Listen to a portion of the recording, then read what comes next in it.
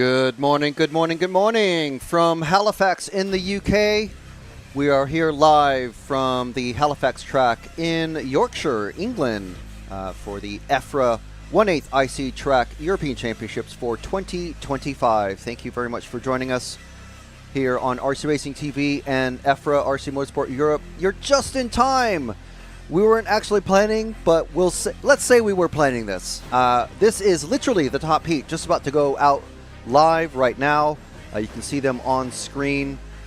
This is in the car number 1 is Dario Balestre in that orange car. In that minty green car number 2 is Carmina Raiola, his teammate Tony Gruber from Germany in the Capricorn, Lamberto Collari, Simon Kurzberg, Maxime Rapol, Francesco Tarone, Mirko Salemi, Marco Vigerding, and Vigerding, Andrea Catanzani also in this top heat. Now, this is not I say a top heat. It's top group, I should say. It's actually time practice 1. So we were scheduled to come on live for time practice at this time, but for time practice 2. And here we are. There was a little bit of a technical delay. Thankfully, not on our part. We had nothing to do with it. But this is just warm-up right now. So here we are. That's Dario Balestre just going underneath our main camera. Kieran on the cam. Well, I can't say cam, can I, say this weekend? Because we actually have a cam with us here at the track. So Kieran on the camera. And Dario is pulled into the pits now. And we're with Carmina Raiola. His Ray-Ban, well, not Ray-Ban, but aviator glasses wearing teammate. Get a little sideways there in the banking at the end of the straight. Drivers finding this track very interesting indeed. And the last time we were here for an EFRA European Championship was in 2013 when we saw Gilles Grosskamp take the win. And very happy to be commentating on that one for RC Racing TV. And Gilles isn't here though this weekend. So who was that? That's Stig Berntsen in the live chat saying Gilles or Timu, one of the dark horses. Well, unfortunately, Gilles not here. Gilles is concentrating on the new Infinity electric touring car chassis platform, and we are just about to get going. We have, well, the live timing says 1 minute to start. Yeah, so there's a little bit of a delay in the live timing, but we have 50 seconds before the actual time practice kicks off. And so this is a 4-minute run. Weirdly, for time practice 2, it's a 5-minute run.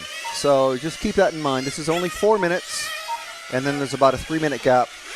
And like I said, we were planning to be live for about the middle of time practice 2, but because there was about a half-hour delay, well, you guys get to see an extra bonus run of the top group of drivers out on the track right now. So they've come into the track, into the pits.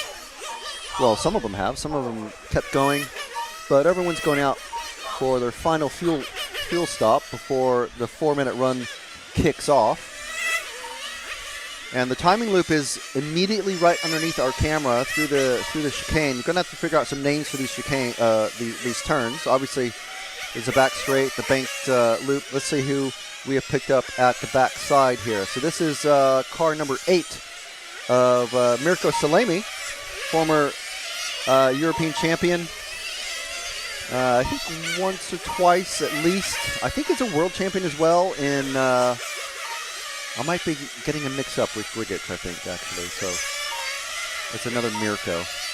So yeah, Mirko running the Capricorn in this number 8 orange car going down the main straight. And look how tight that entry is. And he's getting it sideways through the banking. Let's drop back one car to the minty green car, Carmina Raiola, from just underneath us. There's those 2 timing loops. There's a main timing loop and a backup timing loop. And the drivers telling us, even these pro guys like Raiola and Balestre, telling us it is very narrow coming onto the main straight, just right here. Because from the driver's perspective, it's literally like the thickness of a pencil lead It is so thin. If we drop back another car, we've got Dario Balestre in the sort of dull orange color in that car number 1. So, of course, our Carmine and Dario, both teammates. Oh, and who was that just went off camera? Car number 6. Okay, so we are trying to catch up with things. We got Maxime Ripoll from France taking over the top spot at the minute. So all 4 minutes counting in this one. So it's not just 3 fastest laps in a row or anything like that. That's what it was for controlled practice yesterday. So if we drop back another car, let's see who we pick up. Is the car 7. I can actually read the car numbers. It's amazing. It's Francesco Taroni, another Infinity car. Francesco, my namesake, my name brother.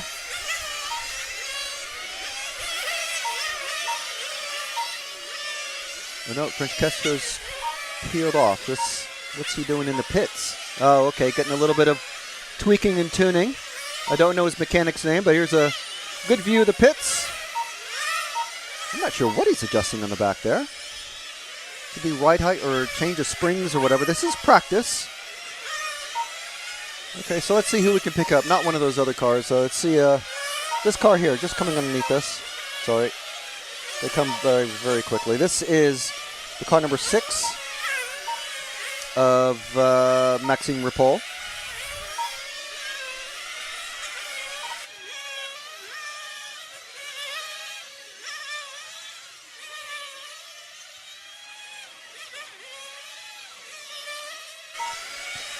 Yeah, Maxime, we talked to him yesterday in the opening ceremony. Make sure to check that out on the EFRA Facebook page and RC Racing TV YouTube. We got to talk to a few of these drivers. Maxime, young youth champion a couple years back, so we know he's pretty quick. I'm trying to recall what he's running the X-Ray. So X-Ray, one of our broadcast partners this weekend. I want to thank all of our broadcast partners, X-Ray, ELSC Tune, Lens Bodies, and Energy Fuel for allowing us to bring you this coverage live and for free all weekend long. So let's drop back another car, see who we pick up. Is this blue car? I think it's a number 4. I can actually read all the car numbers. Amazing. Lamberto Calari. So anyone who's followed Nitro on-road racing in the past 20 years, or 30 years probably, will know the name Lamberto Calari. Multiple world champion, I think 9-time world champion, and multiple European champion as well in this category. So that is the run finish. Don't worry if we didn't follow your favorite driver. Like I said, we did not expect to be following these drivers out. So it looks like Balestre and car 8 actually just didn't finish of Mirko. But it doesn't matter. It's 4 minutes of driving. I think I'll give it about a minute before I'm assuming that we're not going to have the next group go straight out. But right. Okay, so let's catch up with a little bit of housekeeping because I think we have possibly a 10-minute break. It's in the schedule, but because there was a really big delay because of a technical issue about an hour or so ago, we're running about half an hour behind the normal schedule. So let's see if we can just see what's happening after. Here's the finishing results.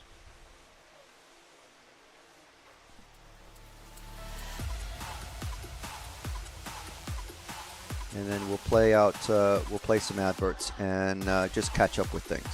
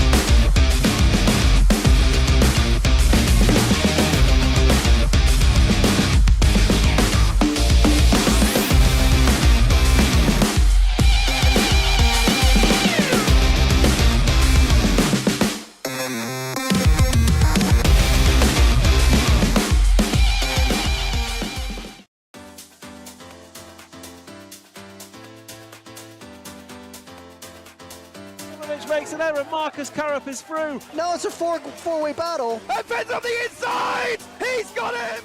I love RCTV News. There's RC in the background. We're here. Hi, everybody. There he is. This is mine. Okay, fantastic. Yeah. So we are here at ETS round number 3 of season 17. Davide Ongaro, associated European champion, and didn't he deserve it? Bruno Coelho is your champion. Today, mamma mia, super happy. It's like a real now. It's like a real.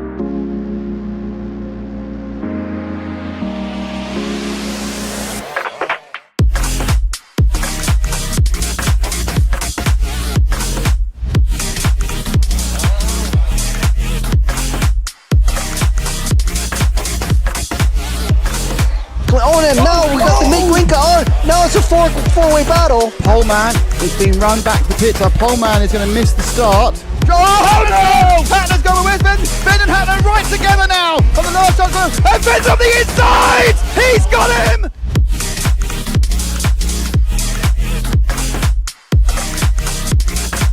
Fantastic display of driving from these two drivers who have pretty much carved up the touring car world between them this year. Kovacevic made an error. So Kovacevic makes an error. Marcus Currup is through.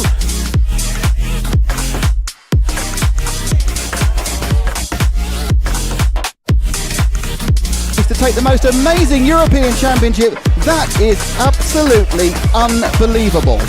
Mark Reinhard takes the European Championship. Yeah, it had to be a while, man. Waiting for it for a long time, I guess. And crossing the finish line for the last time, Dario Balestre is our 2024 European champion. As always, another title. Dario Balestre got to stop and go on the penultimate lap. Still hang on to the lead there and take the win. The four-wheel drive European champion for large scale, Van Helmen. And the winner, your European champion, is Juan Carlos Canas. Davide Ongaro, associated European champion, and didn't he deserve it? Bruno Coelho is your champion. Michael Walowski then comes across the line to win the European Championship.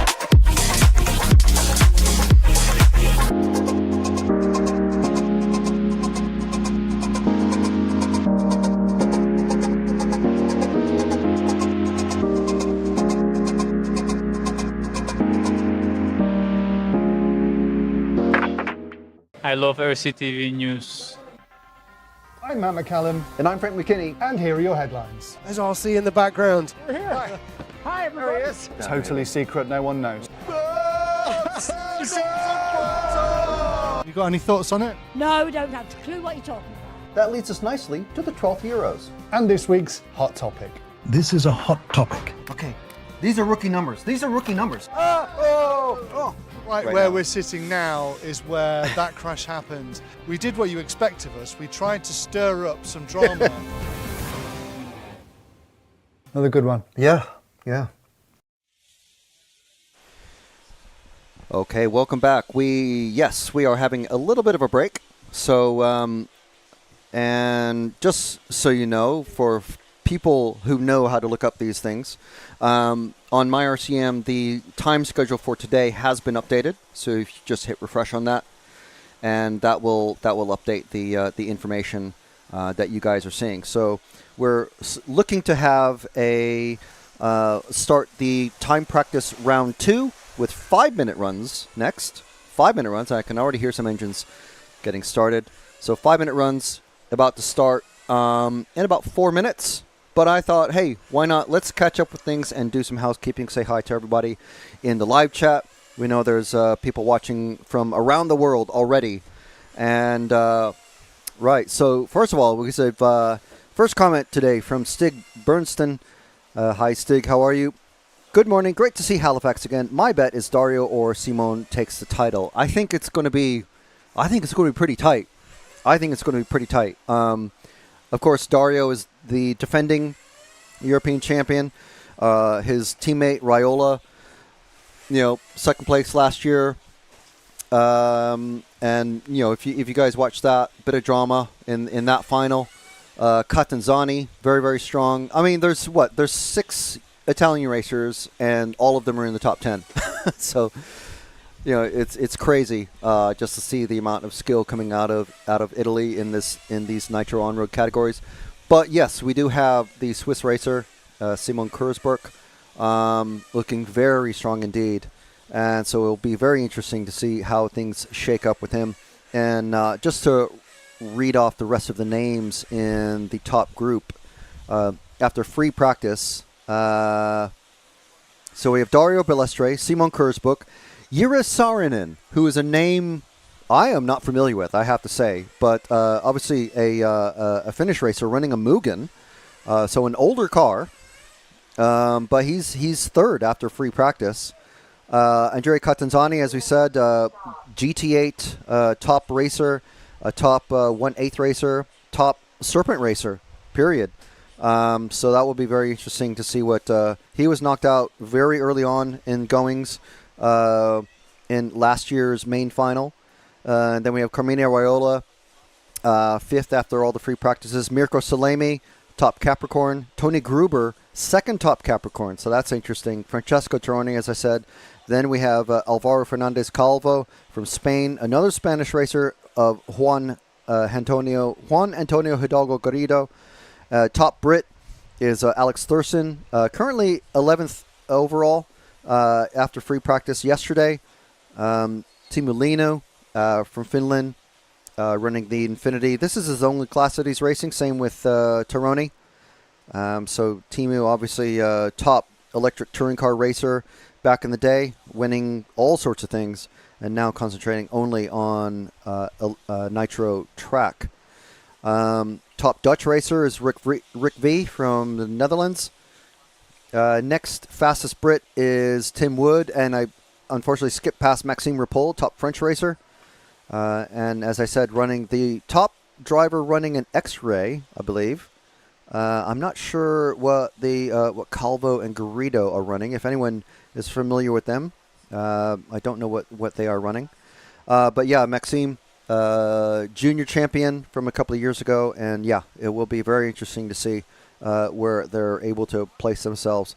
Of course, that's after free practice, which is just looking at the best 3 consecutive race laps, best 3 consecutive laps. And then, but we've just had the first running of timed practice, which is basically seeding. It puts everybody in order for the seeding of. I'm trying to bring up the reports, the various reports. It tries to put everybody into the seeding for practice here, for qualifying.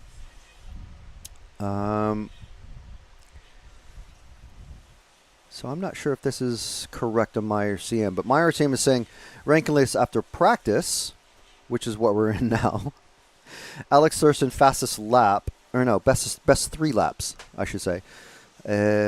Alex Thurston is top, then Juan Antonio Hidalgo Garrido, then Timo Leino, then Simon Kurzbuch, Carmine Raiola, Lars Hopp, Nicola Morone, Robin Hertog, Maxime Rapol, Alvaro Fernandez Calvo. I'm not sure how much to trust that, to be honest, because that's over 3 laps and that's over practice.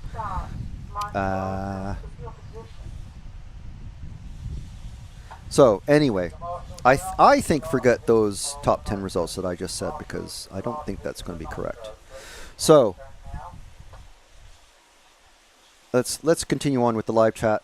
Yuka Ovaskainen, RC, giving us a thumbs up while he was waiting. Thank you very much, Yuka, for joining us. Sam Matthews, happy to be here and to see RC Motorsport here in the UK. Yes, and just a couple miles north of the house. So didn't have to take any flights or wake up at silly o'clock in the morning. And here we are. We're at the Halifax track once again. Last time we were here was I mentioned earlier, 2013. Good race for Yillis Grosskamp, and yeah, so it'll be good to see how things go this weekend.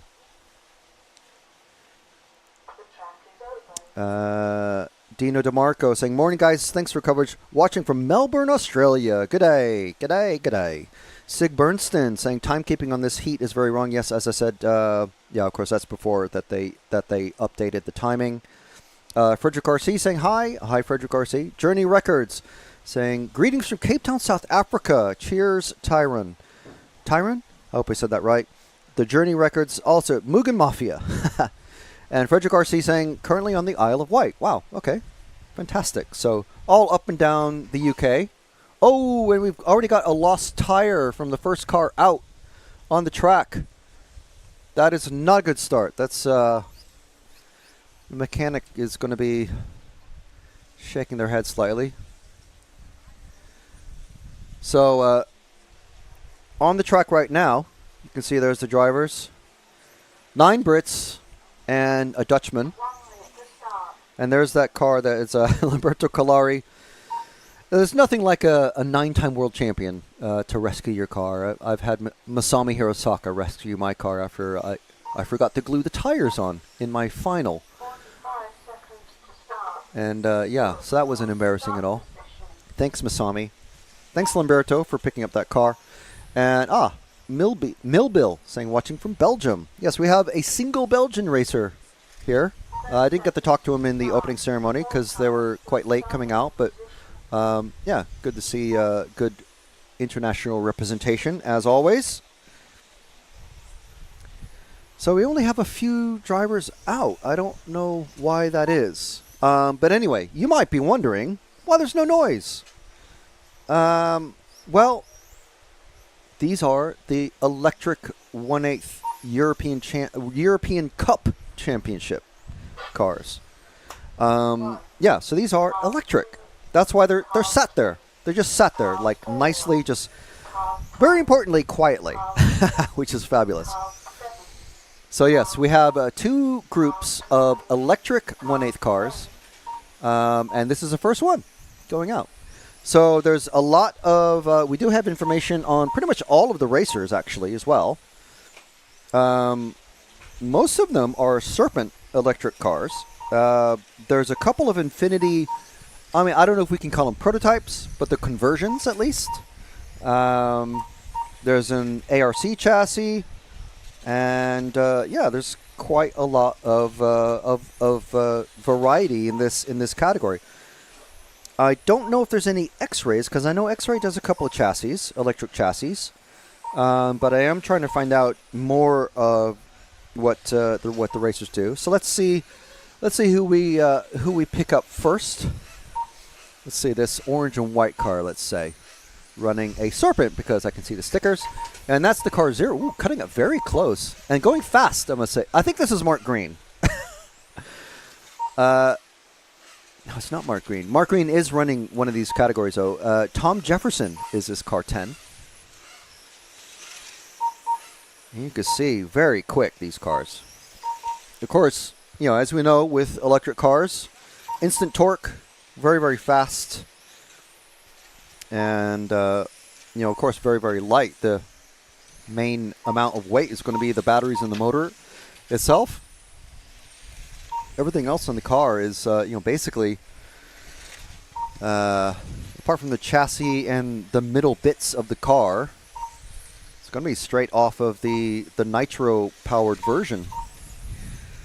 So who's this other orange car? Is the okay? It was the one just passing the 0. So the 0 started getting a little bit squirrely. Now, weirdly, these cars are running different spec tires. They're running contact tires rather than the hot race handout tires.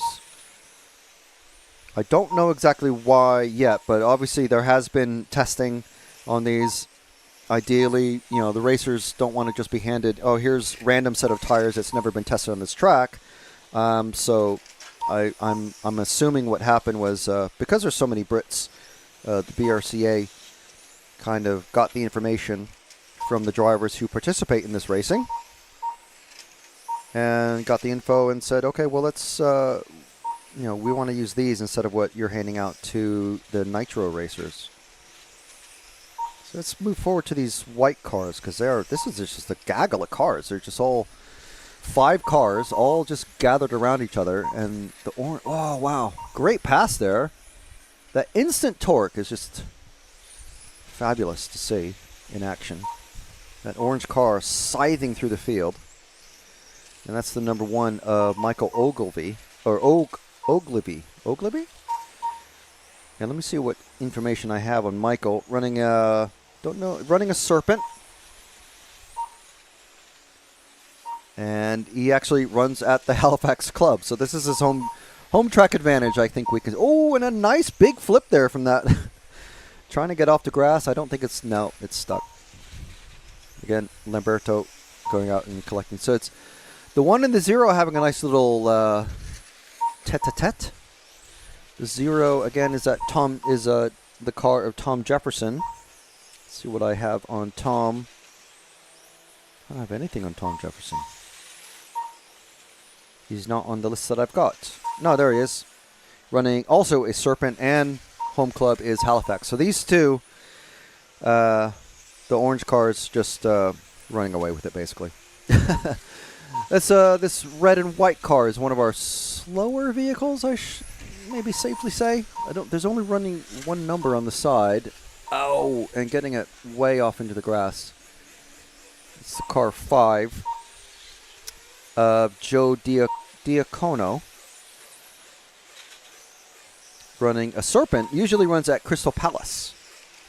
So Crystal Palace is one of the few other, well, it's a southern-based track. I've never been there myself, but it's a pretty popular circuit. I'm assuming it's still running because it's listed as this driver's home track.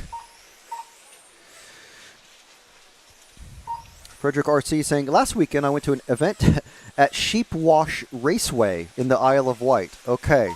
First of all, that's an amazing name for a track.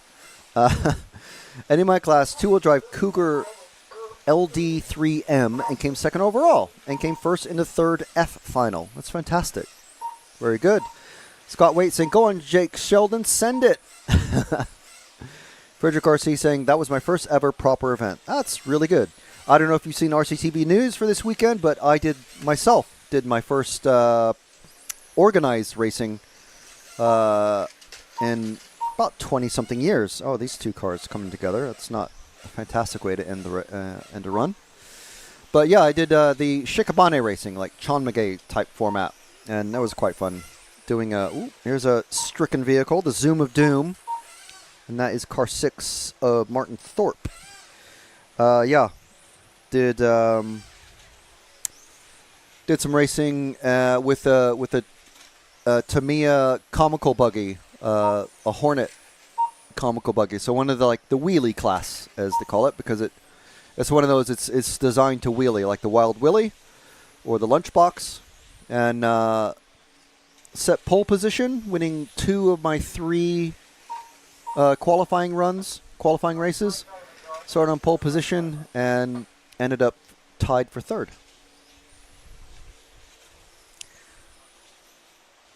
And Mitch on the mic saying 1/8 electric, epic. Yes, we have one more group of it out there. They're going to be coming on next. Millbill saying, this makes me want to go to the track with my Serpent SRX8 GTE again.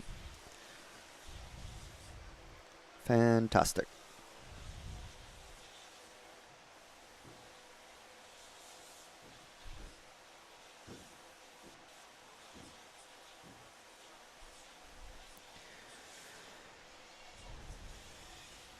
All right, so it's the next group of electric 1/8 heading out on track next.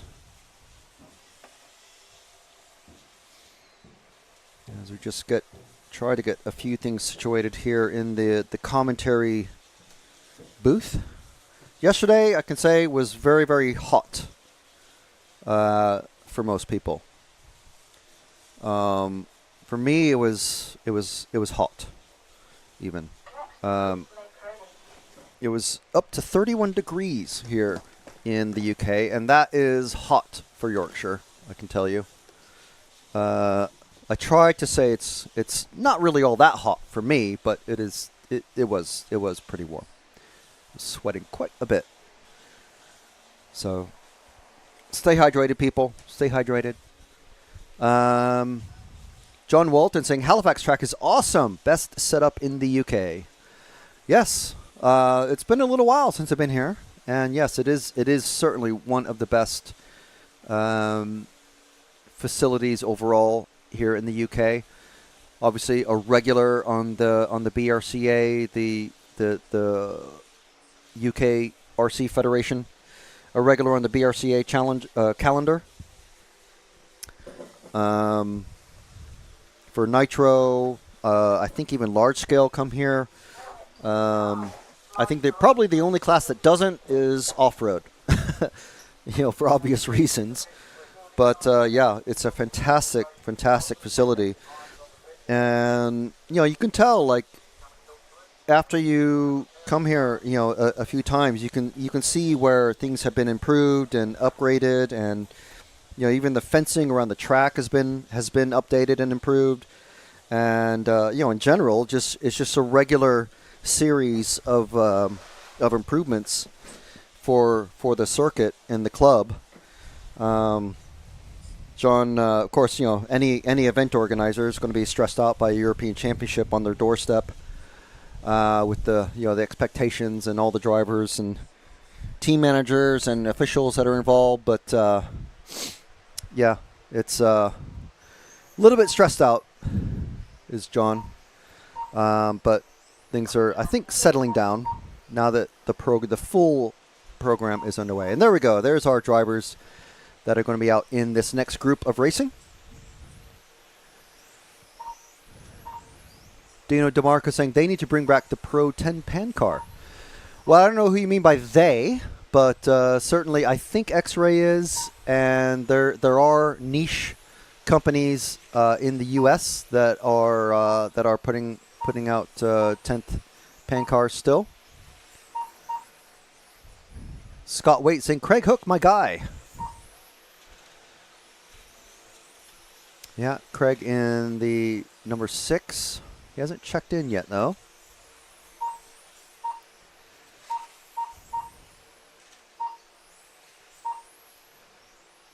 Frederick RC in the live chat saying, I would travel the world to go to any RC event that I would participate in. Well, certainly.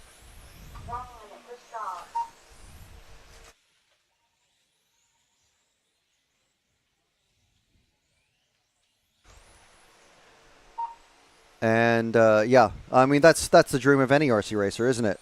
Travel the world and do some RC racing. And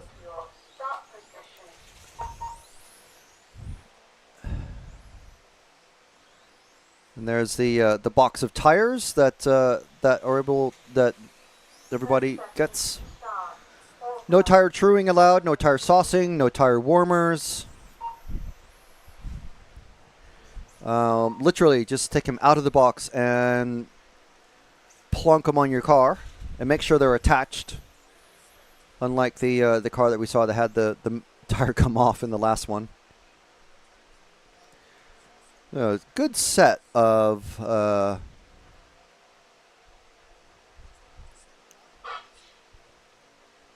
paint schemes out there.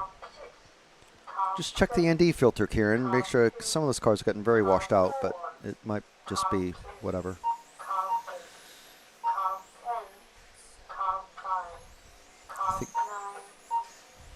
I mean, if it's flashing on the left side, left bottom left, it'll tell you what it needs to be.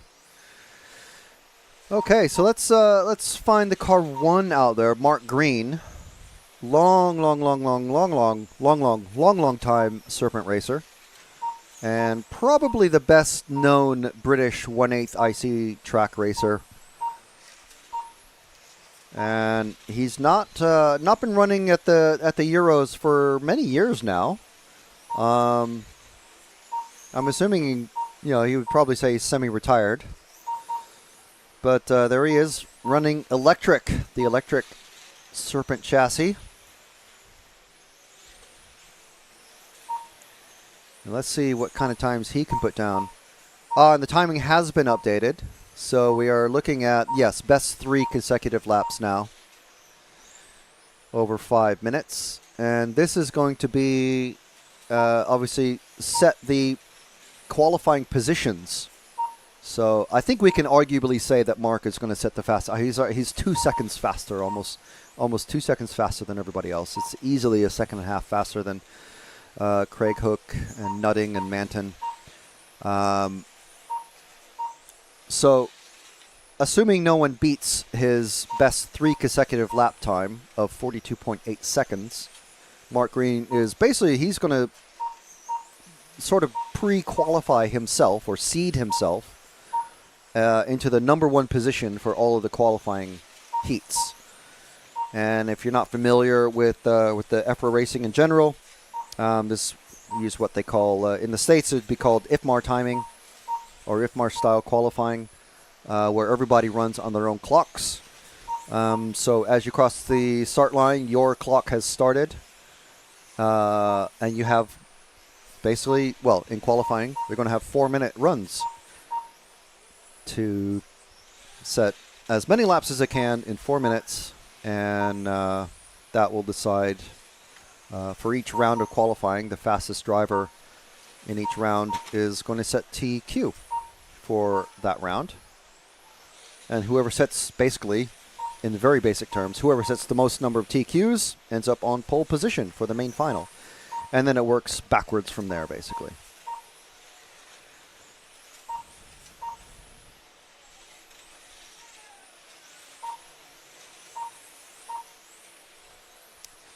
All right, so that's plenty of laps with Mark Green. Let's find next car back. Let's find a different car. Here we go. Let's see who this is.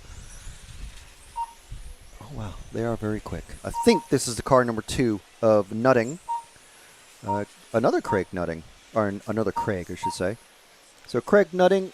Let's see what information I've got on him. Running a Serpent, and runs at the Hinckley Club, which is down in my neck of the woods, somewhere in the East Midlands.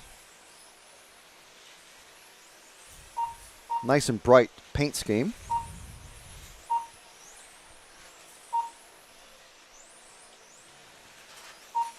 And looking pretty quick. Running 3rd in this group. Mark Green has improved his time by a second, roughly, and it looks like he's already pulled off. Come off the track. So Nutting, as you can see on the live timing there, 43.2 seconds over 3 laps. So it's best 3 consecutive laps. If we find another car, Kieran? So it's this white and pinkish car. Purplish pinkish. And that is, I think it's the 5. Lee Chapman. I think it's familiar now. I've heard Lee's name, I believe. So another one running a Serpent. Of course, I think this is possibly the influence of Mark Green. Lee running out of the Scunthorpe Club.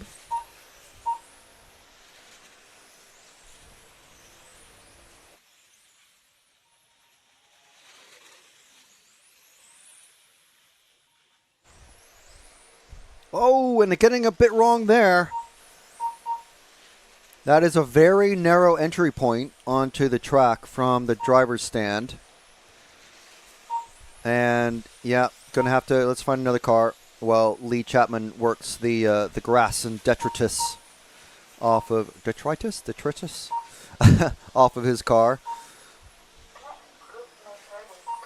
And the next group, this run is about to finish in 1 second for everybody. So they're going to be finish the lap they're on, and we're with the moment the car 3 of Glenn Beal.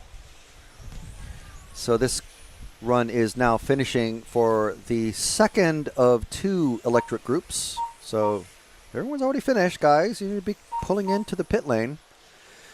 So the next group is going to be our first group of Nitro racers. So we're going to start to hear them fire up in a few moments.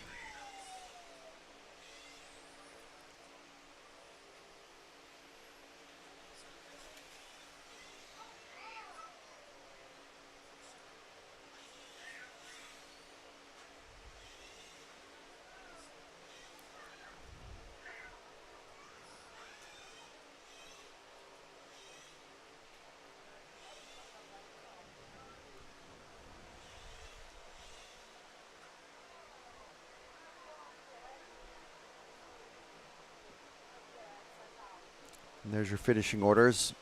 Best 3 laps and the best individual lap as well, 13.9. So just remember that number, 13.9. And we'll just remember that. No, actually, where's my pen? I need to write that down. And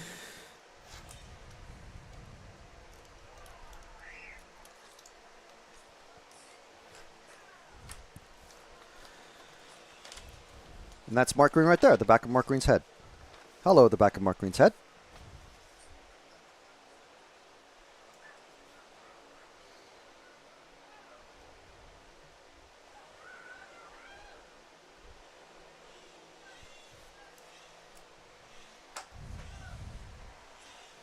And there's a different view of the pits.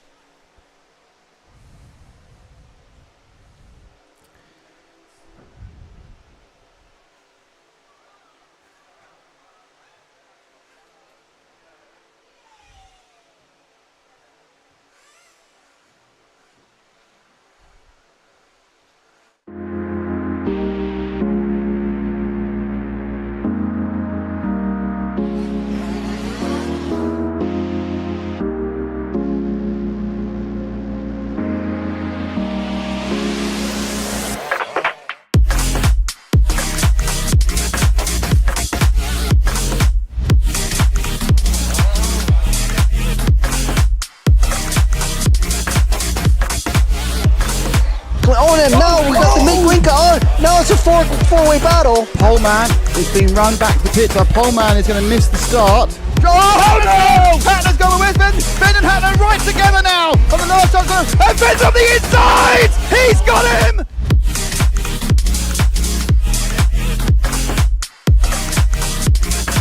Fantastic display of driving from these 2 drivers who have pretty much carved up the touring car world between them this year. Kobovic made an error, so Kobovic makes an error. Marcus Karup is through.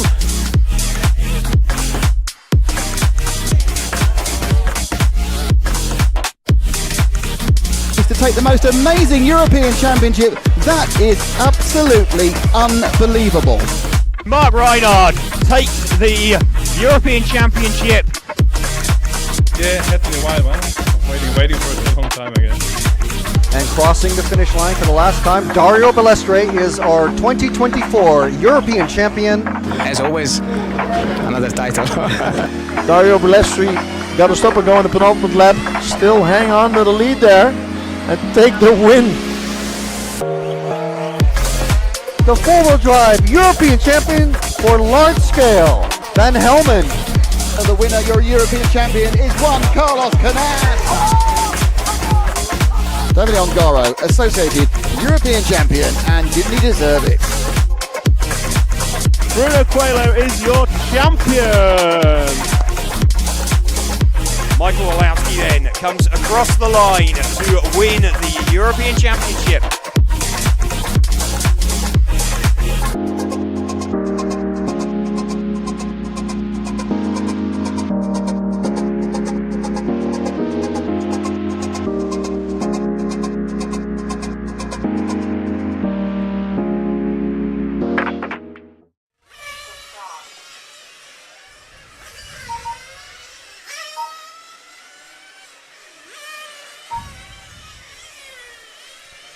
Okay, so a couple minutes to go.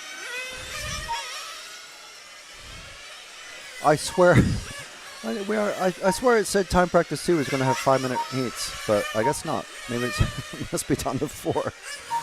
Okay, maybe I'm just seeing things. Who knows? Too much going on. Anyway, we are about to get going with our second round of time practice for the Nitro category. So we have an electric category, which is a championship cup, or a cup championship, or whatever you want to call it. It's not an official European Championship, I should say, because it's, just to explain, it is a, there's just not enough people here. It's like a invitational, like a demonstration class, sort of, just to get people interested in the electric side of things rather than the nitro. So there are a few drivers who are doing both categories. You know, nothing like keeping busy on a European Championship weekend. Run 2 classes.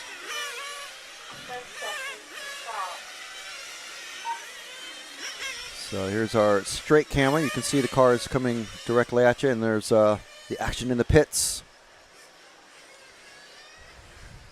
So first fuel ups going in. Well, final fuel ups, I should say.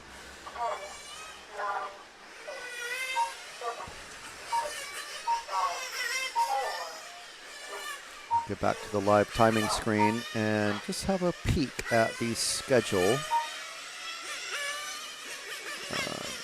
for today, just to clarify, because I thought we were on 5 minutes. I mean, it says 5 minutes on the schedule, but it's showing 4 minutes. I was looking at the electric. My bad. Okay, so electric had 5 minutes. Nitro has 4. So it looks like we're starting actually slightly earlier, about a minute and a half early maybe now. And let's see who Karen has picked up. This very, very bright, very easy to see yellow and green car. Coming up on some traffic already. The number 1, Robin Gearing. There's a couple of cars out there who haven't, well, a couple of cars that aren't out there that should be, Frank Knoll and Mark Harney. So not sure what's happened with them, but they have not started this time practice group, round 2. And Robin looking like it could be going a little bit quicker. Just find a different car, maybe go forward 1 car to the car at the end of the straight, or probably easier to drop back, yeah. So this, maybe the minty green car seems to be going pretty quick. You don't want to dwell on cars that aren't handling too well or driving too well. And that is the car 0 of Steve Scott. It could be Scott Steve, but it says Steve Scott if we're going in last name and then first name. But that minty green car coming across the finish line now, catching, whoa, and trying to get out of the way is Robin, but then that forces Steve to take a little bit of emergency measures there. Coming down the straight now. Look at that very heavily banked corner. You can see the banking. It's a little bit flatter than it actually looks on the main camera. And again, lapping Robin. So, of course, this is the slowest group, the first group of time practice, which unfortunately does mean that it is the slowest group. The cars that they'll be having some issues that they're still trying to get used to the track, or sort out their engine or suspension settings or whatever they've got going on. And it's up to the faster drivers to do whatever they can. So coming in for a quick engine check and a very quick tune. A couple of spins there. A little bit of a refuel. We're running out of time to have some good laps though.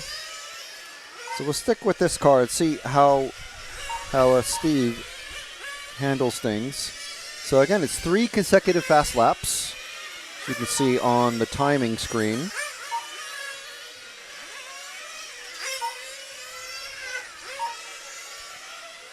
So at the moment, it's Martin Zevenoven, Daniel Bancroft, and Steve Scott who we are with. That's the top 3. So what they're trying to do is get out of this slowest group. Okay, that's basically Steve's run finished, because he's probably going to get out of this group with the top 3 result. But he's not going to be able to do 3 consecutive lap times in 28 seconds.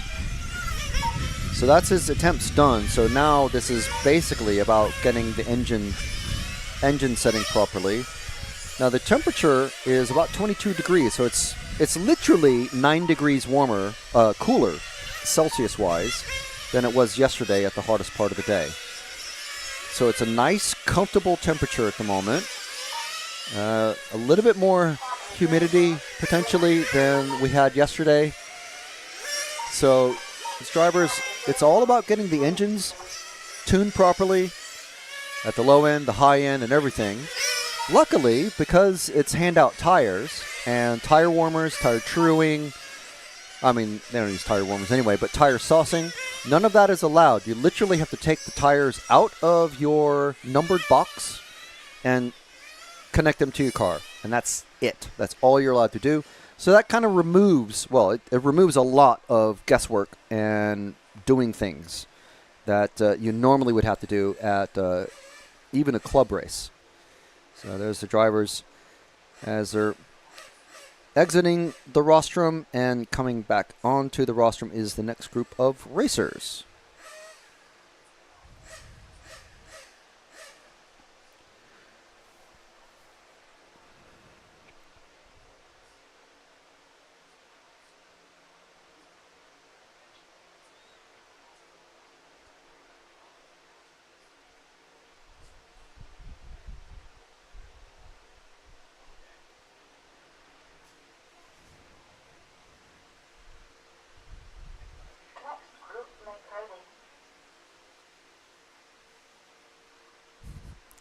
Some happy drivers on the stand.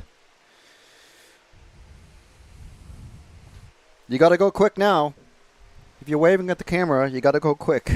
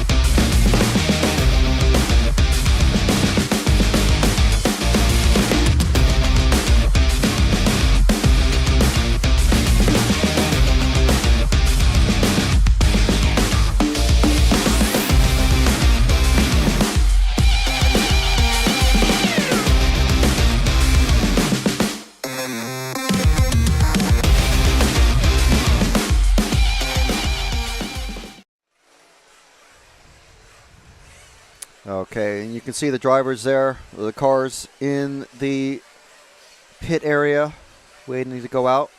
There's Super Bob doing the technical inspection of the previous round of racing. All the people in those bright blue shirts are looking to, well, they're the volunteers that are helping out at the Halifax track this weekend. Super Bob not racing this time. He was down to be a referee, so, but I think one of the people volunteering to be technical inspector couldn't make it.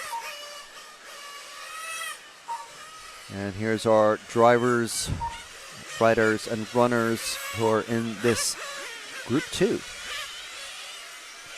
As you can see, lots and lots of British racers.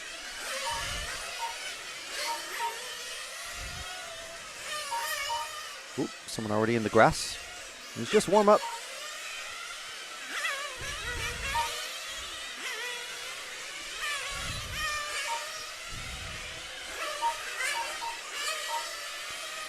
So Javier Godoy Panabianco, great name, asking, in the electric category, what engine and ratios do they usually use in this European Championship? Well, I don't know what they usually use, but it's basically just whatever gearing works to this track. There's a couple of drivers who are sort of native to this track. This is their home club, so they know exactly what to use.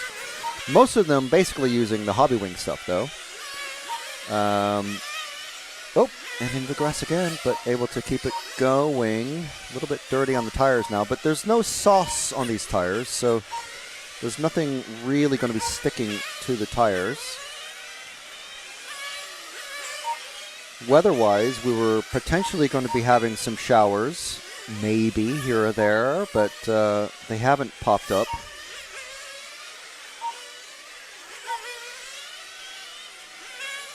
Let's see if we can do some cutting here now. Coming down the straight. Look at how fast this car goes down the straight and then back into the infield. It's a lot more banked at the end of the straight than it looks on our main camera here. And that's a very narrow ribbon of tarmac that the drivers have to negotiate coming onto the straight. So this is car number 3. Let's see who this is.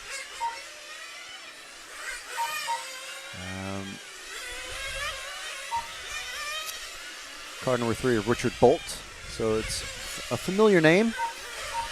Seen his name many times in the Nitro track section. Running 3 numbers on the bodies. He knows what he needs to do.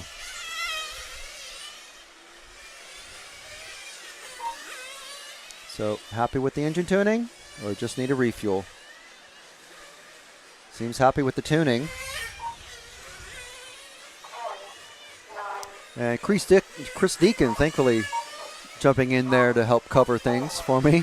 So the motor is 2,800 kV power limit in electric, and the gear ratio around 42 NPR. I'm not sure what NPR stands for. Something ratio.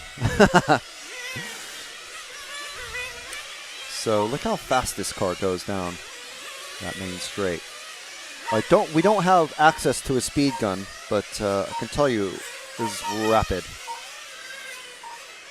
Chris Deacon saying, hi Frank, it's been a while. Great coverage as usual. Thank you very much. Go Team Shepherd, especially Mark Boothman. Yeah, there's quite a team of Team Shepherd racers here. Helmed, shall we say, by Dave Spachette, who told us yesterday in the, let's find another car, Kieran, told us yesterday in the opening ceremony, he's actually pitting for 3 different drivers on the team, but I think he said there's about a dozen drivers here, I think. But you can check that out in the downtime between races that you want to watch. Check out the opening ceremony on the RC Racing TV YouTube channel and EFRA Facebook page. Mil per revolution. Wow, okay, that's far too technical for me.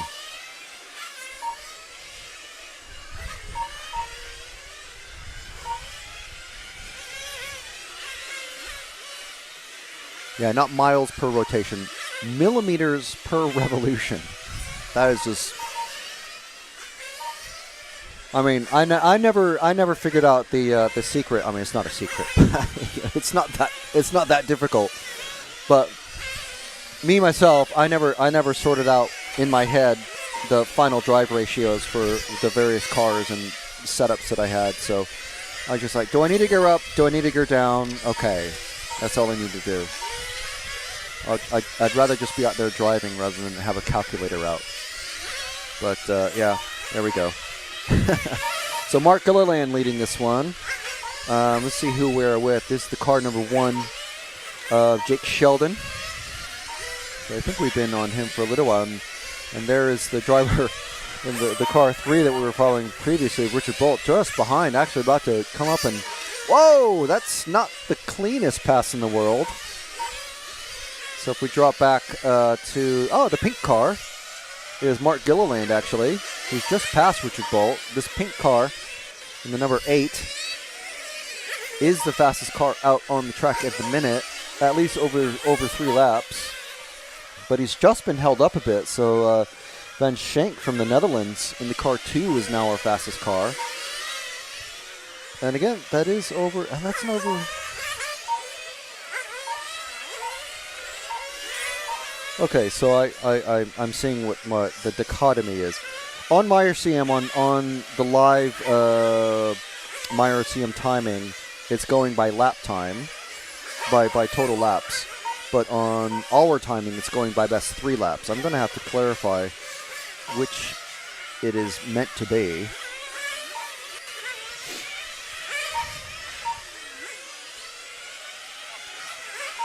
Because it's one or the other. I think it's over 3 laps.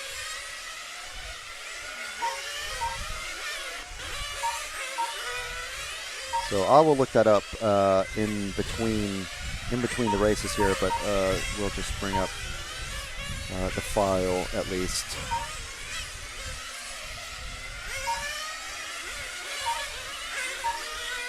We don't have Vito or Dan handy to ask them, unfortunately.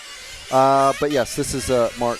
So if we drop back to 2 cars, to the Aqua car at the end of the straight, the 7. Let's see if we can see who that is. The number 7, who, well, of course, they're finishing. These are very short runs, people, so I do apologize if we're not able to follow everybody. Vitor Gomez from Portugal.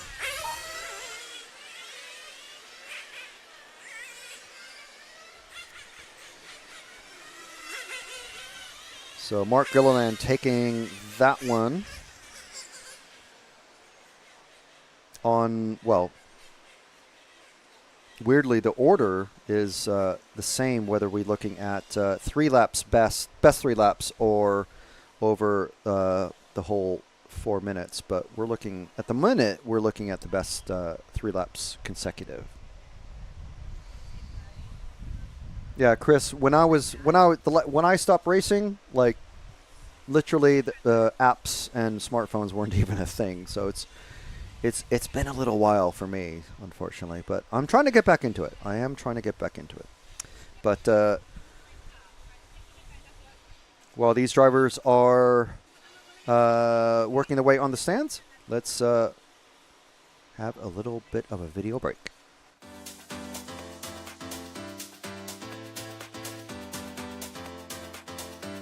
Makes an error. Marcus Currup is through. No, it's a four-way battle. And Finn's on the inside! He's got him! I love RCTV News. There's RC in the background. We're here. Hi, everybody.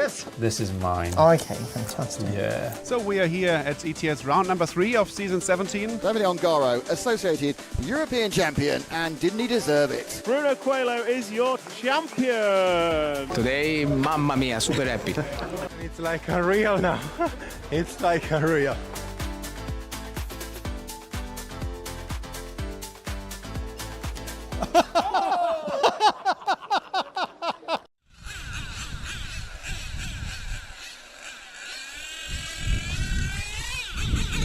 So I have brought up the, I'm trying to find it. My fingers apparently are just not wanting to work with my trackpad now. I don't know why.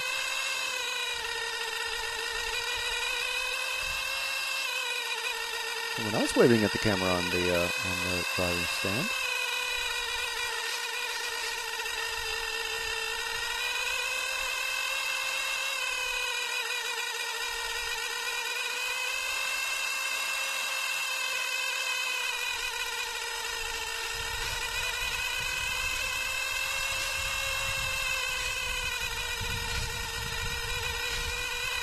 Yeah, Javier saying, thanks, Chris. In Spain, we only use 2,000 kV and an internal ratio of 5, which is 45 mpr approximately, without turbos.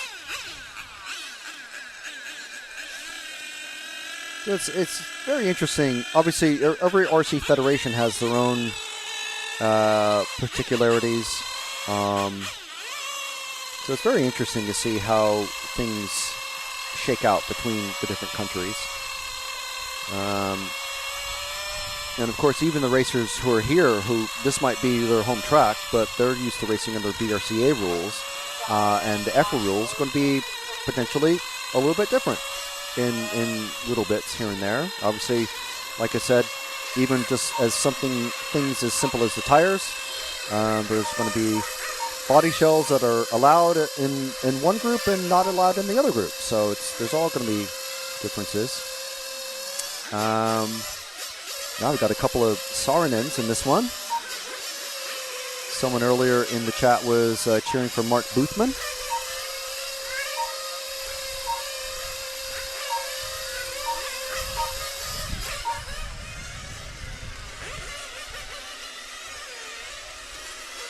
So this is just 3 minutes of warm-up.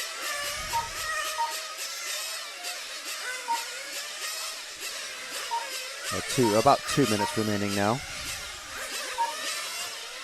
So we're going to start looking at, we're in heat 3 now of time practice, which is otherwise known as seeding practice.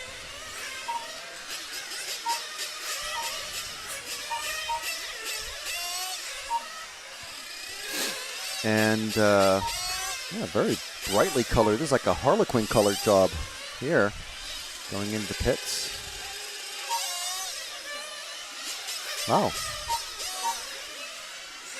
We're wearing a BMT shirt, so I'd be curious to see if there's a BMT up there. I think there's our Belgian racer. He's the only one holding the Belgian flag yesterday in the opening ceremony. I did get to talk to him because there were some countries were a little bit delayed getting out on track. So yeah, like I was saying, one of the differences is I've already mentioned a couple times, but it's worth really mentioning this.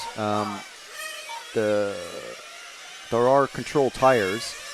The hot race tires are the control tires. I'm not sure exactly which shore they are, front and rear, but that is mentioned in the stage reports on the EFRA Facebook website, EFRA.ws.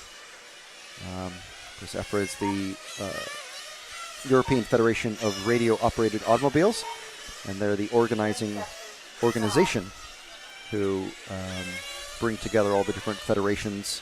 And what has happened to this car? It's just flamed out. Car number 1. That's not good. That is an ARC car of Luke Lauridsen. And they left something on the track there. That's not good. Whatever that is. What is that? I hope it's not. It can't be a pipe. Oh, no. It's this guy's phone or vape or something. So that is going to be not a good start for Luke. So let's pick up any other car.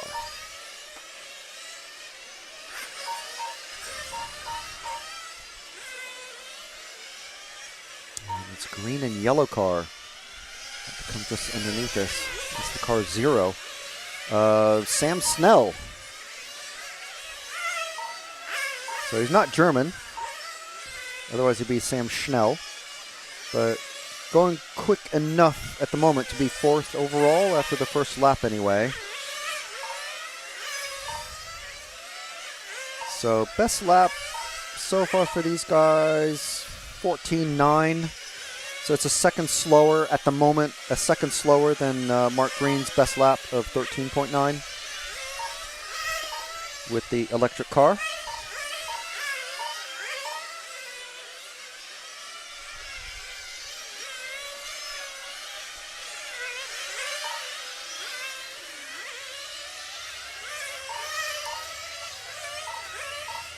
Chris helping us out again. It's so the shores are, again, these are the hot race tires, and these were basically brought together by, of course, the supplying control tire, the manufacturer, is decided by between the various manufacturers and the EFRA chairman, and just various agreements and whatnot.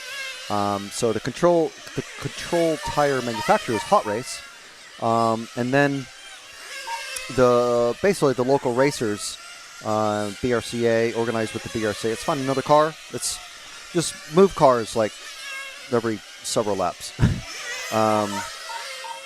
The controlling BRCA and local racers will basically help to find the best control tire shore rating, basically.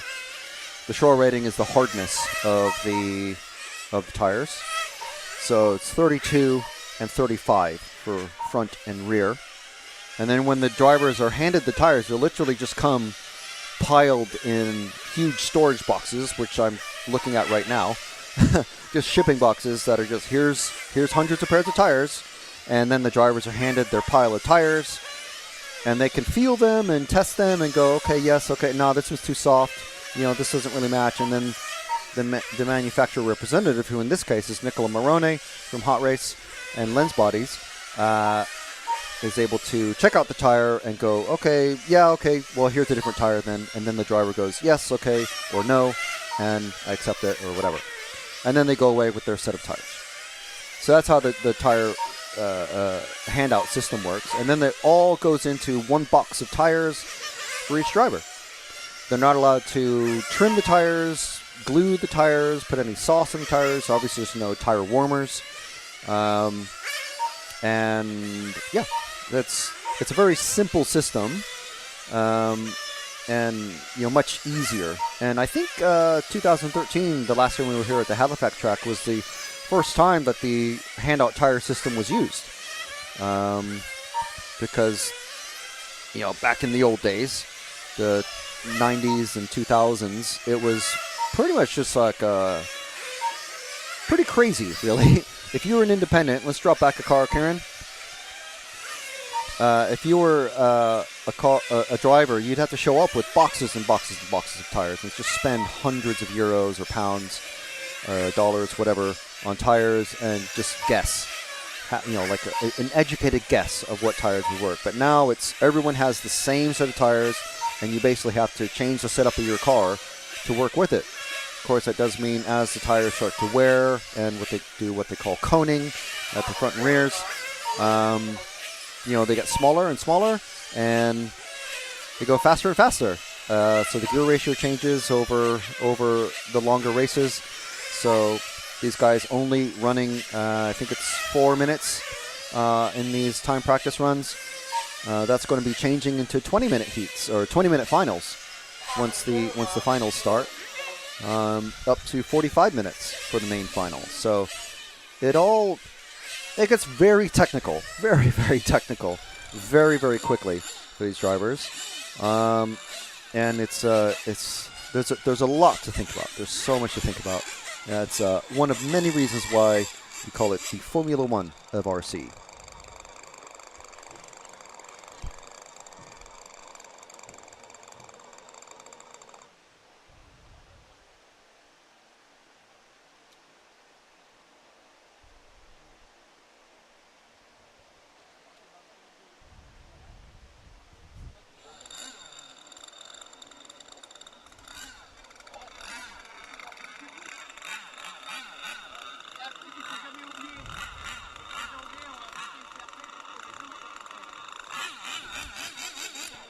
And we'll just hear from one of our fantastic sponsors.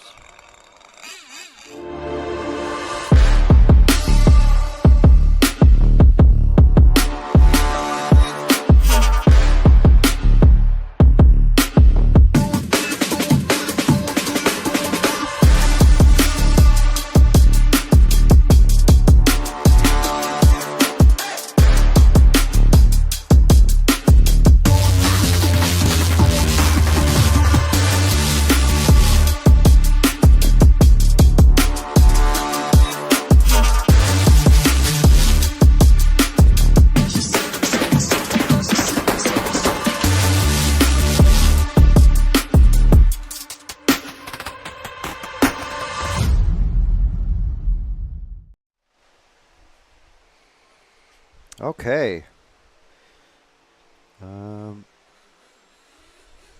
There's our mechanics in the pit lane getting ready. We have another slightly different view here. Well, we've missed them going onto the pit lane, but see a nice view of them there. Mechanics coming out from that previous run.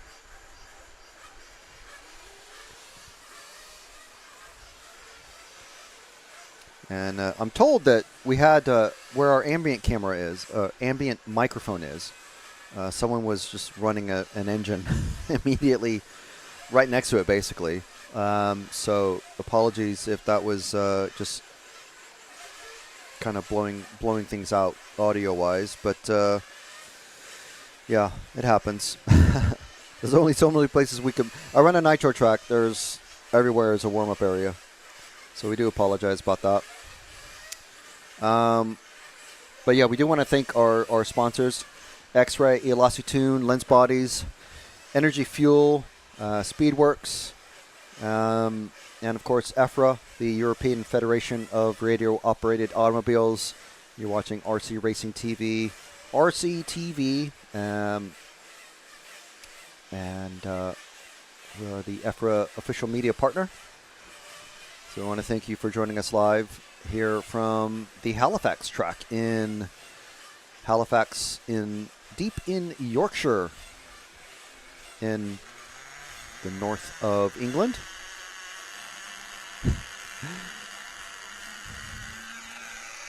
It seems every driver on the rostrum wants to give hand signals to various people who are watching, which is great, as long as they are not rude hand signals. So there's a specified amount of time between each race. So what the drivers are doing is they're waiting for the red flag to go up, and that is controlled by the pit marshal, or the pit official. And there we go. Once they hear the computer timing, say, okay, now we have 4 minutes to start. So a 4-minute warm-up, and then at least it seems like a 2-minute break in between each run. And then there's 4 minutes of warming up, which is what we are on now. And there's the drivers, of course, who are in this next group. So this is we're not in qualifying. We're not even in practice yet. This is just the warm-up. So you'll see drivers going down. They've already been warming up the engines. So the engines are warmed up. So they should be able to hit the minimum RPM that they need for the 2-speed clutch to kick in, which will click in right about there, almost at the very beginning of the straight. So this is, it's just track time basically to get used to things. Make sure that you see the drivers checking the engine temperature and doing a little tweak on the high-speed needle, and if they really need to, on the low-speed needle, and if they really, really need to, do a suspension setup change. But over the last, 3 days, they've been practicing already. Yesterday was the first day of official practice, but there was free practice on Monday and Tuesday as well for all the drivers who wanted to make the trip. We have our first hero joining us. Thank you, Andrew Pierce. Saying, can we see car 8 Ollie King in this one, please? Certainly. Let's see if we can find... Well, I don't know where car 8 is at the minute. It's that green and yellow. Australian colors. Getting a little bit of a tweak there on the needle. Bit of extra fuel. Not allowed to fuel over the tarmac, I'm pretty sure, because the fuel, the nitromethane in the fuel eats away at the tar and the bitumen that hold all the rocks and aggregate together and all that stuff. So I'm pretty sure that means a driver penalty if the mechanic does that on accident. So we'll start seeing the penalties happen in qualifying or especially the mains, but Referees will be keeping a keen eye out for that. There's Ollie King coming one lap and then a quick another top up. So 5, 4, 3, 2, and 1.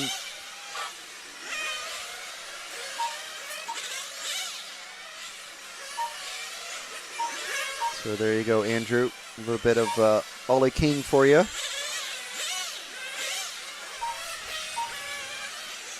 Going down the straight.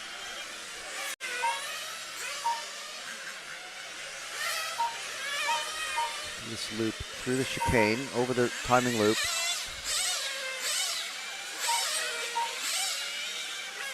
Come down the straight again.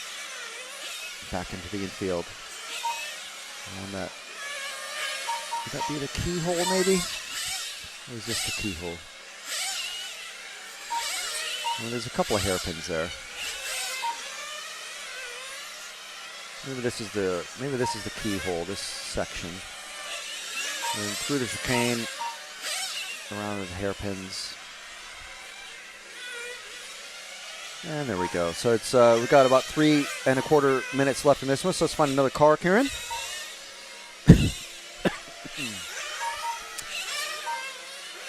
As Ollie King is taking the top spot. Oh, car 7 already going into the pits. So look for 3 consecutive fast laps, I'm pretty sure, until I'm corrected otherwise. So let's find the car out on track. Oh, and the red and white car, number 6, that is major trouble. What's happened there? Front body post broken or something has really gone wrong there for the number 6 of Jules Kurguidov from France. And now we're with this blue car coming down the straight and into that bank corner. Wow. Into the keyhole and across the chicane.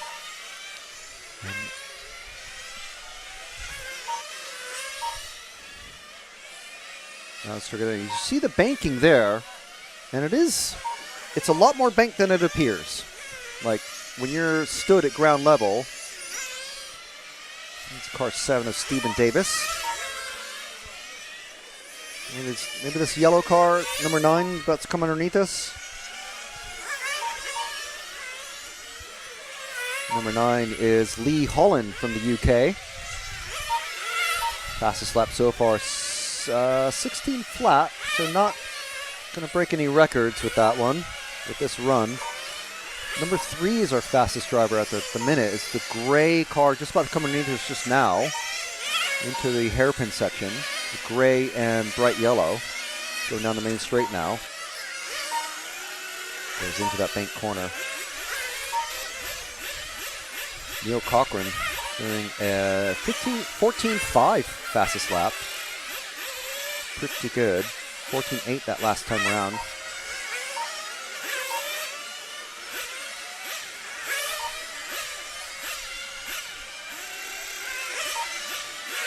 You see how quick these cars go around the track. And it doesn't look like, I mean, we tend to say something like anywhere between 50 and 70 miles an hour for these things, but geared properly on a large enough track, you can certainly see these hit 80 something miles an hour. But on an infield section, we're going to be really making up all the time.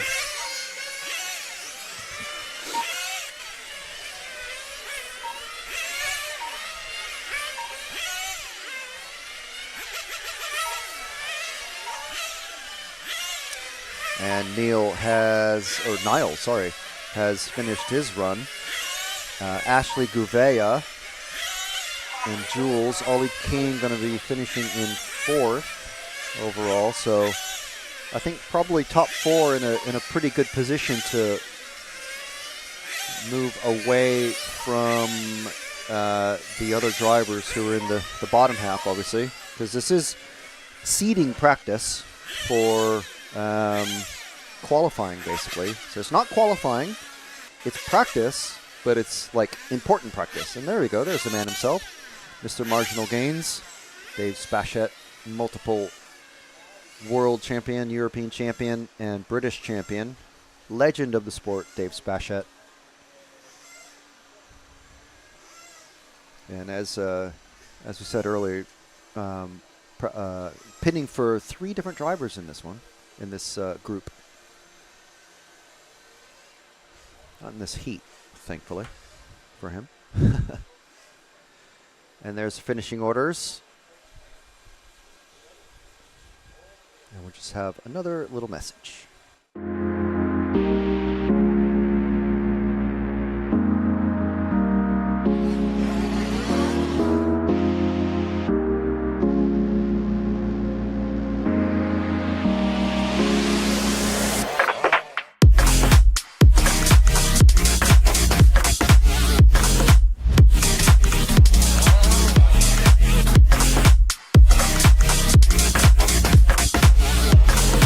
On him now, we got the mid-winker on. Now it's a four-way battle. Pole man is being run back to the pits. Our pole man is going to miss the start. Oh no! Hatler's going with Finn. Finn and Hatler right together now on the last time. And Finn's on the inside! He's got him!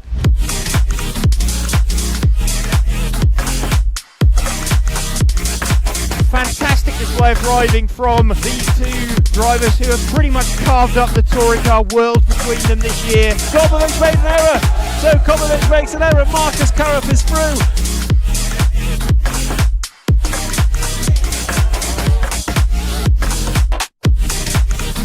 To take the most amazing European Championship, that is absolutely unbelievable.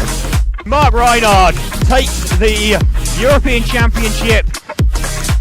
Yeah, it had to be a while, man. Waiting for a long time again. And crossing the finish line for the last time, Dario Balestre is our 2024 European champion. As always, another title. Dario Balestre got to stop and go in the penultimate lap. Still hang on to the lead there and take the win. The 4-wheel drive European champion for large scale, Van Helmen. And the winner, your European champion, is Juan Carlos Canas. Davide Ongaro, associated European champion, and didn't he deserve it? Bruno Coelho is your champion. Michael Walowski then comes across the line to win the European Championship.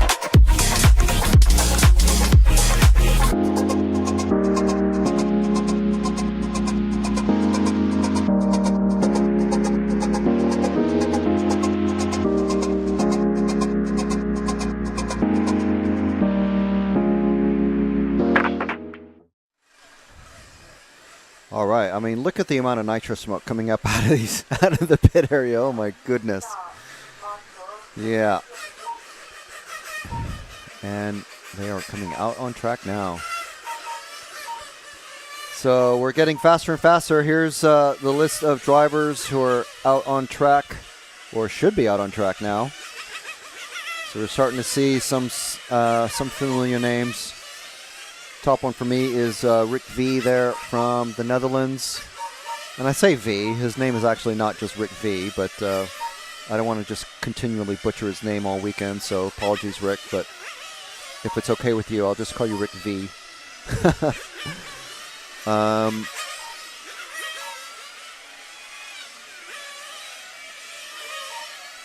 I am still attempting to find in the rules to see what the actual qualifying and time practice format is for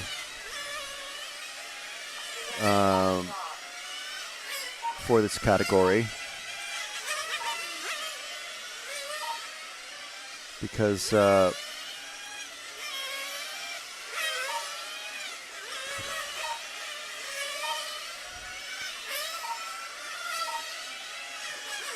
it's either all minutes count or it's by fastest 3 laps.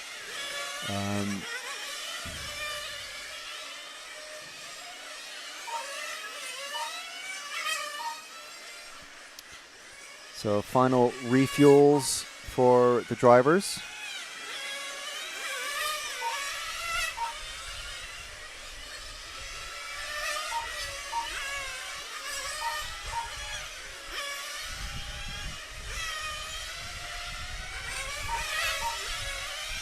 I'm not seeing anything that says consecutive laps.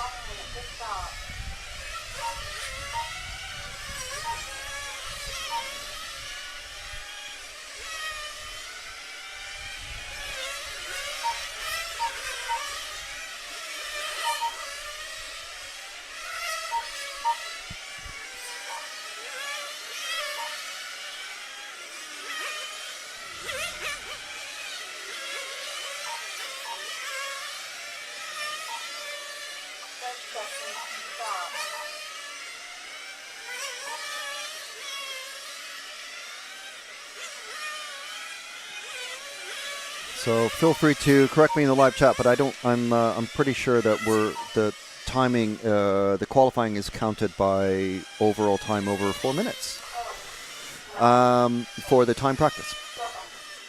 Okay, so apologies for that, but the timing that we've seen is still ordered by the finishing order, so it's all still fine, but it will start to matter even more as we move up.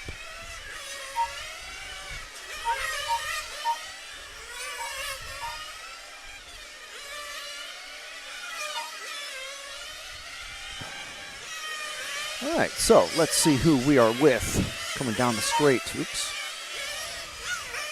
Oh, and off the straight. Wow, okay. That's not great. That's our car number 1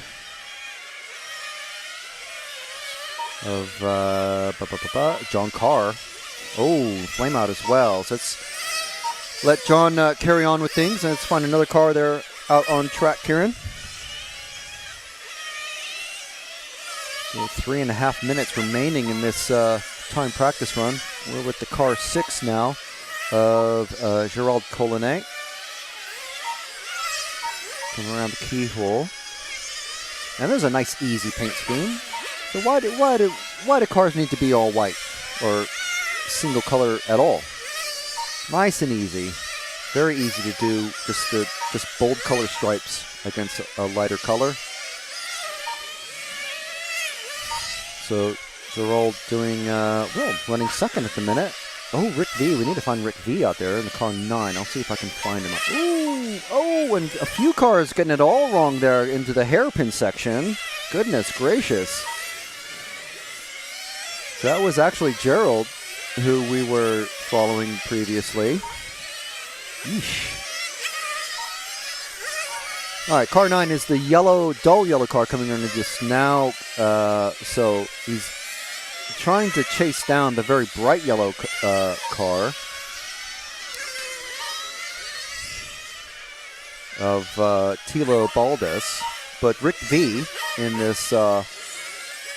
just normal yellow. It's not really, it's dull compared to the neon yellow, but it's just yellow. But Rick V, pretty quick Dutch racer. And I'm sure he's done well in the European, in the Dutch championships, possibly ENS, etc. But I'm not sure. I don't think he's won. I'm not sure how he's placed previously in the European Championships. Unfortunately, the record books only contain the top racer, not the podium finishers. But Rick looking pretty swish through all of these corners, hitting every apex properly. Wow. Getting a sideways there around the bank corner. Banking can be its own particular little thing. You gotta know when to go high and low. Car 0 again, flipping over. All right, let's drop back and let's find a different car. We've already followed the car who is the car behind. Maybe this red and white, or white and red car, number 8, about to come underneath this, Kieran. We haven't followed them. That is the Dave De Bar from the Netherlands. nice and easy to find out on track, but not looking too extremely high. Actually, he's about to get lapped by Rick. I'm going to assume, of course, that they're best of pals because they're fellow Dutchmen. I have no idea if they race at the same track or not, but on a regular basis, but they probably know each other.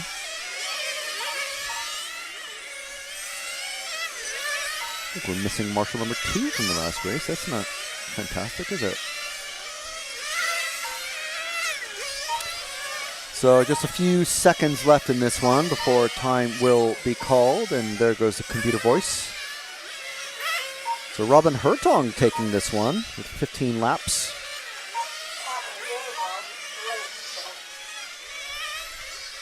Hoffmeyer, Vrillink,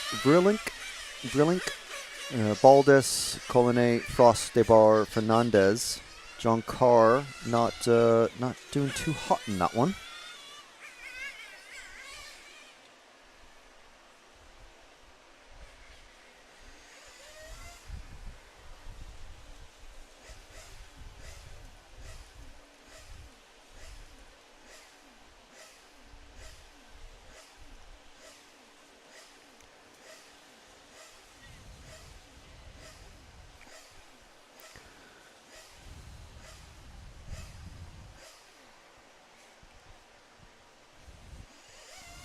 Okay, so that was our finishing order. Let's have another little video message.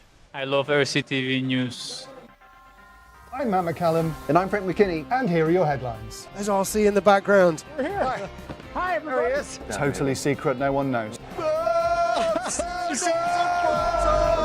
You got any thoughts on it? No, don't have a clue what you're talking about. That leads us nicely to the 12th Euros. And this week's hot topic.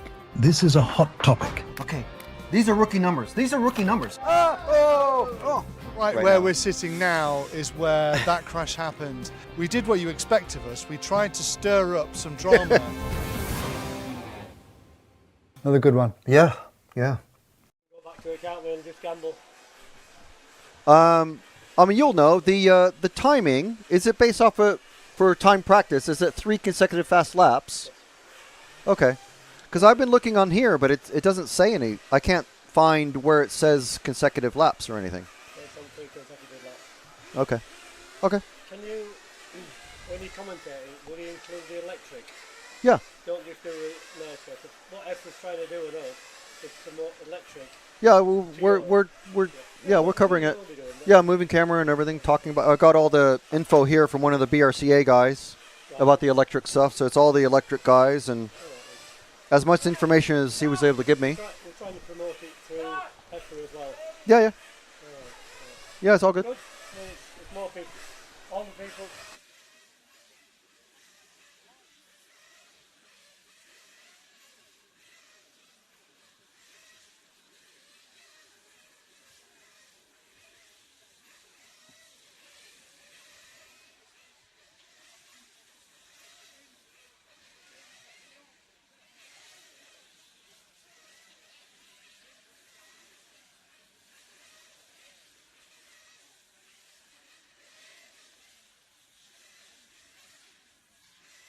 No problem, Frank. You all right? Everything all right? All right, sorry about that. I was accosted and forgot the mic was live. But so we're conversation there was obviously about the electric category and how we're trying to make sure that is promoted as much as possible this weekend. But also importantly, clarification that it is 3 fastest laps. 3 consecutive fastest lap, even though it does not say it in the rule book that I can find. But yes, anyway, that has been confirmed that we are operating off of the 3 consecutive fastest laps. Okay, so ignore everything that I said earlier. And here's your runners and riders for this next group out on track. This is the 3rd fastest group of racers. And I believe this is our top 2 Brits. And there's, I believe that's Alex Thurston right there. Is he running a white stripe now, or I thought he was running black stripe? Or am I confusing him with Dominic Reiner, who's no longer running Nitro? Rob Firth saying, gutted to be missing out this week. Good luck to all of our Halifax Club members. Well, the two guys that are in the electric category are doing very well indeed.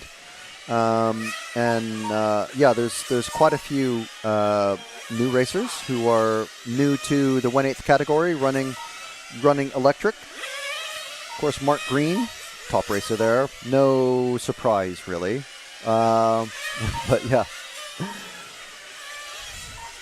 So it's good to see Mark back out on the track and just bossing people around.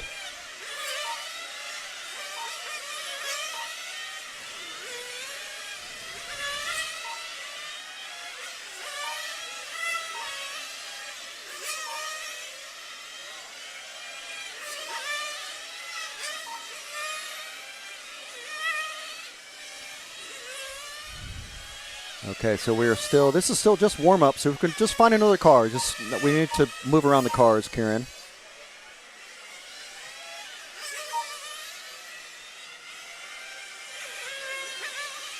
Let's see if I can, there's our straight cam. Look at that camera there. Woo. Very quick, indeed. Through that bank corner at the end of the straight. This is the car number 4 of Lars Hopp. Missing a couple of cars out there, so Joel Recovery and Michael Sullivan. I don't think he's actually racing. He's one of these guys that's signed up, but he's not. And he's here. I've seen him, obviously in the Serpent pits, but not actually racing himself. Supposed to be, but he's not. Even Nicola Marone's racing. I'm not sure what he's racing. What car he's racing. BJ Williams saying Grinder's no longer running Nitro. Did he retire? He retired from Nitro. He's one of these guys, you think he's a pro racer because he's a world champion and a European champion, but he's not a full-time RC racer. He's got a real job doing other stuff. So he is only doing electric now. Electric touring car. Obviously running the Serpent. And we see him quite often at ETS. We'll probably be seeing him next week in Utrecht for the touring car Euros. And we're with, I think, is the car 8, I think? No. Car 7 of Nicola Morone. Running what I'm assuming is the new Lens Bodies car, body shell. So Nicola is the, not just Mr. Hot Race, he's also Mr. Lens Bodies. He's running an Infinity. So I'm not too surprised at that, to be honest. But Nicola, or Mr. Nick Brown, because Morone is Italian for Brown. Nicola is often, he's pretty handy at most of the categories of racing that we see him in. Usually see him in 12 scale, but here he is in 1/8. And this orange car is the car number 6 of Teemu Leinu, another Infinity racer. Not in a former A finalist. Oh, winning, nice spin there, and nice recovery. Winner of the DHI Cup, the LRP TCM. I'm sure he's done top 3 at Reedy Race and European touring car races, but no longer doing touring car. Concentrating purely on 1/8 Nitro. So he is leading this one. 41.8 for his best 3 laps.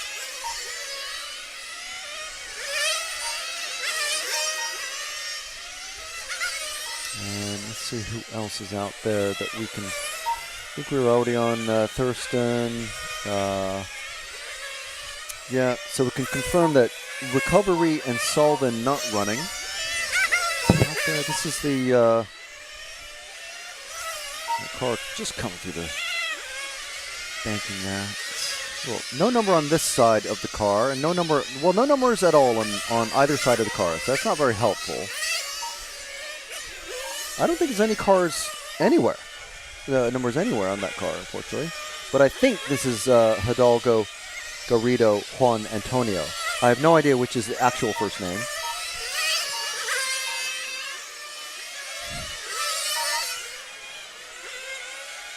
It's not the 7. It's really unfortunate this car doesn't have any numbers on it. He really should be having a talking to from the referees, and I hope he is. Sometimes we can't tell when the drivers are having referees talk to them, because depending on the track that we go to, sometimes we can hear the referee speaker system. Sometimes you can't, because some tracks have the referees with the speakers that only the drivers can hear the referees, and I can't remember how it's set up here at Halifax.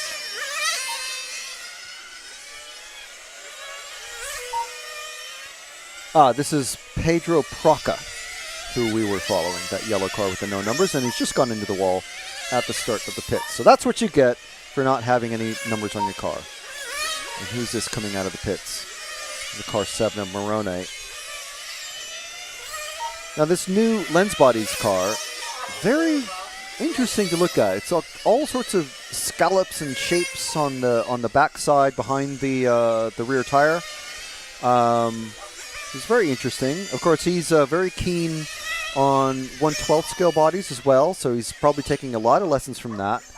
Of course, there is engine cooling to consider that 12 scale cars don't have to bother with. But there's a double set of upright fins that are on the back side, just in front of the gurney flap. So yeah, very interesting. And the fastest lap in that one was Alex Thurston with a 13.5. So that is one of our first fastest laps that has beaten Mark Green in the electric category.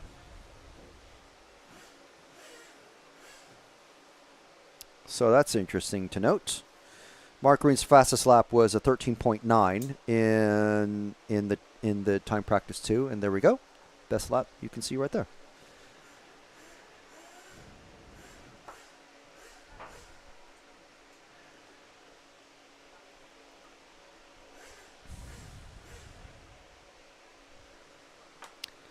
And let's have a little word from some of our associate members who help us bring this coverage to you all weekend long.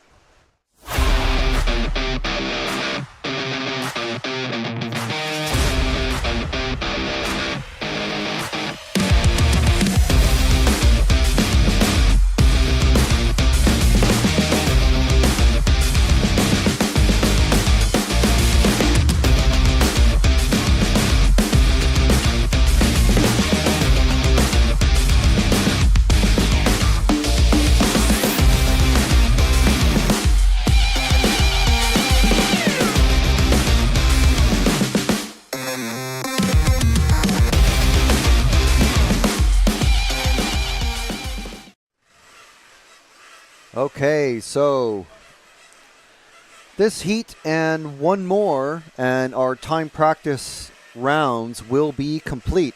Oh, I can see Michael Salvin popping his head around. So yeah, he's not racing, but he is present here and supporting the Serpent drivers. Lawrence Winter saying hi, all, hope as well. How are you doing, Lawrence? Thank you. One of our many heroes who I hope we'll be seeing a few of them drop in during the weekend. I know today's a work day for most, being Thursday. For us, RCTV, it's, well, the second day that we're here at the Halifax track. Days of the week mean nothing sometimes. Yeah, and Lawrence saying, just, confirming as well, Greiner left Nitro about 14 months ago. He did announce it at the end of 2023, I think, something like that. Either 2023 or 2022, I can't remember which, but yeah, done with Nitro. he's, you know, in a way, he's kind of achieved everything he needed to achieve with Nitro on road. World champion in 10th touring car, European champion as well, and he's moved on to electric touring car, where he's championing the Serpent electric car in the Euros, which are going to be next week, and ETS events and across Germany as well. So there's our drivers who are in this one. Berenger, Jimenez, Wood, Dransfield, Atard, Fernandez, Diekman, Thiel, Diekman, Krieger, Gouling, and Hook.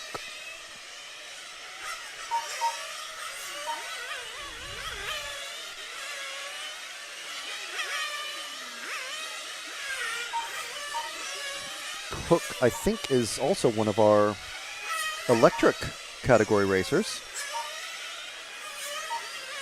Yes, he's running a Shepherd in that category. So we'll see them. They'll be first out in qualifying.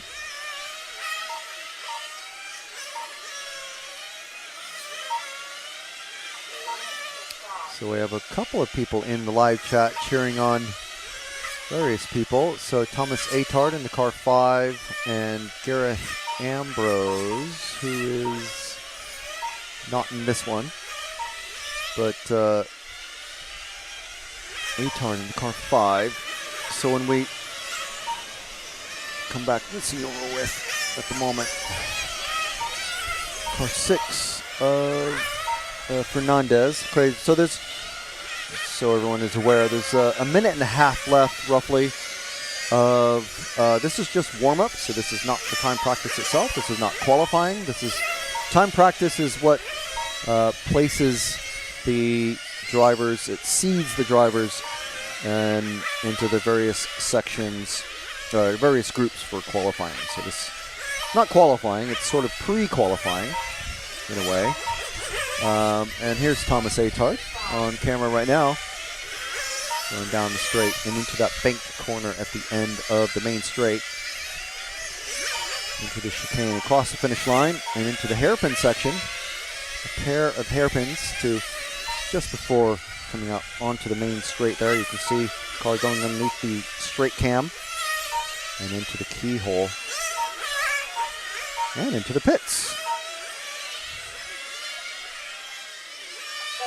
So getting check over. So 30 seconds remaining in warm-up. And as you can see, a quick refuel by pretty much everybody comes in. Well, not pretty much. Everybody comes in.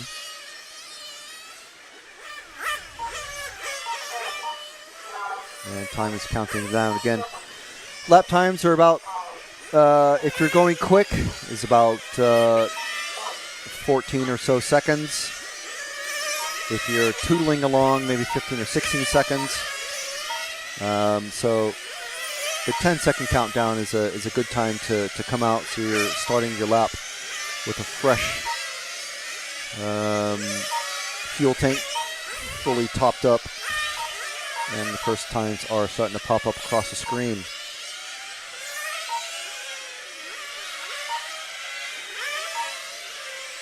JQFRC chiming in on the chat saying, "Go UK, lads." Of course, there's going to be a lot of British racers here. Robert Swallow also saying, "Let's go Team GB." Cheering on Gareth Ambrose. I'm not sure if Gareth has already run. I think so, because this is our second to last group of racers. JQRF cheering on for Team Shepherd and Zen Racing.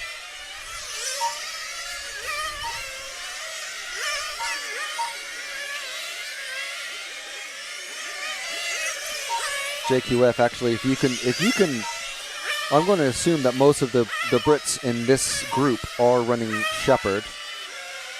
So let me know if they're not. We've got Tim Wood at the moment leading things. Craig Hook, I'm assuming he's running a Serpent, because he's running a Serpent electric car. And there's also Carl Dransfield, I'm going to assume, running a Serpent. Actually, if Spachet is out there. I don't know if he is. I don't see him in the pit at the moment.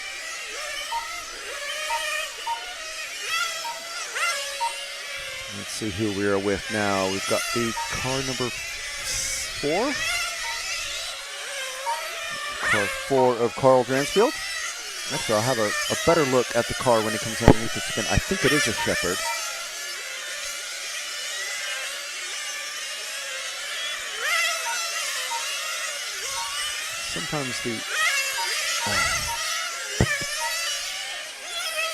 Sometimes the stickers are easy to make out.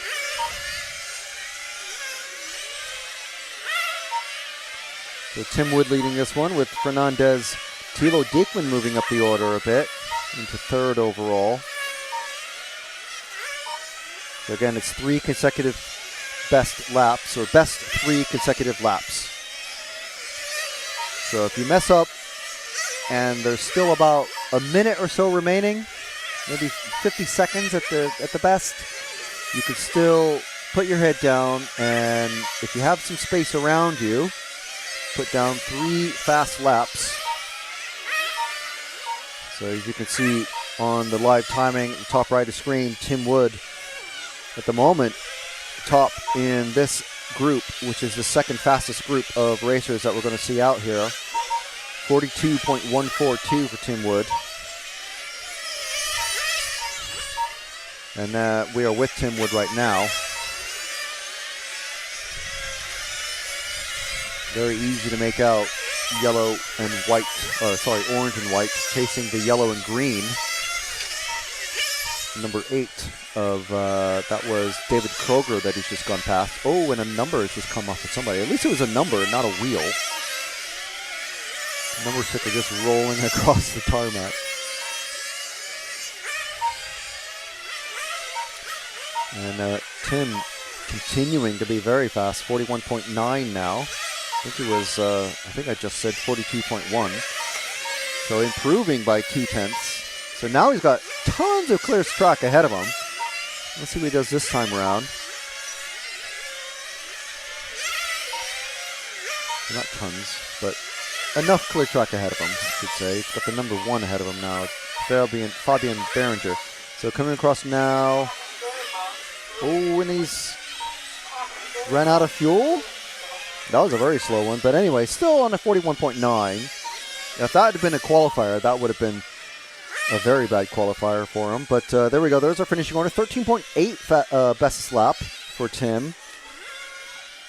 13.8. Best lap in the previous run was 13.5 from Thurston. So maybe that will put Thurston up the order a bit, put him into the top group.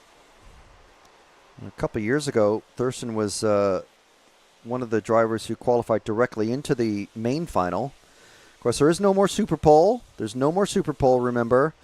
We're looking at top 4 drivers after qualifying go directly into the main final. So top 4.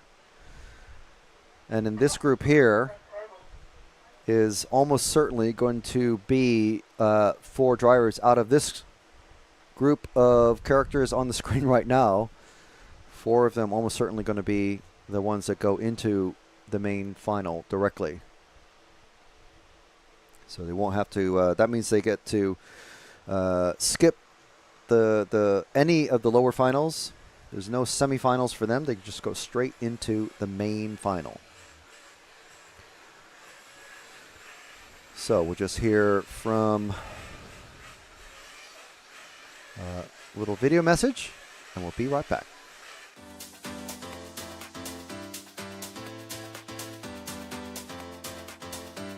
Makes an error. Marcus Carrup is through. No, it's a four-way battle. And Finn's on the inside! He's got him! I love RCTV News. There's RC in the background. We're here. Hi, everybody. This is mine. Okay, fantastic. Yeah. So we are here at ETS round number 3 of season 17. Davide Ongaro, associated European champion, and didn't he deserve it? Bruno Coelho is your champion. Today, mamma mia, super happy. It's like a real now. It's like a real.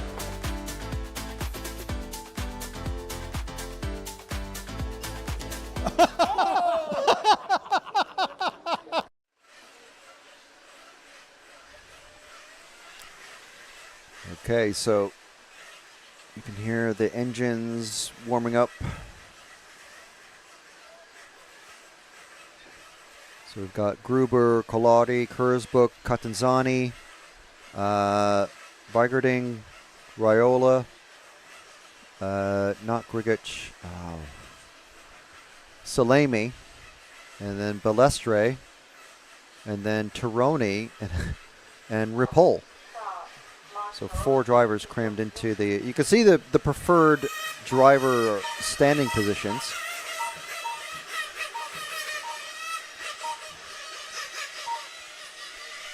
And there's the drivers who are going to be on the track right now.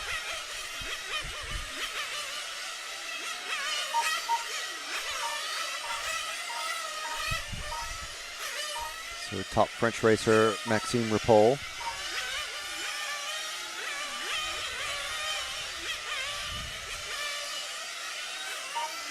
And this is Raiola. So this is 4 minutes of warm-up. We're down to about 2 minutes and 15 seconds of warm-up. So they're going to be dipping in and out of the pits. They're not Raiola that time, proving me wrong. Balestre not running a gray body this time, running just a normal orange body. I'm trying not to say a dull orange, but it is, compared to like a bright, the normal neon colors that we're used to seeing from many drivers. He's just running a fairly standard orange body. Very nondescript.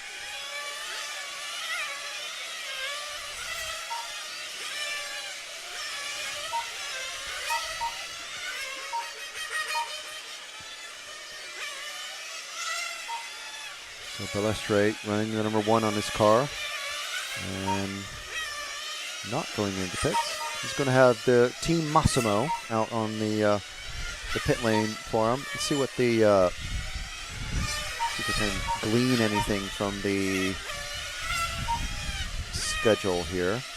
So we do have an updated schedule from what we had at the start of the day.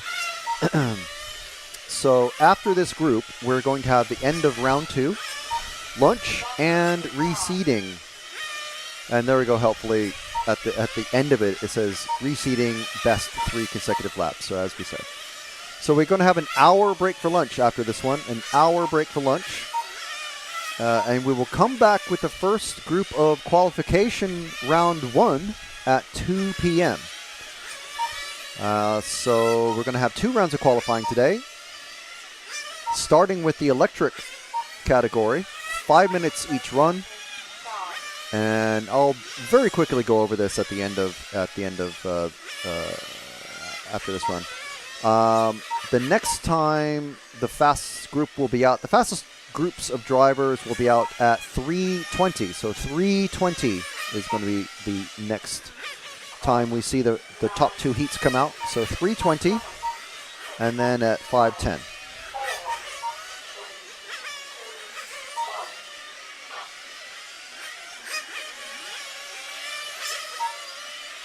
All right, so 4 minutes, best 3 consecutive laps. Who are we with? I think this is going to be Tony Gruber in the car number 3, I think it is.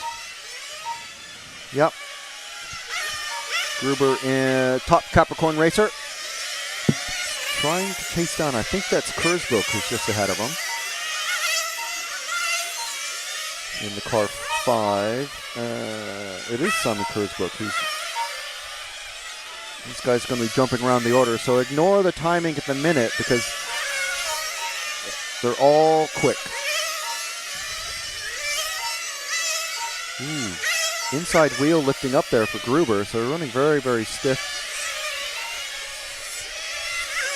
Oh, and Gruber gets it wrong coming onto the straight. And ahead of them both is Catanzani, who's gone sideways. He's recovered. So this is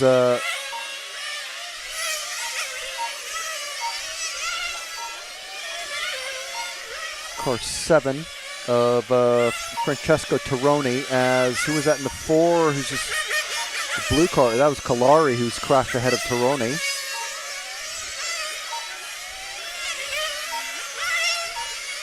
All right, it's pick up about to come underneath you, the car 5, white, red, and yellow into the hairpin section, about to go on the straight is Simon Kurzbuch. Kalari having a tough time coming onto the main straight.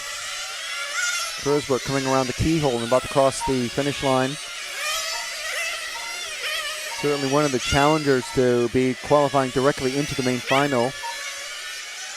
Kurzbuch is basically army of one, but actually he's here with, I believe, is his father and Pitman. I don't know the name of either, but the only Swiss racer here, Simon Kurzbuch. Dario Balestre and Raiola moving up to the top now. So let's see if we can pick them up. Got them out on Balestre, about to cross the finish line in the orange, kind of like a burnt orange color, really, because you can really see the contrast between the bright orange and then like just the darker orange of Balestre. Here's Balestre on camera in car 1. Certainly going to be, almost certainly going to be qualifying directly. Oh, and man, that is not a great place to be recovering there. That was the car 7 that they passed of Tirone. He's having a little bit of a difficult time, but again, they're only looking for 3 consecutive fast laps. So that one obviously is going to be a very slow one for Balestre. Let's see how he recovers. Let's find that minty green car of Raiola just going onto the main straight now. There he is at the end of the straight into the keyhole section. This is Carmina Raiola not having any trouble getting around Tirone like Balestre did into the hairpin section. Raiola top of the shop at the minute with 50 seconds remaining.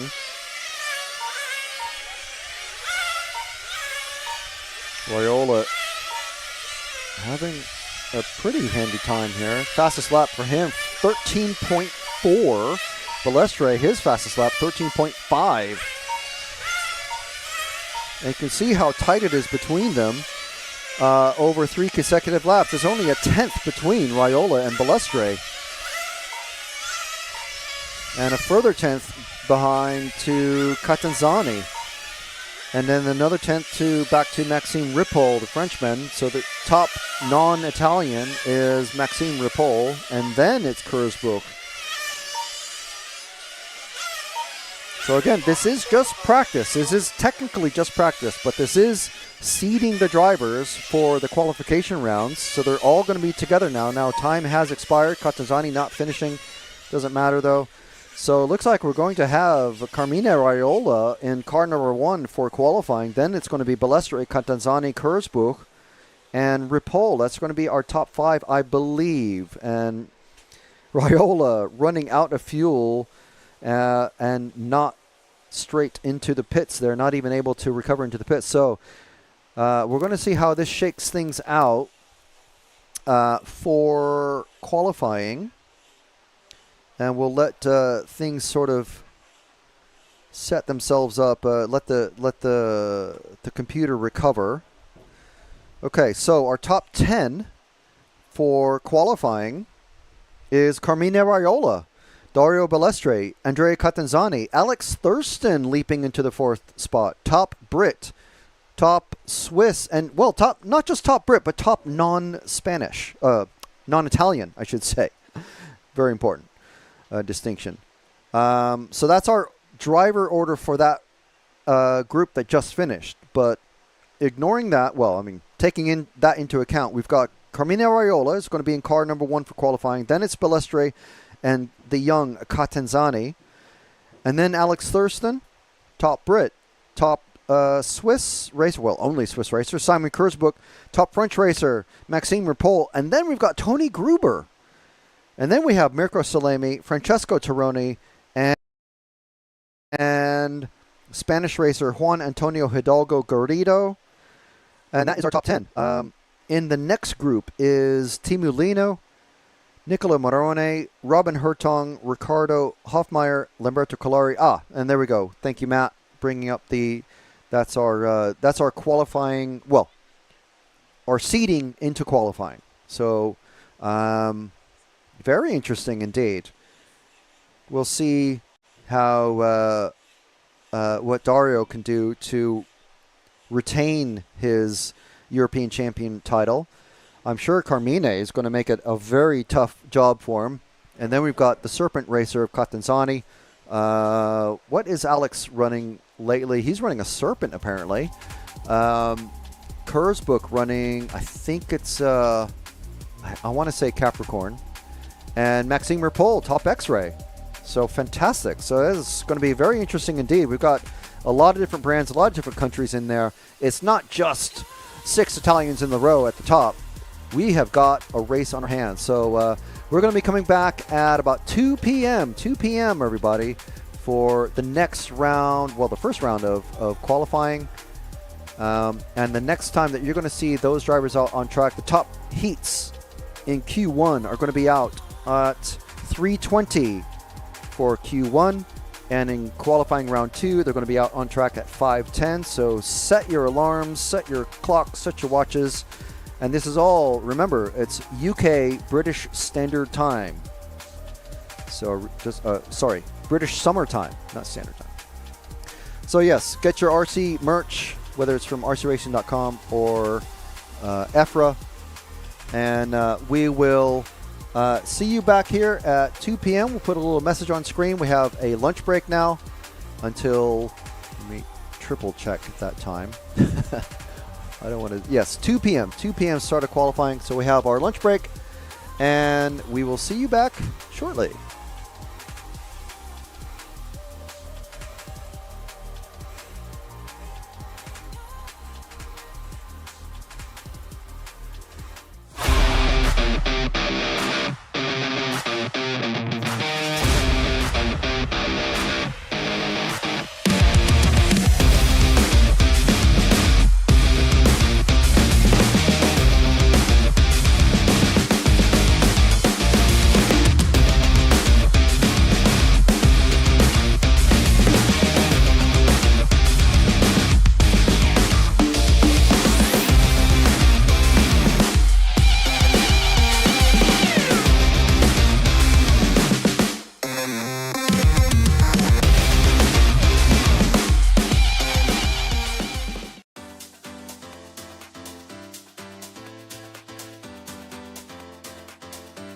Makes an error. Marcus Carrup is through. No, it's a four-way battle. And Finn's on the inside! He's got him!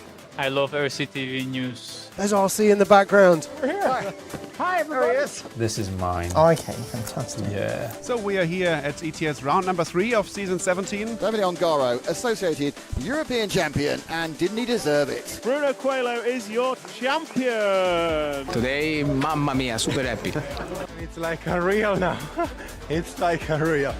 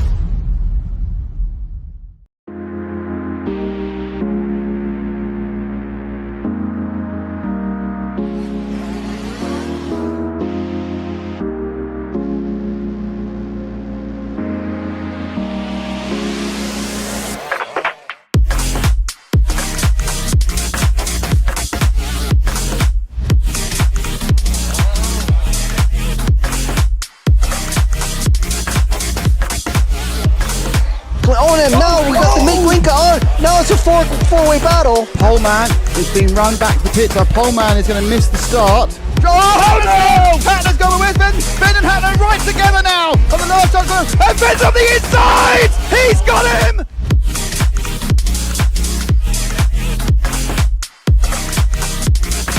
Fantastic Fastest way of driving from these two drivers who have pretty much carved up the touring car world between them this year. Kobovic made an error, so Kobovic makes an error. Marcus Karup is through.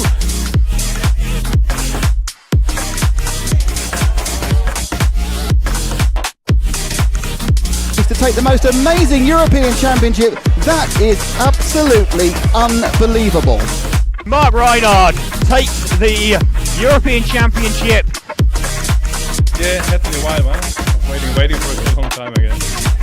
And crossing the finish line for the last time, Dario Balestre is our 2024 European champion. As always, another title. Dario Balestre got to stop and go in the penultimate lap. Still hang on to the lead there and take the win. The four-wheel drive European champion for large scale, Van Helmen. And the winner, your European champion, is Juan Carlos Canas. Davide Ongaro, associated European champion, and didn't he deserve it? Bruno Coelho is your champion. Michael Walowski then comes across the line to win the European Championship.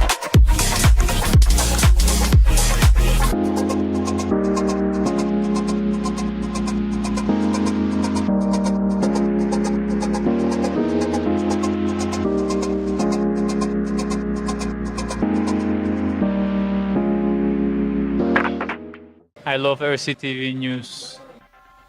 I'm Matt McCallum, And I'm Frank McKinney. and here are your headlines. There's RC in the background. We're here. Hi, everybody. Totally secret, no one knows. You got any thoughts on it? No, don't have a clue what you're talking about. That leads us nicely to the 12th Euros. And this week's hot topic. This is a hot topic. Okay, these are rookie numbers. Right where we're sitting now is where that crash happened. We did what you expect of us. We tried to stir up some drama. Another good one. Yeah.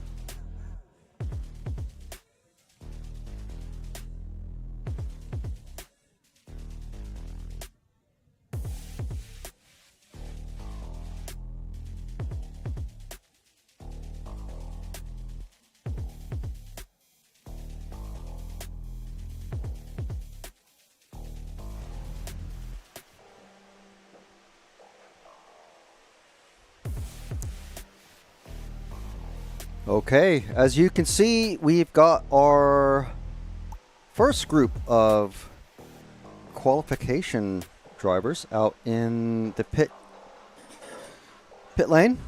You can see our number 1 seeded driver, Carmine Raiola,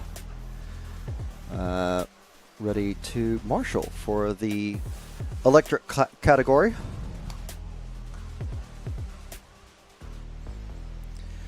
So,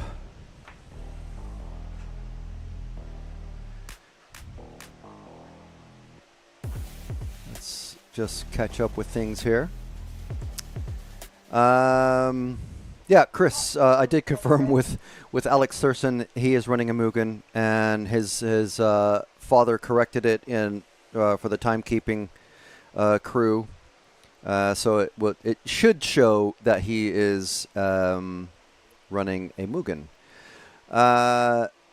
LS Jess saying, man, I have a Capricorn GT and I want to get into racing so bad, but it looks like you need a pit crew to support, and I don't have that. Well, that is an unfortunate thing, but as Stig Bernstein said, you know, if you do go to a club and you say, hey, you know, I'm wanting to get into nitro racing, any group of RC racers who have half a brain in them will go, you know what, it's great to have another driver come in, unless obviously you're faster. But it's good to have another driver come in, and, you know, hopefully they will help you out. They will say, yeah, we'll pit for you, you know, and obviously you return the favor when you can. Because, you know, the more the merrier, basically, when it comes to racing. And we've got drivers coming out. Well, they're out. I mean, they're warming up, sort of, but they're not really. They don't need to.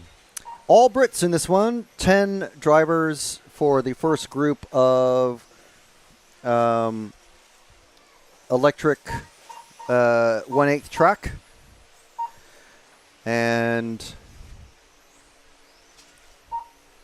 so this is just warm up. 5-minute qualifying run, and so this is the first time we're going to be seeing the entire 5-minute run, qualifying run counting. So we'll try to follow everybody as they come out, but weirdly the track is open. But I mean, they're just running down the batteries, I guess. But maybe it doesn't matter. So as we said, I think it was Chris in the live chat who told us, or who helped inform us that let me see, I think they're running, let's see, 2800 kV.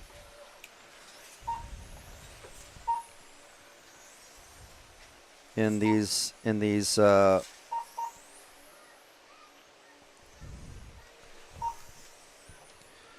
with a 42 MPR, which apparently, I mean, I know this now. I'm just going to pretend like I knew it all along, but millimeters per revolution, and that's, I'm assuming that's revolution of the motor. I am not a pan car racer, as you could tell. Final drive ratio, It means almost nothing to me. Gear up, gear down as you need, and just, well, battery power doesn't mean anything nowadays. So a 5-minute qualifying run. We're going to be starting with Mark Boothman, Michael Oglivie, Dylan Rafter, Alfie Wadsworth, Tom Jefferson, Nikki Taylor, Joe Diacono, Nigel Philpott, Martin Thorpe, and Joff Ribchester. So we'll just start off with car number 1 and follow them for a couple of laps and just drop back to the next car behind, then the next car behind, and the next car behind. Every couple laps we'll drop back a car and all will be good.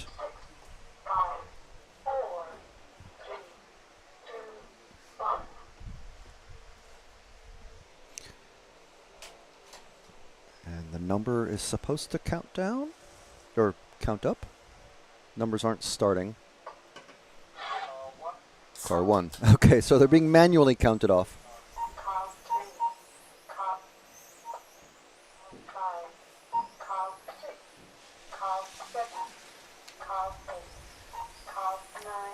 All right, so Boothman, first lap for Boothman. Of course, this is off a standing start.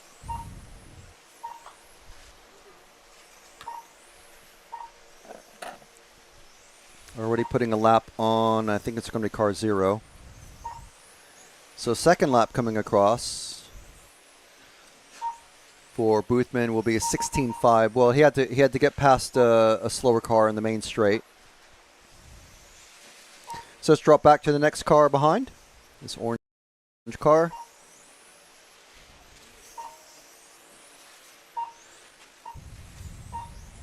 And as car 2, of course, of Michael Oglivie with a 15.7 for Boothman and a 15.1 for Oglivie. So Oglivie off to a good start here, but Taylor is off to a potentially better start.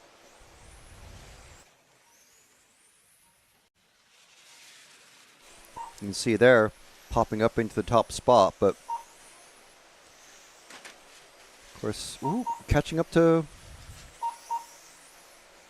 Boothman. These two are our leaders, so hopefully they don't hold each other up. All right, let's drop. We need to be changing cars every couple of laps, so let's drop back to this blue car now, and that is the car number 3, Dylan Rafter. Dylan doing a 14.8 last time around, while the other two were kind of slowing each other up. Oh, and we have a. That's the car 9 who was upside down in front of them, Martin Thorpe. But everyone able to avoid him. And another upside down car coming into the keyhole, but luckily no one hitting him. Let's drop back another car, one that we haven't covered.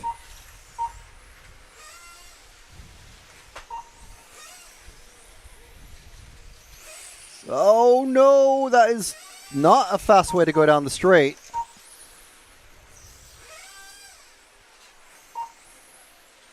And stricken in the grass, but able to recover. Oh my goodness, that is not advisable at all, especially when your car is spinning around like that.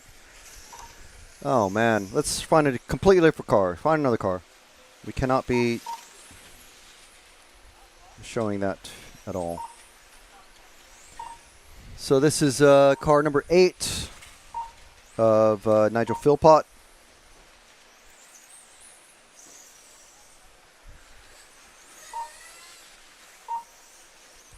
Coming through the chicane.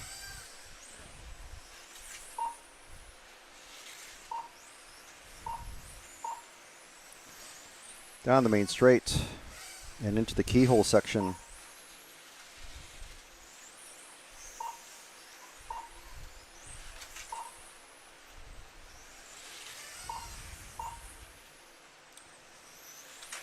And which one of these cars haven't? Oh, nightmare for that car there. Coming through the hairpins. So Joe Diacono and Alfie Wadsworth. Computer is wondering where they are. That's why they're showing as red on the timing.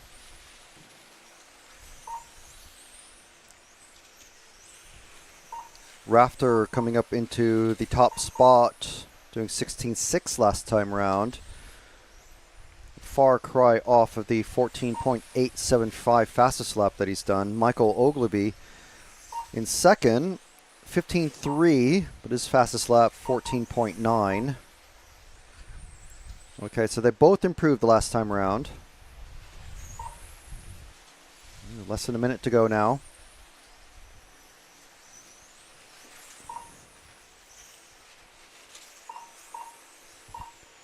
So who are we with? This is the car number 2, Michael Ogilvy. So let's stick with Michael to the end of the run, because he's one of the quick guys.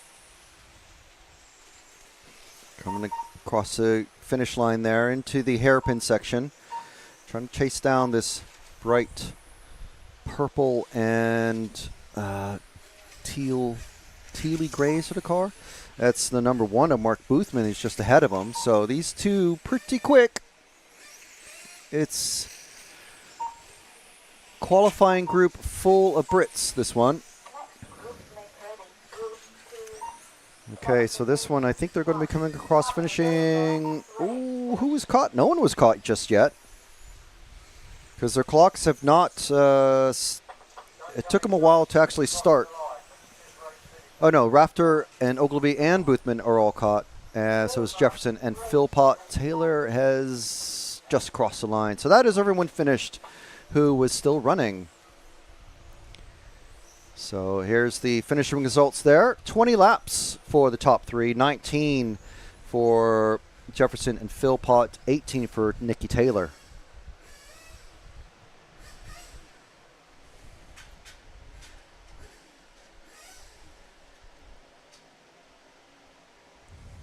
Just lock off on the driver's stand in between runs there, Cam. Thank you very much.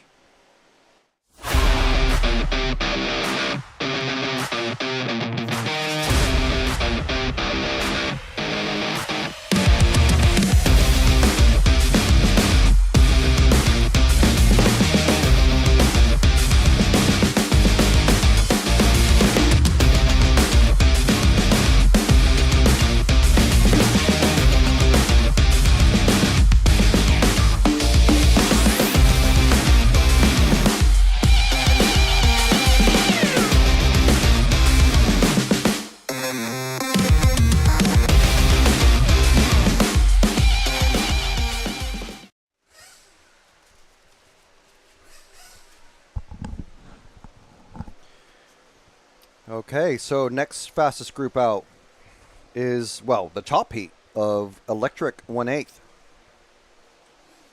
So this is a demonstration, invitational, championship cup category. It's not a proper European championship. There's just not. I think it's a minimum of 30 drivers need to take part for it to be a European championship. But it is a championship cup. So we've got Mark Green, Craig Hook, Craig Nutting, Jack Garrett Lines, Justin Heath, Glenn Beal, Lee Chapman, Ari Manton, Freek Van Delft, and Gareth Ambrose.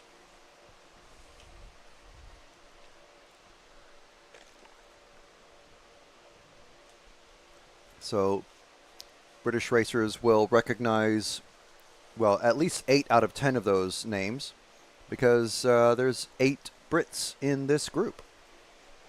Of course, Mark Green, legend of Serpent and British racing, multiple British European champion. And we've got, we have more than one fan of Gareth Ambrose, so we'll have to make sure that we follow the car number 10 of Gareth once they get going. So this is there's a turnover break in between each qualifying run, and then there's a 3 or 4 minute warm up. Now the electric cars don't really need a warm up, but it's just in the program anyway, so it's there. They don't need to do it, but they just do it. They've got battery power to spare, I'm sure, so it's all good.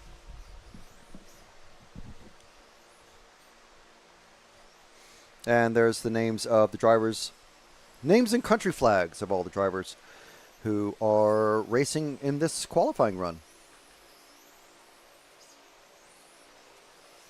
So let us know who you're cheering for and where you're watching from.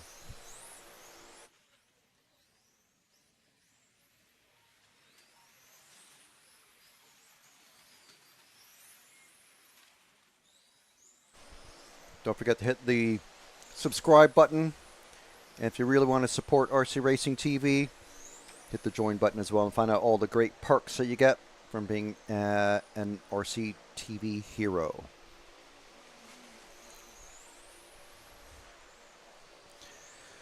Robert Swallow saying, come on, Gareth Ambrose. And then following up with, feeling a bit sorry for you guys working with Cam Felton. So Cam's on the camera at the minute, so yeah, he's got to listen to all this and not be able to respond. So I'm sure he knows Robert. Hopefully. Otherwise, it's just some random on the internet just giving him abuse. Well, that's what we're used to here at RC Racing TV.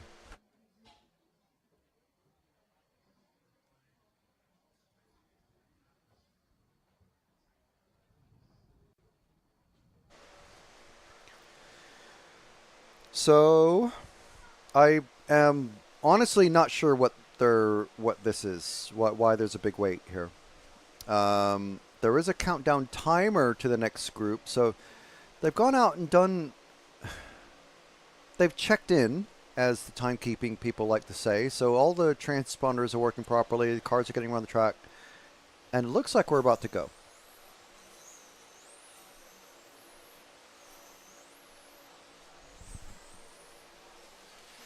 Okay, so the speaker that we could hear previously is now no longer, we can't hear it anymore. So I don't know what is happening with the speakers. We did have some issues yesterday, but anyway, maybe they're back. Anyway, I think we're with the car number 1. It's a white car of Mark Green. Coming through the chicane, and he'll know this track intimately, I'm sure. So we'll follow him across for one more lap, and then we'll start dropping back every couple of laps to follow the next cars behind and see who they are and what kind of info that we have on them. We've been very helpfully been provided with some information by the BRCA, who is doing everything they can to promote the electric 1/8 category. Loads and loads of drivers in this one. And let's see who we've got here. I think this is the car 2 of Craig Hook. Yes. So Craig is running a Shepherd car and runs out of the Adur Club. I'm not sure how you pronounce that, actually. ADUR. Next car behind is this yellow and silver car, I guess, of Zero, which is our friend Gareth Ambrose, who many people, let's follow Gareth for a little bit, obviously. The silver and yellowy car going down the main straight, just about to be passed by the blue and yellow car. So Gareth, where's our information for Gareth? Running an Infinity conversion or prototype, and runs out of Burton. I'm assuming it's Burton-on-Trent, near where I used to live. And this blue and yellow car just ahead is car number 3, I think. I can actually see the numbers, which is fantastic. Of Craig Nutting. Craig. There's a couple of Craigs. There's Craig Hook and Craig Nutting. Running his Serpent from the Heakley Club, also near my old neck of the woods. And by the time I mention that, let's drop back 2 cars to the gold car. And that is the car number 8, I think. Yes. Of Ari Manton, who I have no information of. Let me see. I might have something, but I don't think I do. Running an Infinity, actually. An Infinity conversion.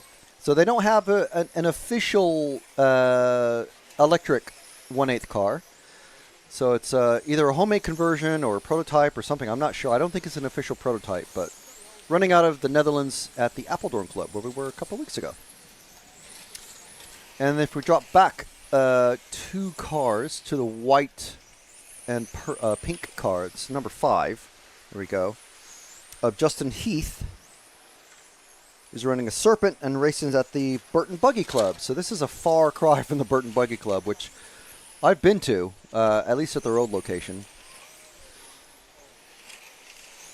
And yeah, it's a very tiny track. It is absolutely not suitable for these vehicles.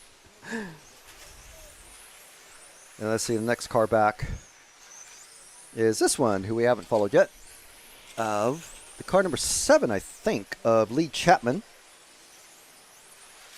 Lee is running another Serpent out of the Scunthorpe Club. Or a club near Scunthorpe. I don't, the entire town, city of Scunthorpe is not an RC club, although I'm sure many would prefer it to be. No shade on Scunthorpe. And then the car behind, I think we followed the car number 2. I don't think so. Craig Hook? Oh, yes, the Shepherd and out of Adur. So the next car behind is the yellow and black car of number 4. And that's Jack Garrett Lines running a Serpent from the London Club. So there's a couple clubs in the London area. I mean, London's a big area. So I'm not sure exactly where the London Club is located. Is it West London? Because that's a club. So I'm not sure. So less than half a minute remaining now. And we'll see if we can find the car number 1 of Mark Green. Should be through the keyhole section. Or no, he's just across the finish line now. The all-white car. About the next car on the straight is Mark Green. There we go. We were already on him. Fantastic. There's Mark Green. Very nice guy. And as I said, a legend in Serpent and British Nitro racing.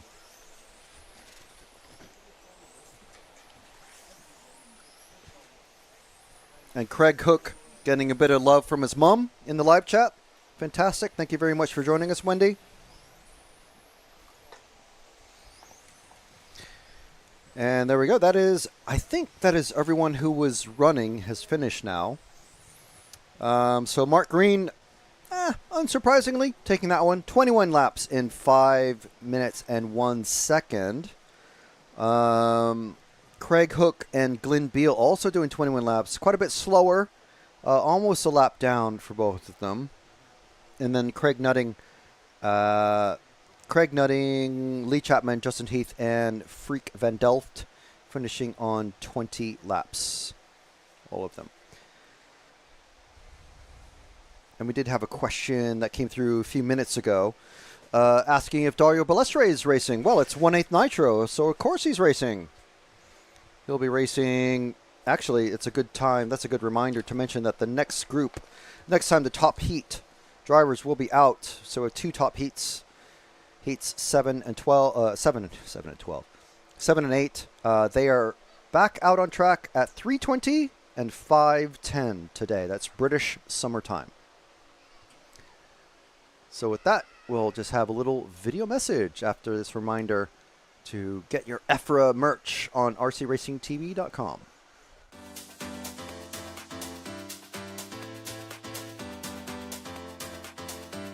Makes an error. Marcus Currup is through. No, it's a four-way battle. And Finn's on the inside! He's got him!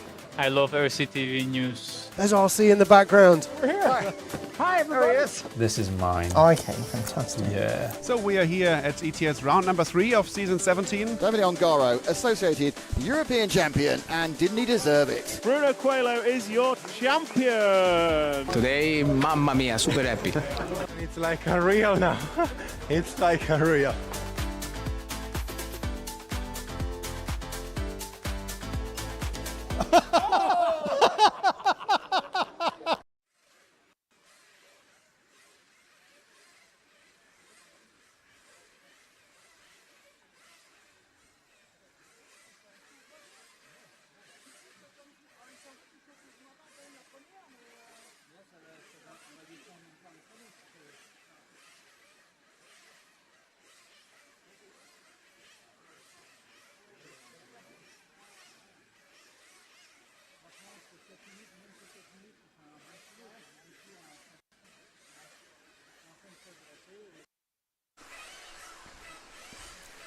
So yes, as you can see from the exhaust smoke rising in the air and the sound of the engines screaming, we've got the Nitro group next out on track. They're just getting warmed up. See if we can show you the mechanics.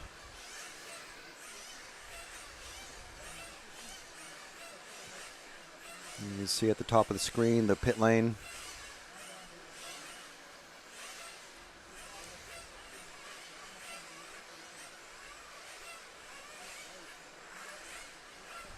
And they're just about to be let out. There's Mr. David Spachette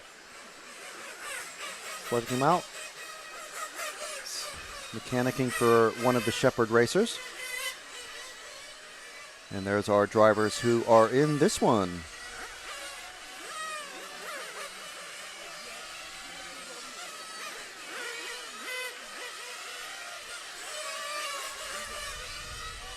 Looks like we're at the moment missing Mughal. So not sure where Ideal Mughal is. And you see by the lack of a color behind the car, the number 1, it means either his transponder's not counting or he's not come out onto track yet. So this is just warm up.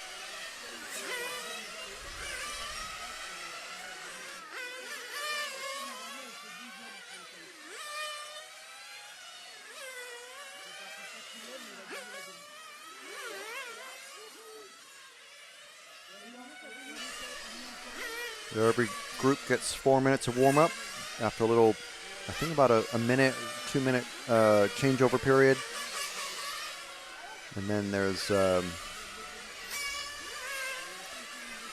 4 minutes of warm-up, so about a minute and a half left.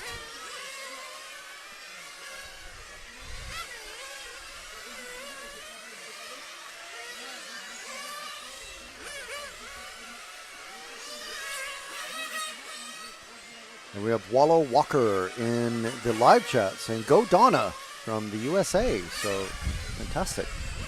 Some international fans cheering on some racers. I assume you know Donna. Donna Garcia running under the BRCA flag in car number 2.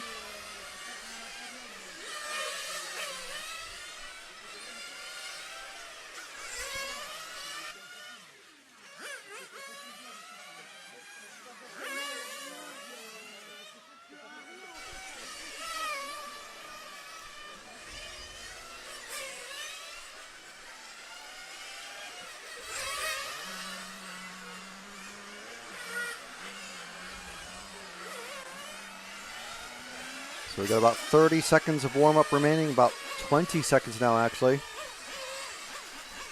So you see all the cars coming in for their last top-ups of fuel and tweaking the engines.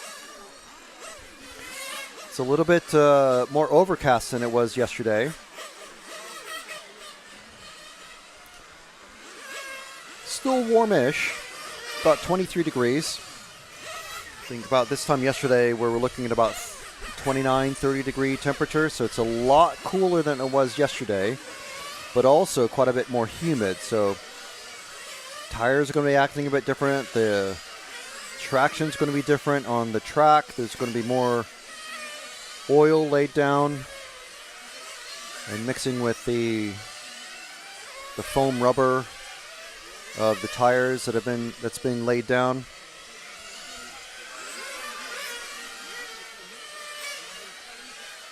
And of course, the engine setting is going to be quite a bit different than yesterday, running in the heat of the day.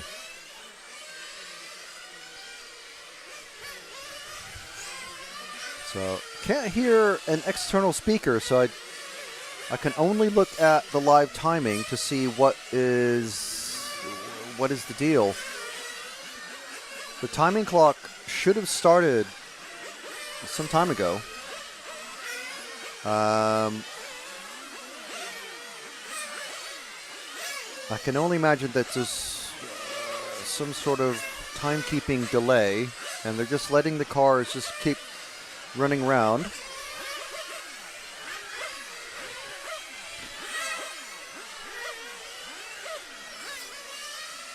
We have had a couple of timing hiccups today, so can't really say what is happening. Again, we're missing Adil Mughal. He hasn't checked in, so we don't really know what's happened to Mughal in the pits.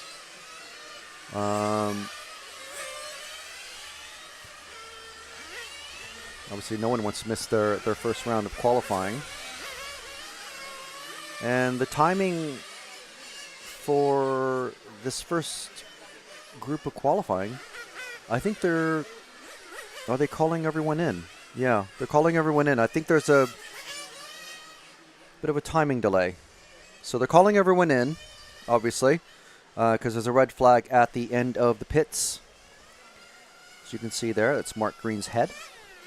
Who's just keeping an eye over things. Thanks, Mark, for making sure that... there he is. Okay. That's enough of Mark. He's as curious as everyone else of what is happening. Okay, so... Wow. While we... I don't know what's happening. I really have... We are given less information on average than the drivers. So we don't really know what's happening. But we'll have a little bit of a break and see if we know anything. Meaning I will walk out and try to talk to an official. And we'll come back to you as soon as we can.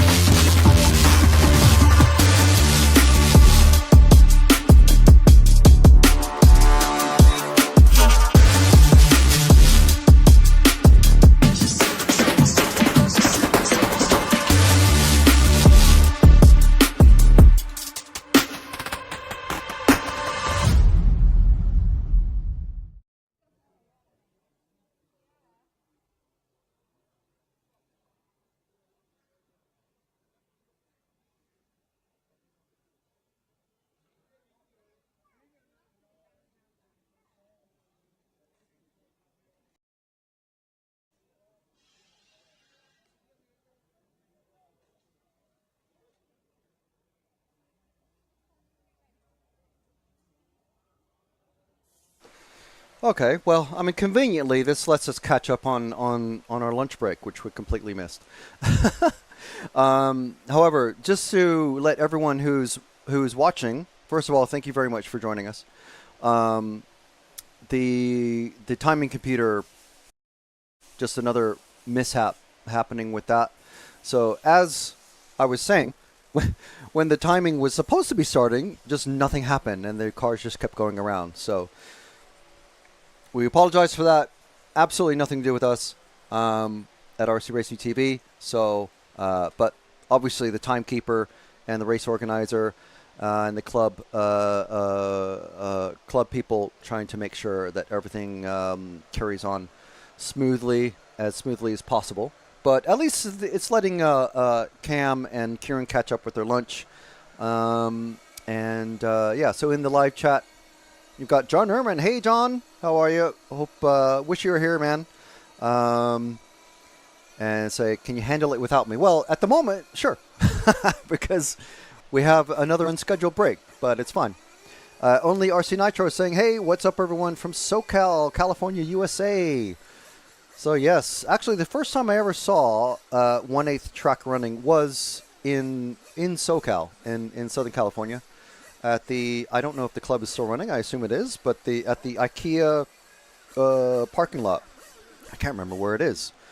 Somewhere there. There's a big there's a Goodyear blimp landing area where the Goodyear blimps are stored. So you see them always landing and all that. And across the freeway from that is a massive IKEA, literally like 3-story IKEA. And outside of that is, well, there was a club that used to race, and that's where I first saw large scale and 1/8 Nitro racing cars. So it's quite cool. Yeah, so let's go to the straight cam because watching annoyed drivers on the rostrum is never any fun. And yeah, we'll, yes, so EJ Tarantula saying that's near Carson. Yes, that does sound very familiar. Yeah, I mean, you guys are like 8 hours behind us as well, so so thank you very much for joining us. And yeah, so at the moment, unfortunately, there's nothing running on track, so we do apologize for that. I'm just going to sort something out that has needed to be sorted for a little while now, and I will come back on comms in just a couple minutes.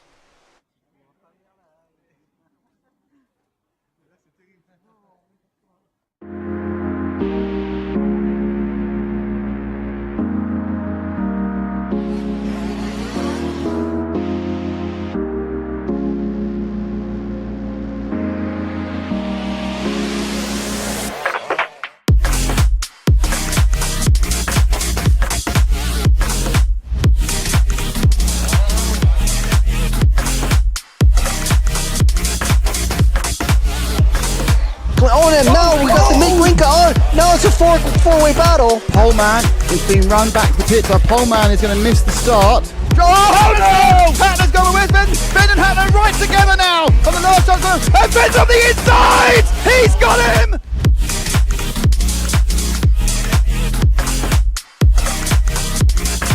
Fantastic display of driving from these two drivers who have pretty much carved up the touring car world between them this year. Kobovic made an error, so Kobovic makes an error. Marcus Currup is through.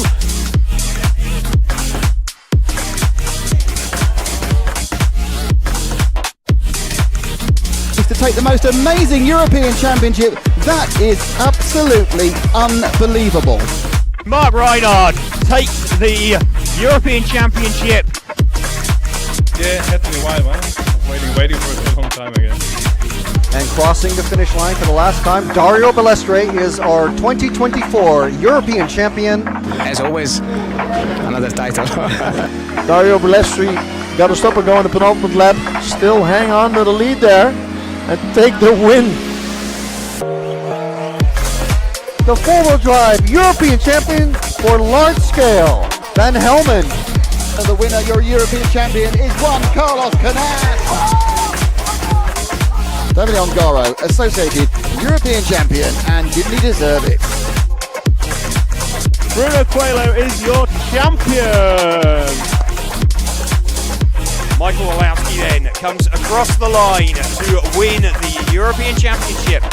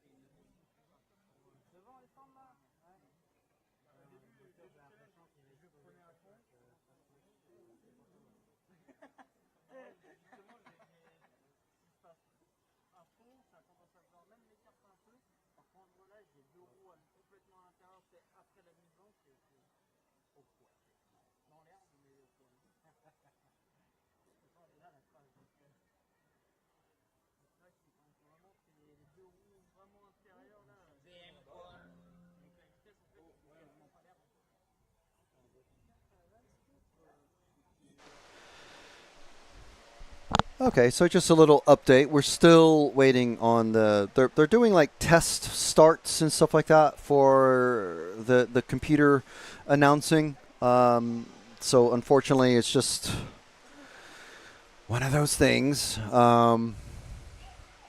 And just so anyone thinks that we're, the Euros are held at just like any random club. This club has been here for decades. They do really know what they're doing. They've been here for a very, very long time, and I've actually organized races here myself. Been here several times for announcing stuff. It looks like we've got activity in the pits now. Things are starting to look like we're getting ready for some racing action. Yeah, engines running. I can't hear any speaker announcements myself, but things are moving in the sort of direction of racing recommencing, which is all good. So, anyway, as I was saying, this is not a fly-by-night operation here. If you were familiar with the track and have been here over the years, it's very obvious where things have been improved. So like that did not used to be a raised pit lane surface. That did not used to be a very sturdy, very, very sturdy metal driver's rostrum and fully enclosed, fully covered pits and stuff like that. So it's, but it's one of these things that wherever you go, no matter how established a club is, and robust the operations and equipment and everything, there's always something that happens. Always something that happens when a club and organization is stressed to the max to make sure things happen, especially for an international crowd. So, but it does look like we're going to have probably, I would imagine, another 4-minute warm-up session. And luckily for Mughal, who is in the number 1 car, I don't know if Mughal is in the pits. I see 1, 2, 3, 4, 5. I can't is that Mughal there? Okay, I imagine. Wow, wearing gloves on the rostrum as well. That's interesting. But I'm sure we'll be able to see a number 1 in the pits.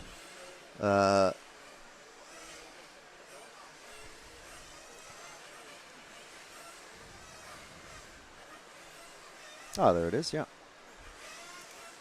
So yeah, this delay of whatever it's been, 10, 15 minutes or whatever, has been basically a blessing for Mughal, letting him rush his car out. So he can make his first qualifier, because if things had gone off without a hitch, then he would have missed an entire qualifying run.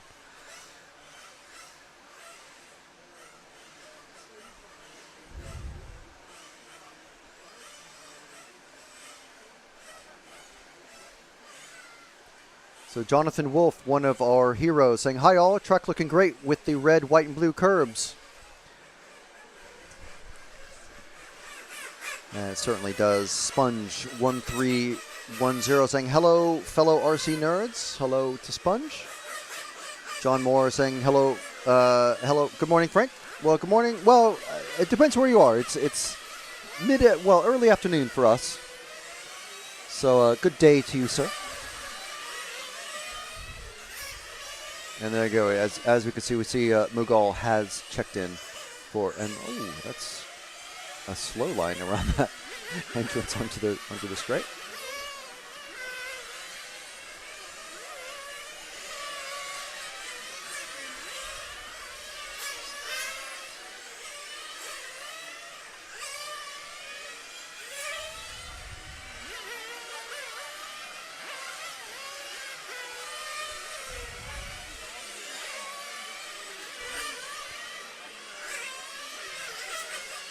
So again, we're 4-minute warm-up session, and then 4 minutes of qualifying.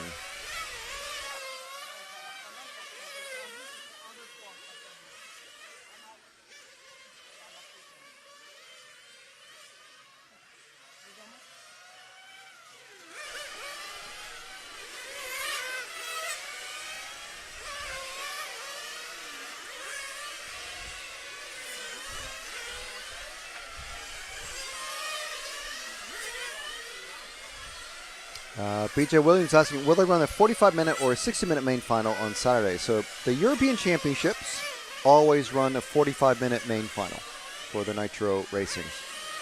Whether it's buggy, Nitro buggy, I should say, 1/10 IC track and 1/8 IC track, which is what we're watching this weekend. So it's 45-minute main finals.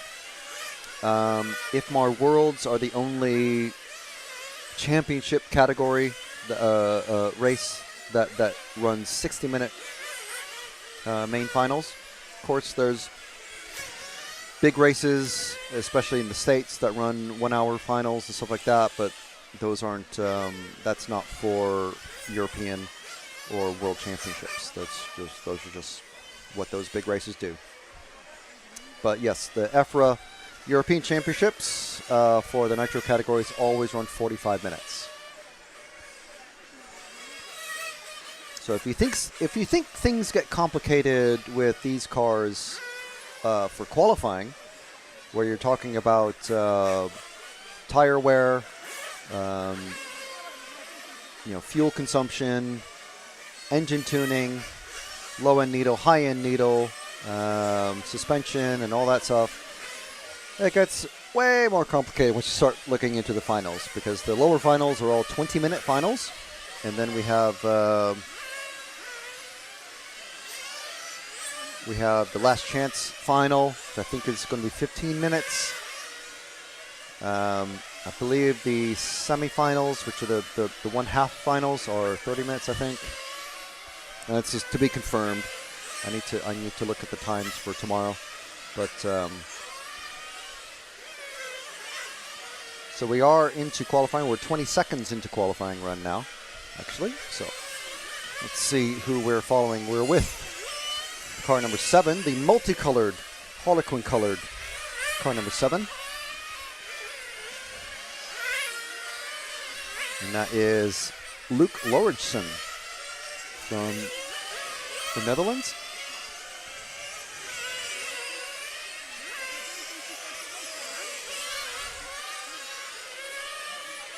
So running second at the minute. Again, it's a full 4-minute run is what counts here.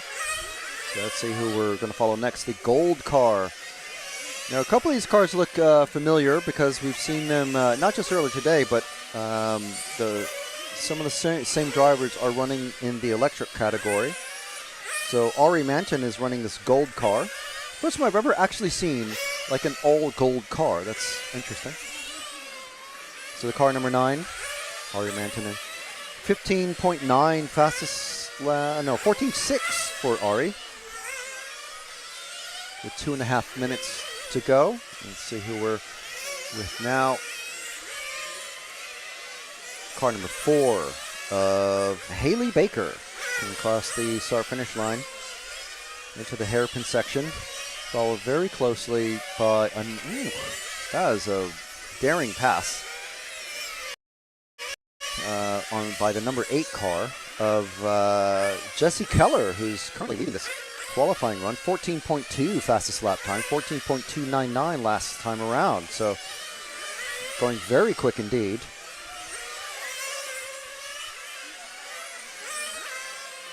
And staying in the top spot. So very quick. So this next car is this mostly red car with some bits of white on it, especially on the side there. This is our car 3 of Rob McKenna from the UK.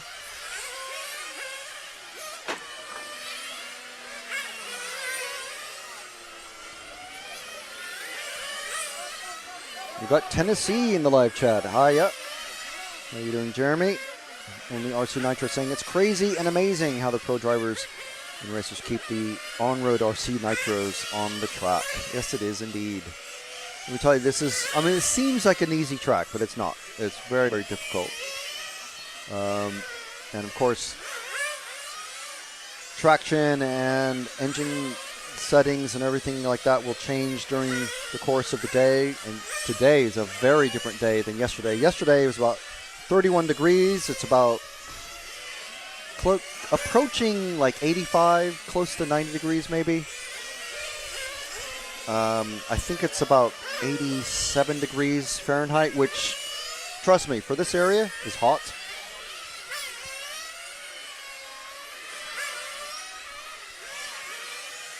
But today is a much cloudier day overhead, and so the temperature, the engine setting is going to be very, very different. That purple car is having some major issues. Didn't catch the car number, but it's okay. They're being retrieved into the pits. And I think that's the car 2 of Donna Garcia. Or no, I think, is it Ari Manton?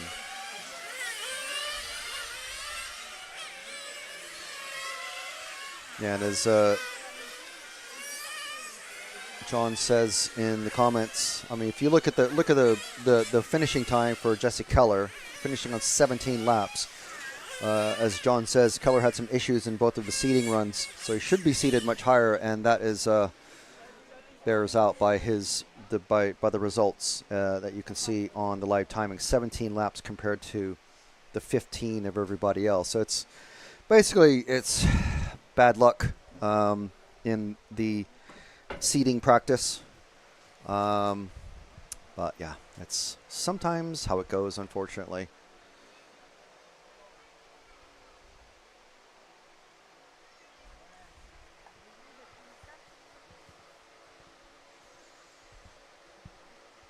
And there's the finishing orders. And yes, Sussex Velo, I'm well aware it's centigrade in Europe, and that's why I said it in centigrade. I love RCTV News. I'm Matt McCallum. And I'm Frank McKinney. And here are your headlines. There's RC in the background. Hi. Hi, everybody. There he is. Totally secret, no one knows. You got any thoughts on it? No, we don't have a clue what you're talking about. That leads us nicely to the 12th Euros. And this week's hot topic. This is a hot topic. Okay, these are rookie numbers. These are rookie numbers. Right where we're sitting now is where that crash happened. We did what you expect of us. We tried to stir up some drama. Another good one. Yeah, yeah.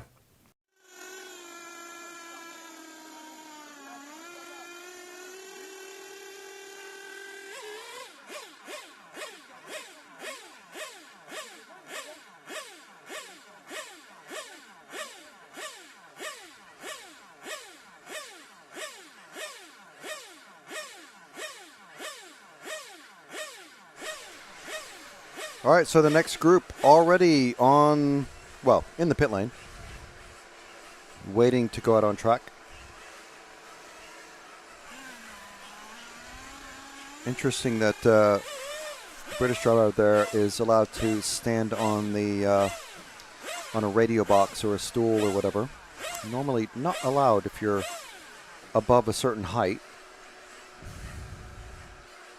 But maybe it's not a rule in this category.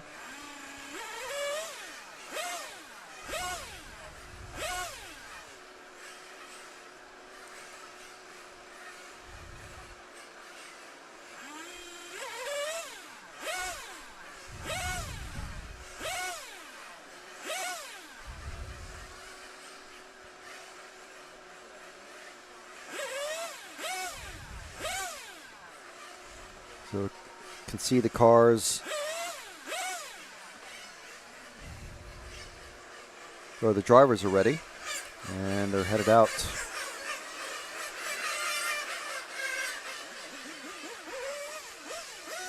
And there's our drivers who are out on track right now. Richard Bolt, Daniel Bancroft, Lee Holland, John Melton, Jonathan Withington, Alberto Fernandez Vidal, Bjorn Baldwin, Max Holland, and Vitor Gomez. And RC Lama, I can guarantee you, is not that tall. I talked to him yesterday in the opening ceremony. He is not that tall.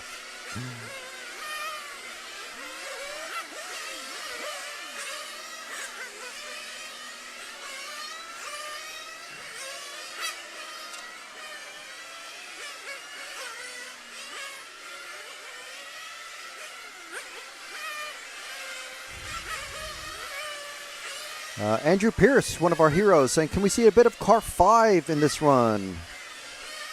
Definitely, of course.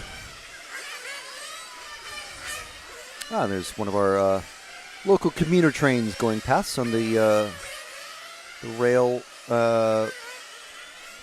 network that's just behind the track.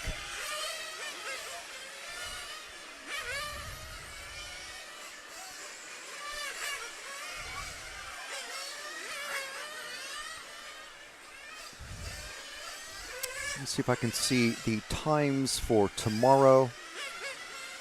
For, well, no, we're not doing the mains. Right? No, it's, yeah.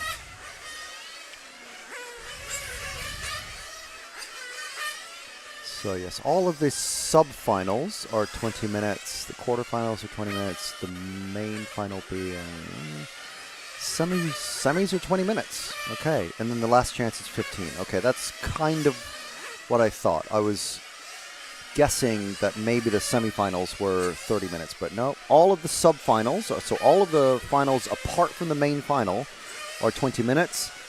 There is a last chance final of 15 minutes. And that's basically the 10 drivers below the top 10.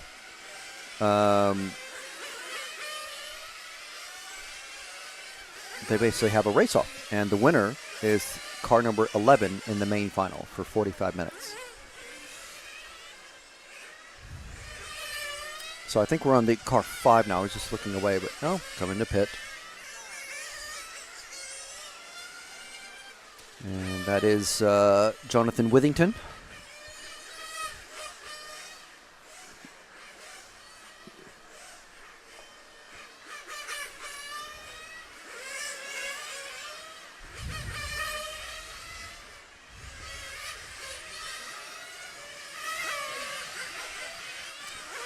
Down the straight into that banked first corner, or the banked corner at the end of the straight, I should say.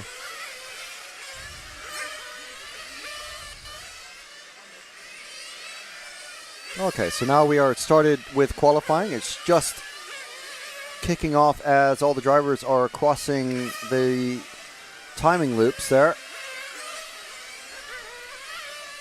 So if we can pick up another car. There we go. So car number 2 is who this is, of Daniel Bancroft.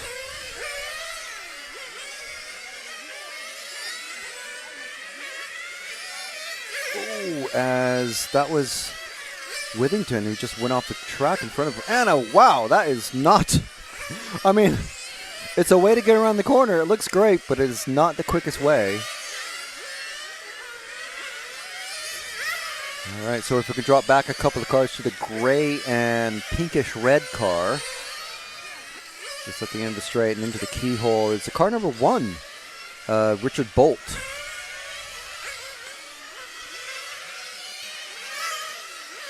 Richard going through the hairpin section onto that thin strip of tarmac at the start of the straight. Drivers telling me it's very difficult to maneuver your car through there, and especially side by side if you're going for a pass. Just look at how fast they come at you. And that is not a short distance, let me tell you. These cars are moving quick. Let's drop back to another car.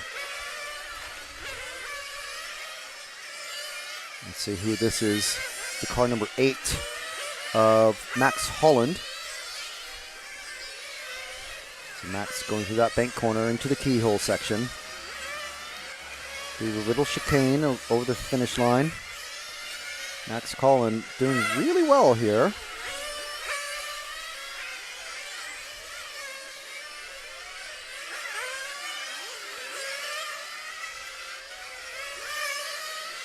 So that time around, Holland doing a 15 flat. So not the fastest lap on track, but Bancroft is at the moment quickest out on track with a 17 lap run pace.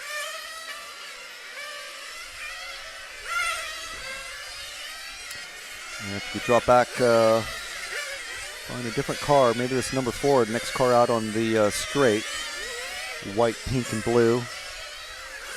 Here we go at the end of the straight. In the keyhole, and across the chicane now. There we go. I believe this is John Melton in the car 4. Yes.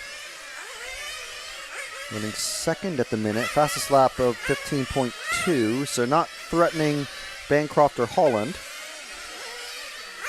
but doing well enough to stay in the top 3 at the minute.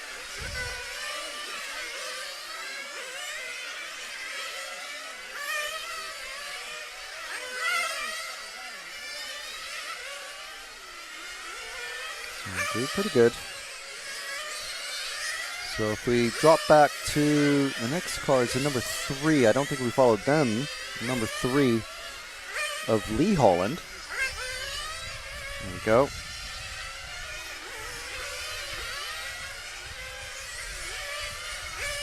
Staying on power everywhere. It's the only way to get traction out. And again, these cars 4-wheel drive with a locked rear axle, one-way front differential.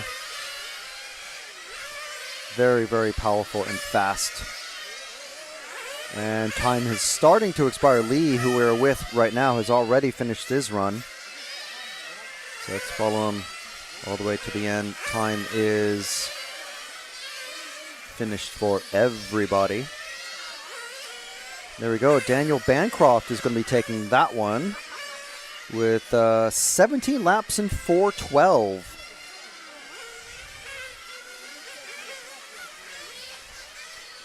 Good stuff.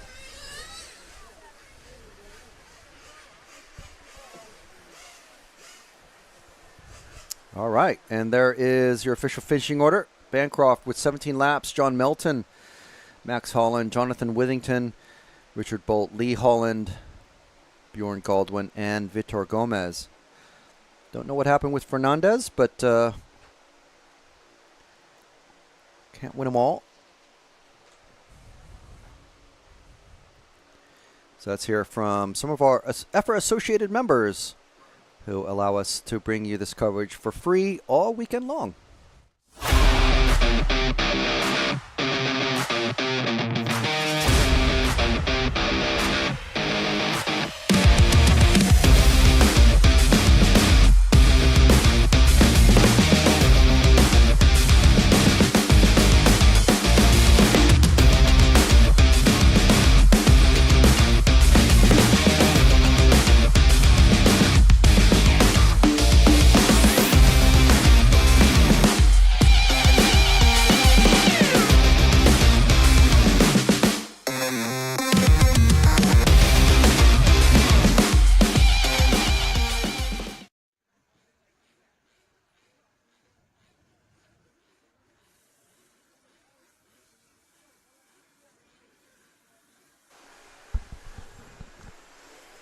So thank you to EFRA, the European Federation of Radio-Operated Automobiles, and also to our broadcast partners, X-Ray, ELSC Tune, Lens Bodies, Energy Fuels, and Speedworks.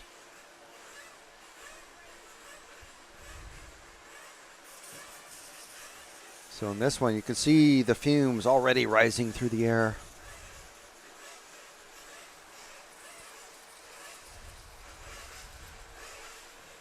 One of our Portuguese friends on the rostrum there, the third driver from the left. The two chaps at the very end on the left are EFRA and our BRCA referees, so they're part of the officiating team. So they're watching the drivers and making sure that there's no takeouts and clean passes and that sort of thing. Everyone else is driver up there on the rostrum. And here's our country flags and names of everybody who is out there this time.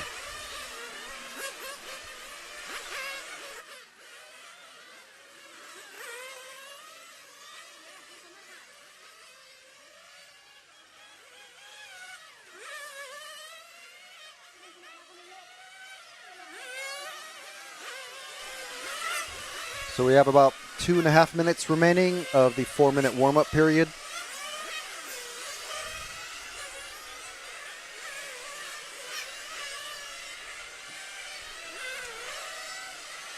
Only 9 drivers in this one. I'm not sure why they put 9 drivers in this one, and I'm sure there were 10 drivers in the previous ones. So this is Group 3. There's 4 more groups after this one. The top 2 groups are what we call the fast guys, the top heats. And will be containing some very, very familiar names to fans of RC racing and especially Nitro on-road racing around the world, including Lamberto Collari, Dario Balestre, Simon Kurzbuch, and many, many others.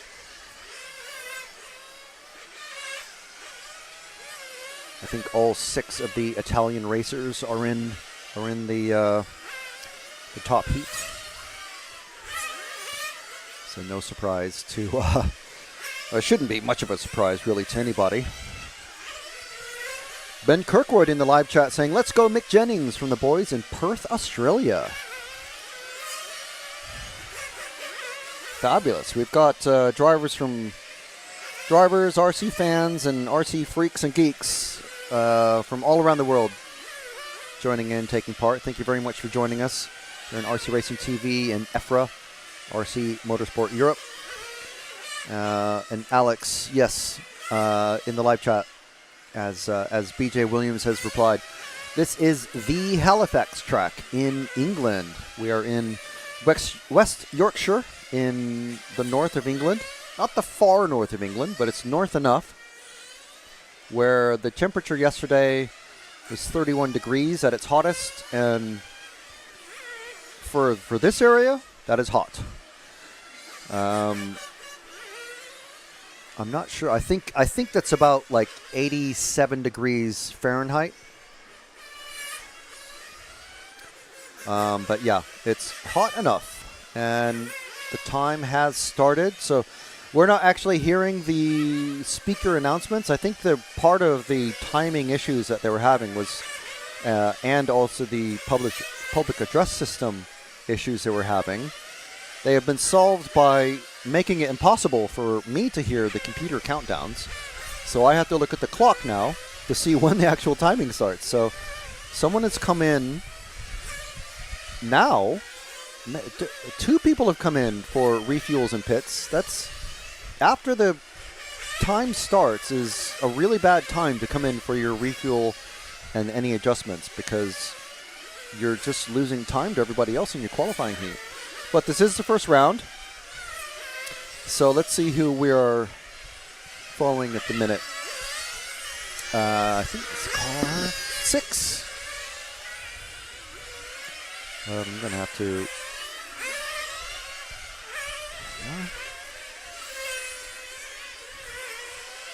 Car number 6 of Mark Boothman, who does have some people cheering him on in the chat. So a very distinctive body design. Interesting combination of colors.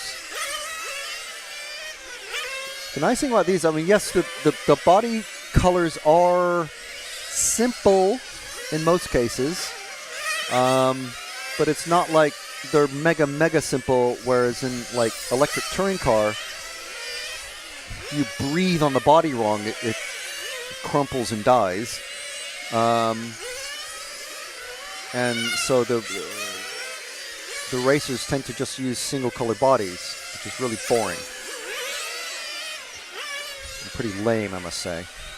Wow, these cars are really not working. I would say it looks like they're not making it easy on each other, but it is difficult to get around this track. These cars are not, they're not large scale, but they're not, they're not electric touring cars either. It's difficult to get around the track, especially at the far corner, the entrance to the main straight. Let's drop back a car. This yellow car is the number 4 of Michael Lee, who's at the moment leading this qualification heat. I think mostly because Boothman is having trouble getting around. Now, just from the merit of them doing their timed practice runs, whoever is car number 1, which is Matthew Cook, should be the fastest, but that doesn't mean that's how it always works out. Just drop back to, actually it is the car number 1 just behind the white car with the red bits on the edges and going down the middle is Matthew Cook. No, the car, that one, there we go. So coming through the hairpin section, that entrance to the main straight, the drivers find it very difficult. And especially if you're trying to put a pass on somebody, if that's where you're going to have to do it, I don't know. Especially if you're not all that familiar with the track. You see how quick they make it down the straight. And it is a banked corner as well. So it's not quite like, you know, NASCAR or sprint car racing or anything like that, where it's, you know, you take a high line or low line and there's a faster way. It's just, there's kind of one line around it. So it's quite difficult, actually. Something's gone off just before this entrance to the straight. Let's see who it is. The mechanic, or the marshal, is bringing the car back. So cars are finishing the runs. Matthew Cook going to be taking that one 16 laps, not 17. We did see a couple of 17-lap runs in the heats previous.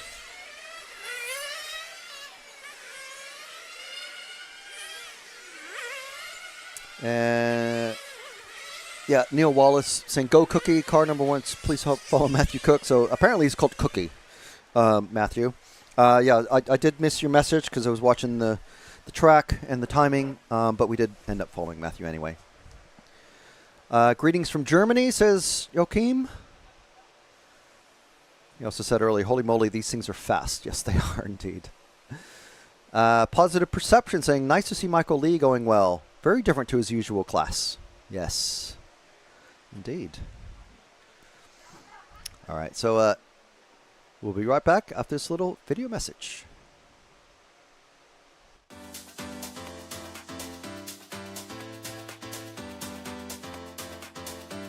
Makes an error. Marcus Carrup is through. No, it's a four-way battle. Evans on the inside! He's got him! I love RCTV News. There's RC in the background. We're here. Hi, everybody. This is mine. Okay, fantastic. Yeah. So we are here at ETS round number 3 of season 17. Davide Ongaro, associated European champion, and didn't he deserve it? Bruno Coelho is your champion. Today, mamma mia, super happy. It's like a real now. It's like a real.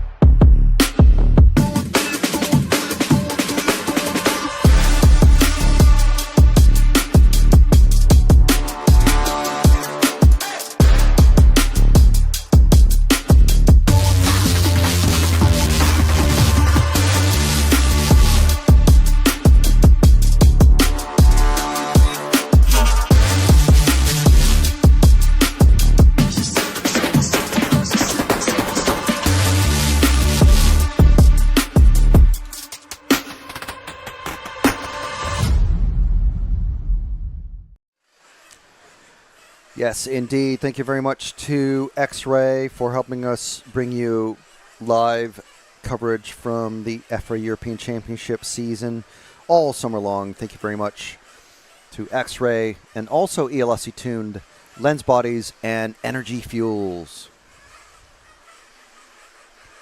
So the cars are released from the pits. See the red flag wave. So it's got 4 minutes of warm-up. And there's our runners and riders in this next group. So this is Heat 4. There's 5, 6, and then the fastest guys, 7 and 8, out on track after this one.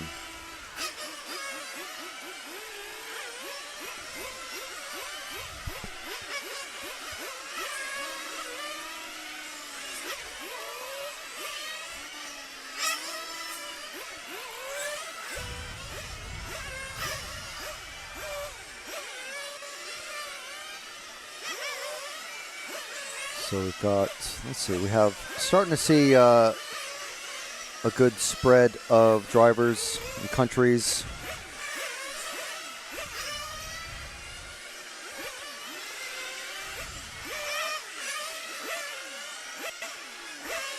Dutch racers here.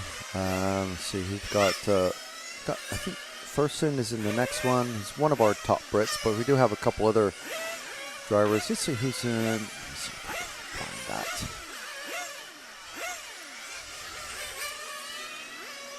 So top group of racers is going to be Carmine Raiola, Dario Balestre, Andrea Catanzani, Alex Thurston, Simon Kurzbuch, Maxime Ripoll, Tony Gruber, Mirko Salemi, Francesco Tironi, and Juan Antonio Hidalgo Garrido.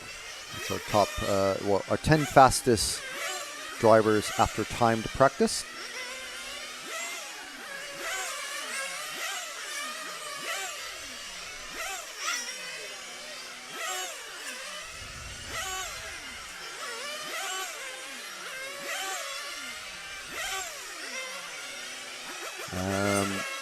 After these guys are up, and they still have a couple minutes left on their warm-up, after these guys have raced, we're going to see Teemu Leino, former top world-class electric touring car racer, Nicola Morone, Mr. Hot Race in Lens Bodies, Robin Hertong, Ricardo Hoffmeyer, Lamberto Calari, Tim Wood, Marco Vergerding, Alvaro Fernandez Calvo, and Lars Hopp in heat number 7. So that's in a couple groups after this one, sorry. But those are our top 2 groups of racers. So they're going to be coming out on track. Well, it's going to be a bit changed. It was going to be at 3:20, but it's a bit after. It's going to be a bit after that because we had about a 10 or 15 minute break. Like a little bit of a delay. So I'm going to, at the moment, I'm just going to say 3:40-ish for the top groups. That's groups 7 and 8. So, yep, time has started. We're 10 seconds into qualifying run heat number 4. So it's the first round of qualifying and the 4th group of racers in the Nitro category anyway that are out on track. So we're with the Australian themed car of number 2, I believe. Yes, number 2, Ollie King. We're now on the main straight. Actually, there's another very similar painted body behind,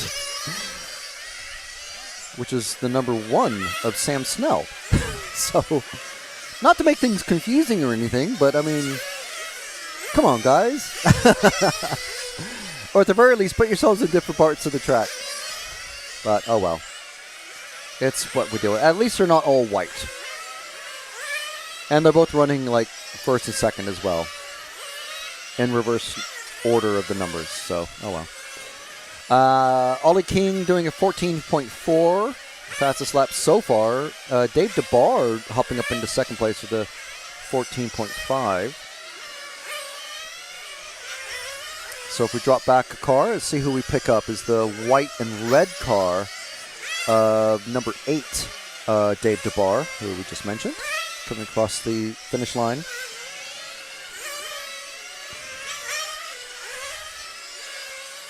Down into that banked corner. Very quick, these cars. And let me tell you, the electric cars are even faster than most of these Nitro cars because the torque is just instant. Dave coming up on the number 7 of Daniel Leonard. So Daniel's going to be getting some fast cars. Nice pass there. And I'm pretty sure that the referees, I mentioned this earlier, I'm pretty sure that the referee announcement like system, the speaker system, can only be heard on the driver's rostrum, which is fine by me, but it does make things a little bit confusing because if a driver suddenly pulls into the pits when we're not expecting them to pit or stops at the stop and go box, we can only assume it's because of a penalty. We can't hear that there have been called for a penalty because only the drivers can hear those announcements. So just so you guys are aware, during the finals, we're going to probably see a few of these mysterious pit stops and drive-thrus and things like that. So who is this? This is the car number 5 being called by the car number 4.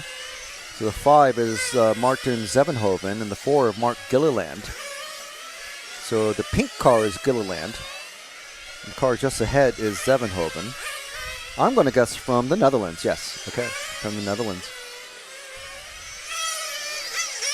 There's a pretty good group of Netherlandese, Dutch racers who are here. One who is notable for not being here is Jillis Grooskamp, who actually won the 2013 European Championships at this track. And I remember that because I was commentating on that race at the time as well. So next car have we followed this one? That's the car 3. Jules Kurguido from France. I'm just going to say Jules. Jules K, who's just finished just now as we watch them go across the line. So Ollie King taking that one. 17 laps for everybody in the top 6. So that's a sudden jump from no one getting 17 laps in that last run. Not sure why. To suddenly 6 drivers getting 17 laps. Daniel Leonard, the only one to miss out on double-digit laps, pulling off after 8 laps.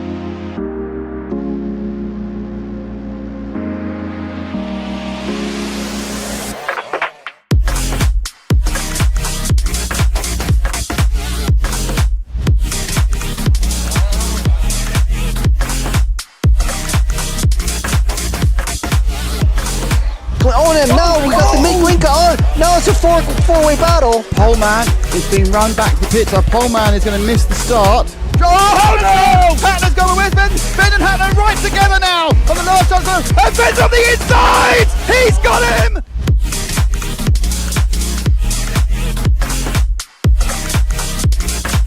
Fantastic display of driving from these 2 drivers who have pretty much carved up the touring car world between them this year. Kobovic made an error, so Kobovic makes an error. Marcus Karup is through.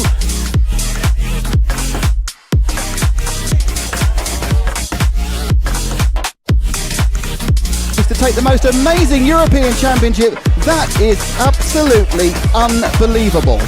Mark Reinhard takes the European Championship. Yeah, had to be a while, man. Waiting for a long time again. And crossing the finish line for the last time, Dario Balestre is our 2024 European champion. As always, another title. Dario Balestre got to stop and go on the penultimate lap. Still hang on to the lead there and take the win. The 4-wheel drive European champion for large scale, Van Helmen. And the winner, your European champion, is one Carlos Canas. Davide Ongaro, associated European champion, and didn't he deserve it? Bruno Coelho is your champion. Michael Walowski then comes across the line to win the European Championship.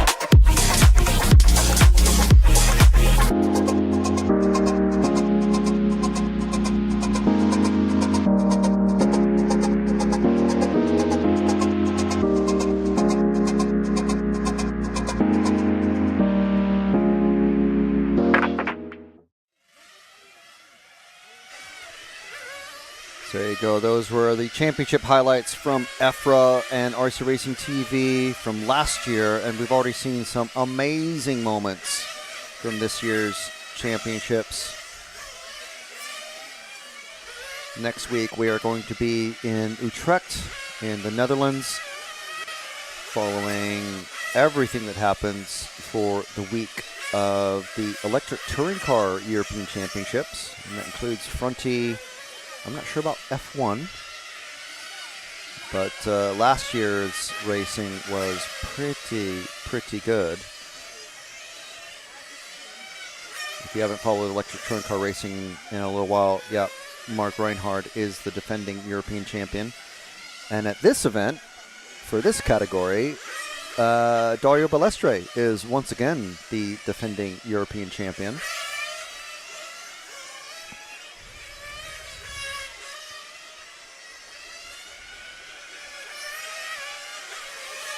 Ooh, that's cutting it tight, to say the least.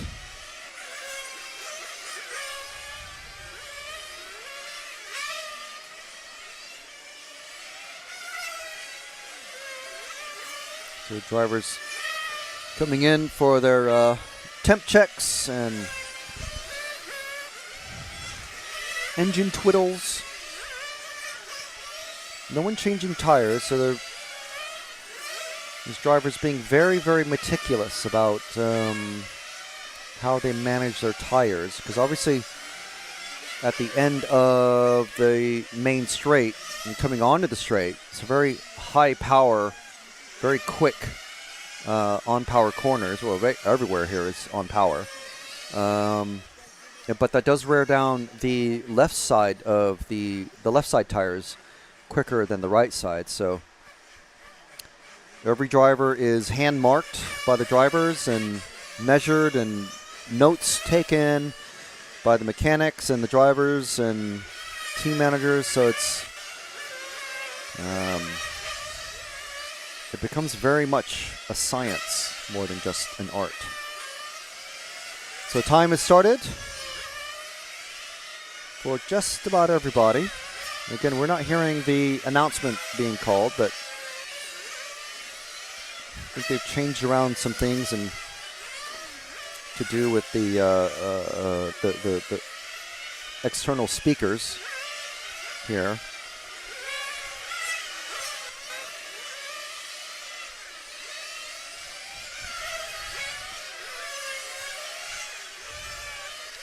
So we're with the car number 3 of Carl Dransfield. So we've been following Carl for many laps now, so we can drop back to a different car.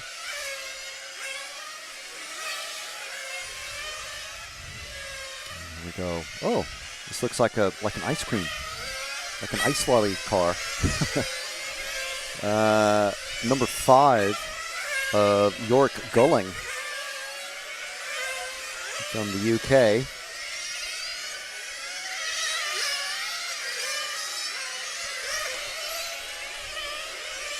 Looking pretty quick. Oh, a little mistake from somebody in front of him, but I don't think it was that number 5 we were following before. I think it was the number 1 of David Kroger, who you would think, again, by just the merits of the seeding practice, would be the faster ones of these groups, but traction and engine changes and all sorts of things happening.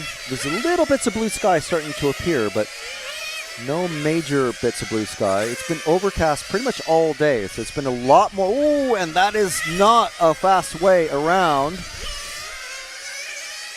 So luckily able to zip across the grass.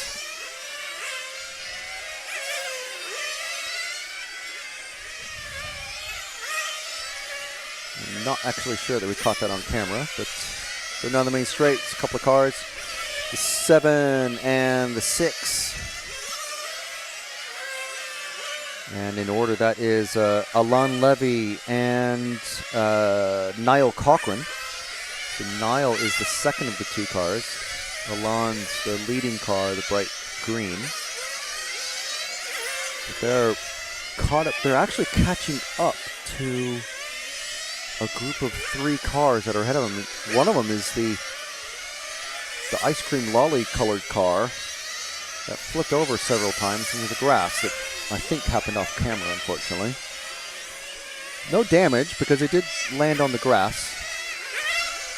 Have heard a couple of comments from racers about there not really being any barriers between the lanes of the track, so to speak. So if someone crashes right there, for example, they could potentially go onto an opposing, crash head-on into a car. So I have seen some tracks like Gubbio and whatnot that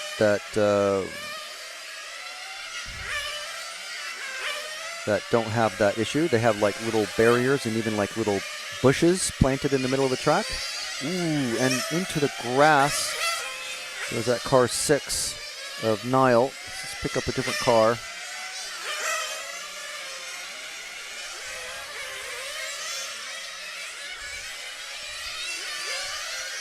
So I think we're with this is the 4 of John Carr. John running out of UK. And the first cars are starting to finish already. 4 minutes is a very, very short time. And unfortunately, we're happy to honor as many follow requests as we have time for. But as you can see, we do try to move around the cars as much as we can. And there's a finishing order.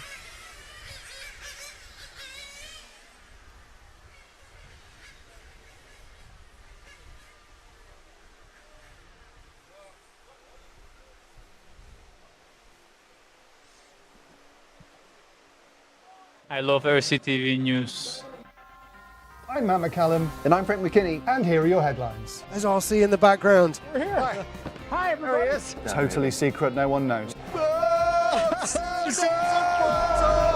You got any thoughts on it? No, we don't have a clue what you're talking about. That leads us nicely to the 12th Euros. And this week's hot topic. This is a hot topic. Okay, these are rookie numbers. Right where we're sitting now is where that crash happened. We did what you expect of us. We tried to stir up some drama. Another good one. Yeah.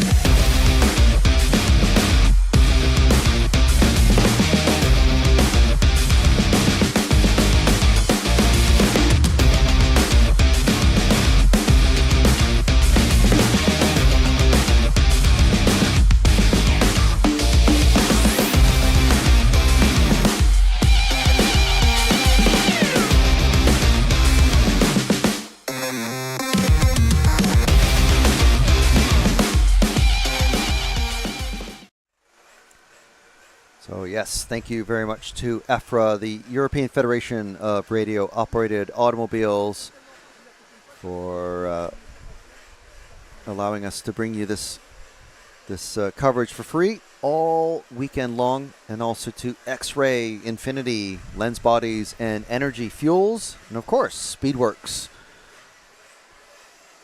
for providing the partnership with us to let us bring you this for free.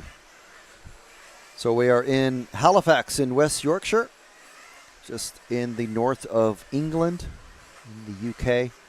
That's where this track is located, the Halifax track. And these drivers are already ready to get out there and get their warm-up started. 4 minutes of warm-up and then 4 minutes of qualifying.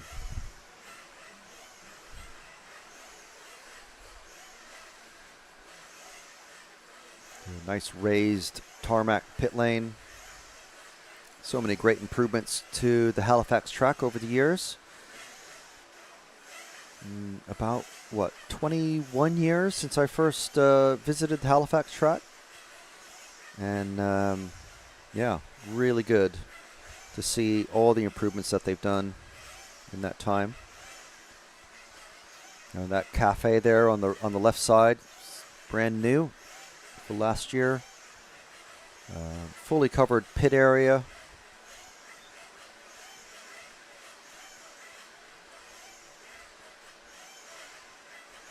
And of course, new tarmac laid in the times, improved fencing, all sorts of stuff. So, been really good to see all the improvements happen over the decades.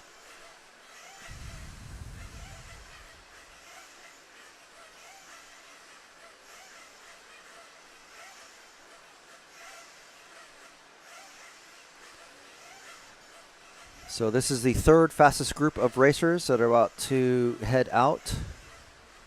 Got Rick V from the Netherlands, Thilo Baldus, Gerald Collinet, Jere Saarinen, Thilo Diekman, Fabian Berenger, Nico Saarinen, Thomas Atard, and Andrew Hastings. There you go. A couple of Finnish racers. And don't worry, I do not use the phrase flying Finn.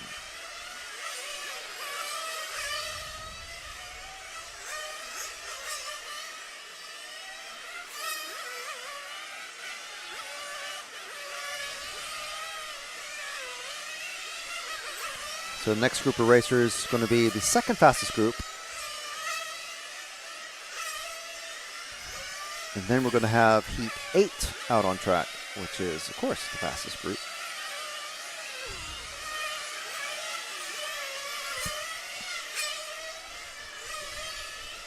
Now we've got MKJ RC in the live chat saying, "Go, go, Saarinen brothers." Yeah, talked to them yesterday during the live the opening ceremony. Check that out on RC Racing TV YouTube or the EFRA Facebook page. And yeah, it's interesting. They seem to, from what I could gather, reading between the lines, they seem to take turns of who's fastest and who's slowest on the day and in what particular class. And here they are. They're not even able to marshal or pit for each other because they're both in the same qualifying heat, which means, I mean, hopefully they've got it all sorted out because, yeah, it's, 5 heats. Basically, today, 2 qualifying heats, 3 more qualifying heats tomorrow, and they probably won't have any a final to run tomorrow, because only the lowest finals run tomorrow. But yeah, it's all part of Nitro racing, where you have to figure out who's gonna pit for who. Part of the fun of the game. So we're about 40 seconds from starting the Heat 6 here.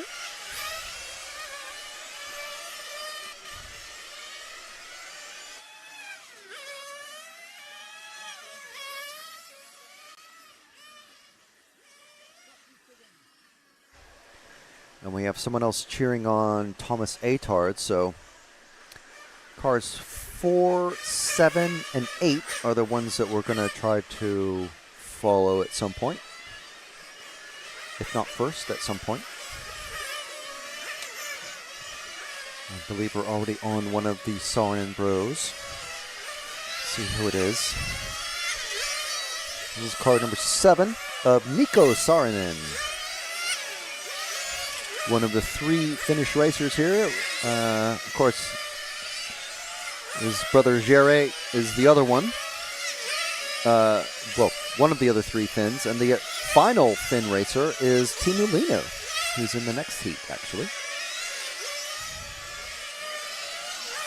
So this is Nico Saarinen in that white and green car. Ooh, did he have a little bit of a mistake there coming off of the main straight? Wow, a little bit tail happy there, so I'm not sure what is happening there. Let's see if we can find Jere Saarinen, who's in the car 4. Wow, okay, getting past. So not having a good qualifying run, but the car 4 is...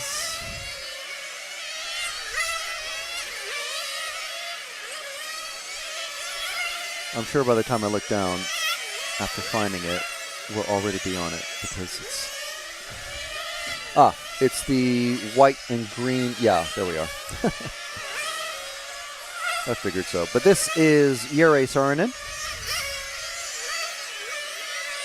I think that's how we pronounce it. I don't know. Oh, and he's already up on his brother. So these two, this is brother about to catch and pass brother. So the white and green car of Nico not having a fantastic run. So letting his brother Jere by. And he even got onto the grass there a bit because he was kind of off,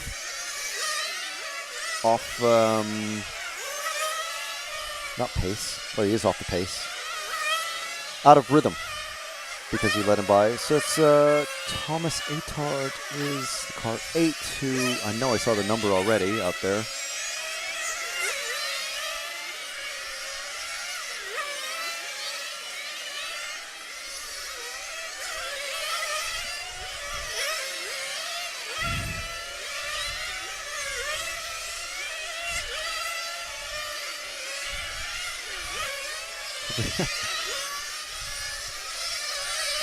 It's the bright yellow car about to go onto the main straight. Well, the first of the bright yellow cars on the main straight now. There we are. It's always a race to find the car.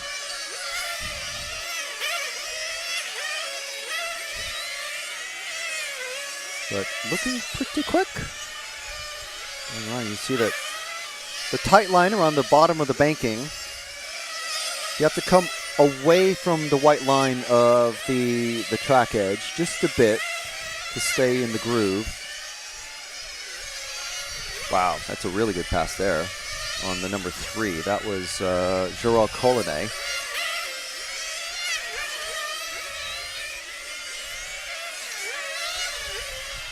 So if we drop back 2 cars to the other yellow car, wow, actually, he's right behind Thomas. So the 2 yellow cars, I mean, this is basically neck and neck in 1/8 Nitro racing. This is almost as close as you get, but we're going to be seeing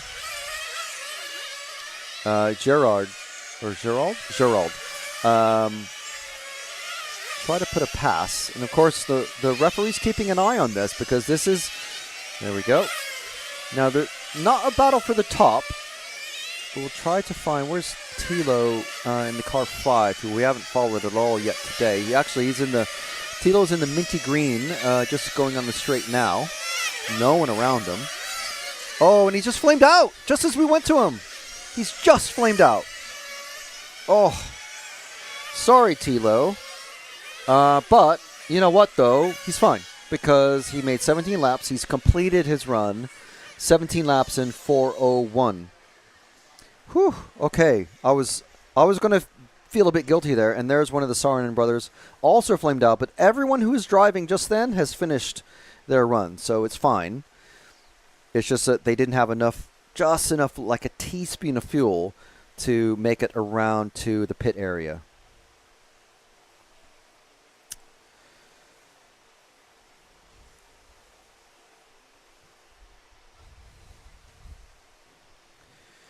And David in the chat is saying, Allez Thomas Atard, meaning go fast, basically, in French. Car 8 French Elite Champion. Okay, well, thank you very much for that info. If anybody has info on someone who's racing on the track, definitely feel free to let us know. It's all good info. And Ruda Bittencourt saying, hello from Brazil. Wow. Hope everyone is in good health, watching our amazing hobby and sport.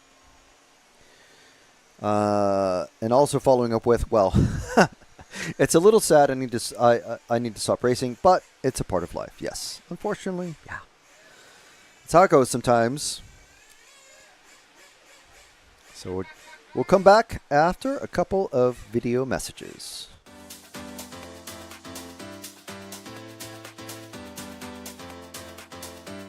Makes an error. Marcus Currup is through. Now it's a four-way battle. And Finn's on the inside! He's got him! I love RCTV News. There's RC in the background. Hi, everybody. This is mine. Okay, fantastic. Yeah. So we are here at ETS round number 3 of season 17. Davide Ongaro, associated European champion, and didn't he deserve it? Bruno Coelho is your champion. Today, mamma mia, super happy. It's like a real now. It's like a real.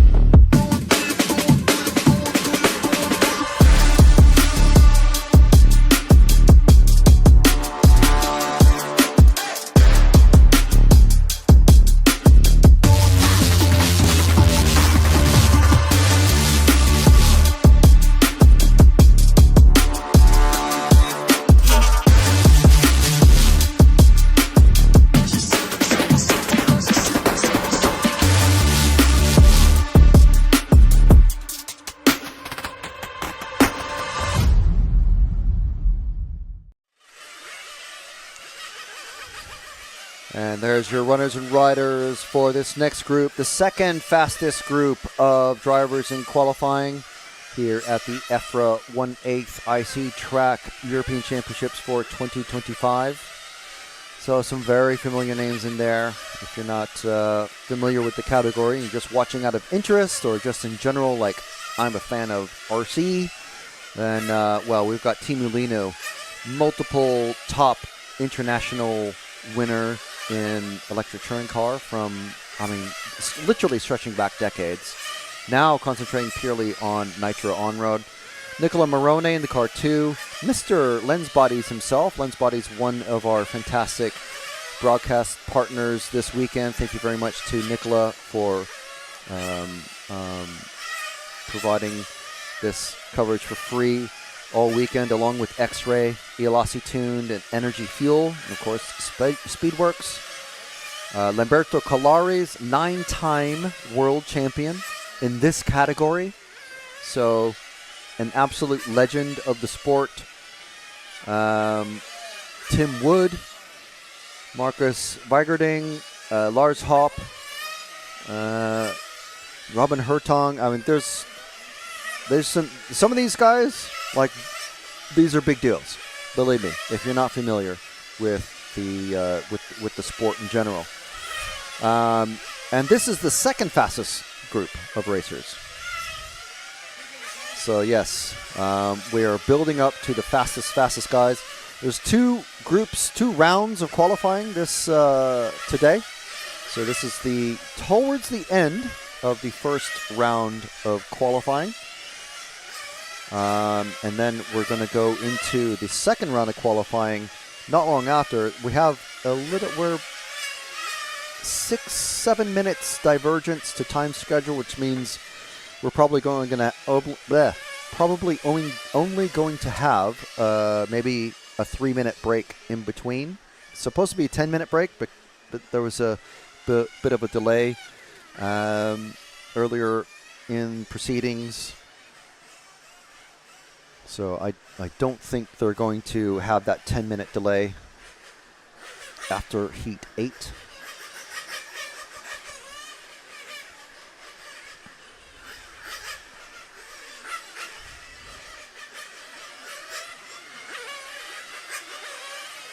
So yeah, we're running about half an hour behind from this morning's original schedule. So time has started for the qualifiers. So let's find out who we are with. I think it's the car 6 followed by the 8. It's Tim Wood and Fernandez. We will work our way to Team Mulino and Nicola Morone and Collari. I think Morone, I know, is running an all-white. Lamberto is running the pale blue car, so they're easy to spot at least.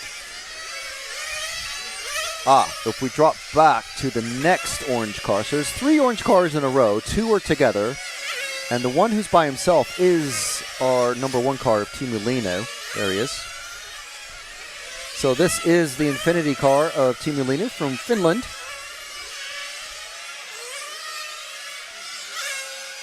Looking very, very quick. Now, it was Teemu who was telling me that that entrance onto the main straight is probably the hardest part of the track, because to the drivers, it's just a narrow, narrow piece of track. And there's an upside-down car into the hairpins, but it has been recovered. So it's all okay. So Teemu catching the other 2 orange cars, slowly but surely. Meanwhile, we'll let him catch up, but the number 2 cars, the next car, white car underneath this, Kieran, is Nicola Morone, Mr. Nick Brown himself, Mr. Lens Bodies and Hot Race. Hot Race is the official tire supplier for the Nitro category of racers this weekend, and there's literally boxes and boxes of tires behind me. Because it's all part of the organization. So Hot Race, the official tire supplier of the not handout tire, because it's not free, not by any means. This is racing, people. Yeah, so Nicola Morone organizing the tire handout procedure and racing himself, and here he is in the second fastest group of racing. Into that banked corner at the end of the straight, into the keyhole, through the chicane and across the timing loop. And now who's the other one? Kalari. Kalari is the blue car, the only blue car out there, about to come underneath us. He's been running this blue scheme for a little while now. It's mostly blue with like flashes of black and white, and then obviously the sponsor stickers. He's running an Infinity. Kalari about to get passed, actually, by the number 6 of Tim Wood, who's trading the top spot with Morone and Leino. But Kalari, as I said, a 9-time world champion in this category.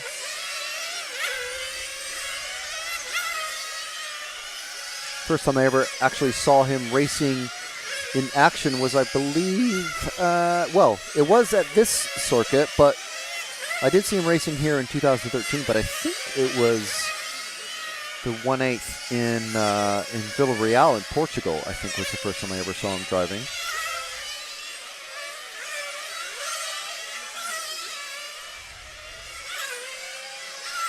So Leino leading proceedings. Morone, Lars Hopp, who we haven't followed, in car 9. Let's see if we can pick him up.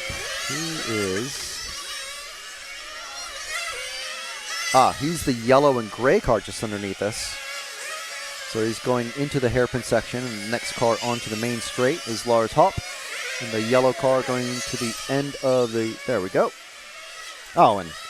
Well, he's just about to cross the finish line to finish his run. And someone's just flamed out. That was Teemu, who's just flamed out, attempting to go into the pits, actually. So Teemu and Wood missing out on 18 laps. Okay, so here's our first victims of flameouts. Lars Hopp, the only driver to make 18 laps. Teemu Leino and Tim Wood were on pace to do 18 laps, but flamed out halfway, well, most of the way through the last lap. They would have made 18 laps and possibly beaten. Let me chat or write them down.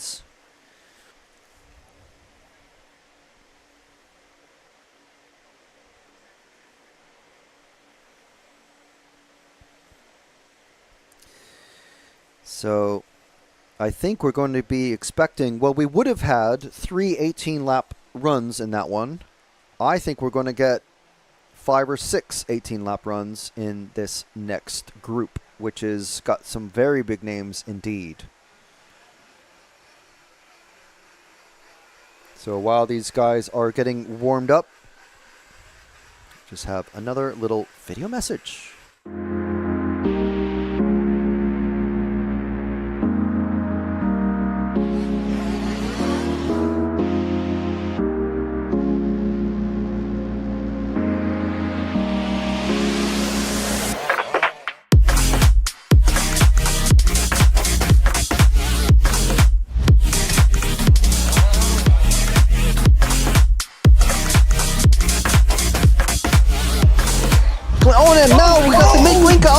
Now it's a four-way battle. Pole man is being run back to the pits. Our pole man is going to miss the start. Oh no! Hatler's going with Finn. Finn and Hatler right together now on the last shot. And Finn's on the inside! He's got him!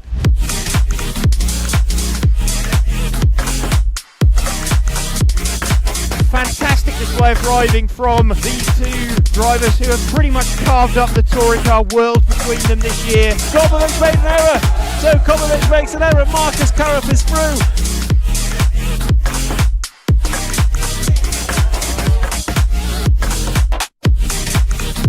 To take the most amazing European Championship, that is absolutely unbelievable. Mark Reinhard takes the European Championship. Yeah, had to be a while, man. Waiting for a long time again. And crossing the finish line for the last time, Dario Balestre is our 2024 European champion. As always, another title. Dario Balestre got to stop and go in the penultimate lap. Still hang on to the lead there and take the win. The four-wheel drive European champion for large scale, Van Helmen. The winner, your European champion, is Juan Carlos Canas. David Ongaro, associated European champion, and didn't he deserve it? Bruno Coelho is your champion. Michael Walowski then comes across the line to win the European Championship.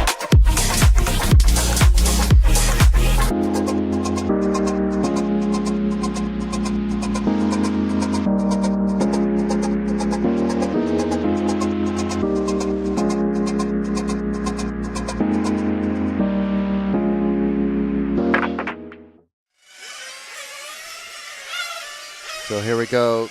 This is just warm-up. It's not qualifying yet. Not qualifying just yet, but we're nearly there. First round of qualifying nearly finished. This is our fastest group of racers here on track at the Halifax track in West Yorkshire in the north of England. So you're watching the EFRA 1/8 IC track European Championships for 2025. My name is Frank McKinney, and I'm with RC Racing TV. We are the EFRA official media partner. We've got Kieran on the camera. We've got Cam Felton out taking photos and videos for us. And we have got the fastest drivers in not just Europe, but I mean, arguably the world here. We've got Carmina Raiola, Dario Balestre, Andrea Catanzani, Alex Thurston, Simon Kurzbuch, Maxime Ripoll, Tony Gruber, Mirko Salemi, Francesco Taroni, and Juan Antonio Hidalgo Garrido out on track right now. So they are warming up their engines, making sure everything is absolutely perfect for this first round of qualifying. And we're going to be talking, hopefully, to one of them right after they marshal.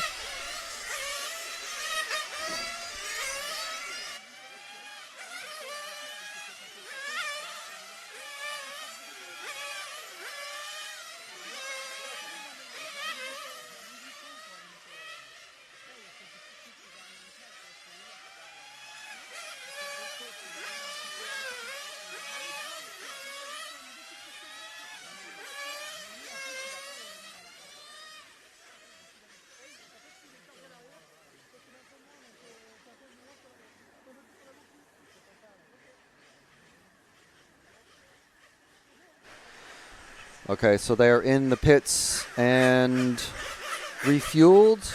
A quick check of things. Got about 5 seconds to go before the clock is starting.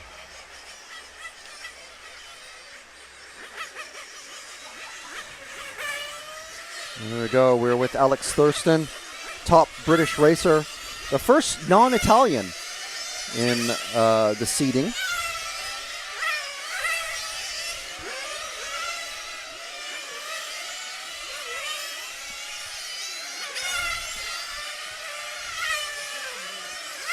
So we'll follow Alex for a couple laps and then move on.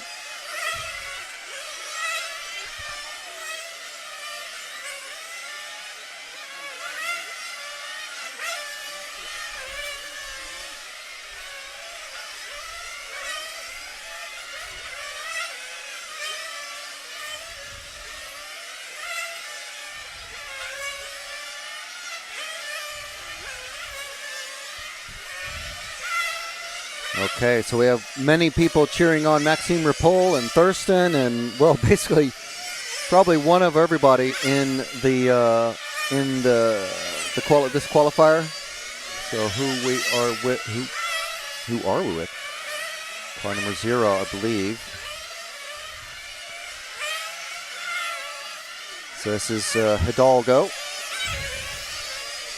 drop back to the orange car, Balestre, in the number 2, just behind. It's defending European champion Dario Balestre. And I believe defending world champion.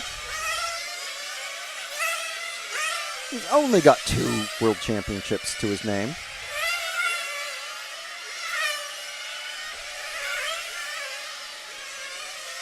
They're rapidly catching Hidalgo. So if we drop back another car to Simon Kurzbuch, actually prefers Simon Kurzbuch, the Swiss racer.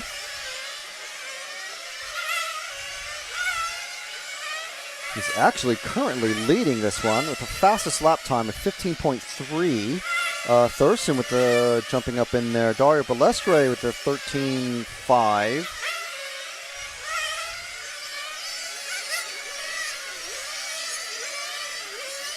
And if we drop back 2 cars to the minty green of Carmina Raiola, our number 1 seeded racer after timed practice this morning. Of course, that's this morning. Now we've got bright sun on the track, and we've got clearing skies now, so it's completely different. Even from half an hour ago, it's a completely different weather situation. We've got sharp shadows on the track, bright sun in the sky, and a lot less humidity, so it's very, very different.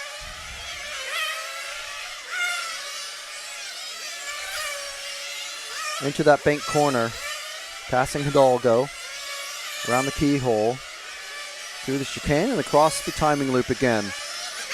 Let's see, who's this? We drop back 2 cars to the white and red.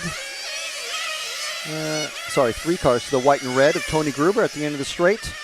There's Tony Gruber coming around the keyhole. And just underneath us now, there's our German top racer. I'm not sure how he's doing in the German Nationals. I imagine he's winning, but I don't want to assume. But yes, a regular top finisher. And I believe 3rd last year. First, and really giving these guys a workout. Because I'm sure he will have been here many times in the recent past just to make sure he's got things sorted out. Kurzbuch, Raiola, Thurston, Balestre, Catanzani in the, I think, all yellow number 3. Yeah, Catanzani is just coming underneath us now in the bright yellow. So he's, 1 car ahead of Tony. There's Catanzani, the young serpent racer, top serpent racer. Tironi, okay, everyone is finished now. So, Simon Kurzbuch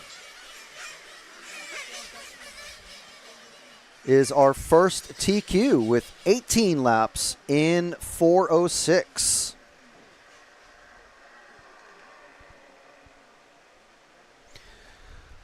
And that's 4:06.830 with the best lap of 13.5. Fastest lap came from Carmina Raiola with the 13.466.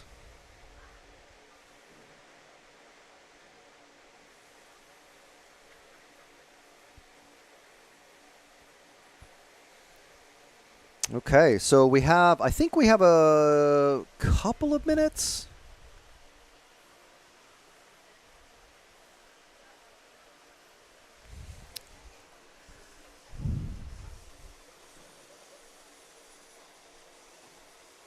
As usual, we're kind of the last to know what the deal is with the time situation.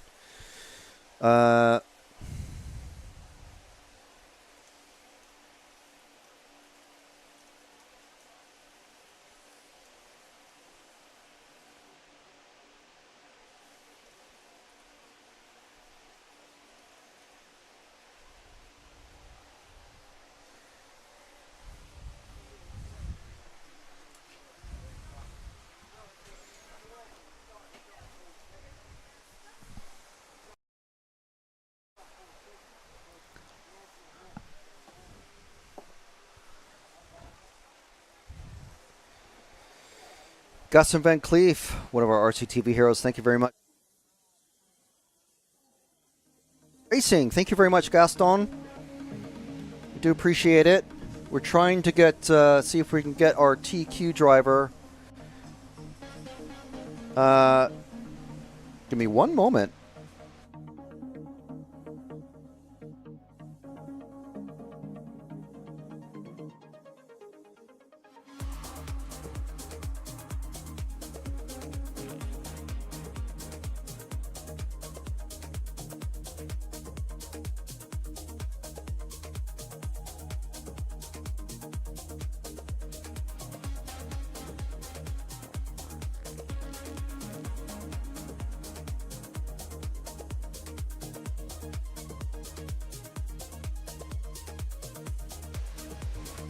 Okay, so I can report with great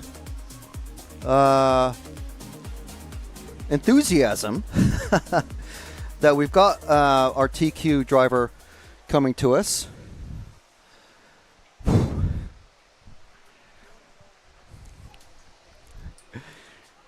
you go. Just pop that on, and wow, you're okay. You're taller than I thought, so we might miss you a little bit, but we'll work on it.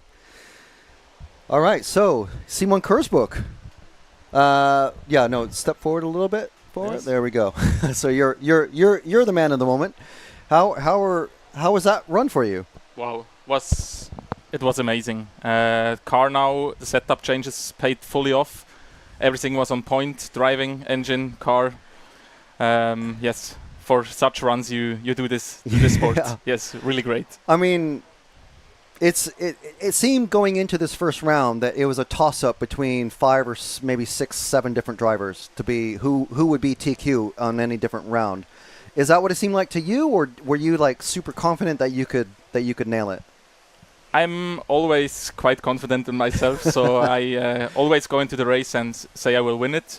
But I already knew yesterday it's really depending on the setup. If you get the setup right for the condition, so.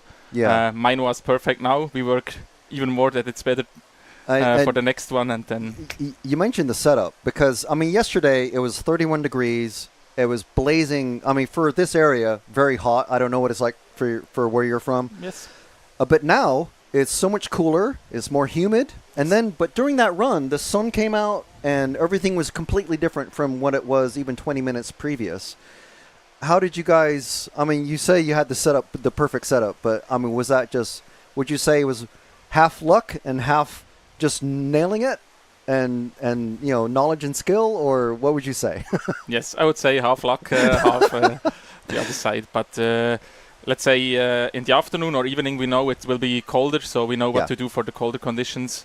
And yes, that's what we will do, and hope for the best. It was wow! It was a really good run, and it was so close. And I mean, do you think you're going to be able to do it again in Q2, or? Yes, we will try to do it. The engine is there to do it, the car as well. So we need to drive it, and then we will see. We love it. We love the confidence. All right, fantastic. Well, I think we have still just a tiny bit of a break, but we'll let you go off and debrief with your... is that your father? Yes, my father, and Alex is almost a second brother for me. Yes. So okay, well, now I know your mechanics' pit names. Yes. Well, fantastic. All right, great. Congratulations, Simon, and get out there and do it again. Thank you. Let's go. Perfect. Oh, good stuff. Thank you very much, Simon.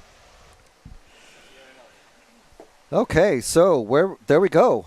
Round 1 of qualifying over, and yeah, as BJ mentions in the chat, Balestri down in 8th in Q1, but I think it's only 2 to count. If I have to look that up, but we'll see how that works out. Now I do believe we have a little bit of a break.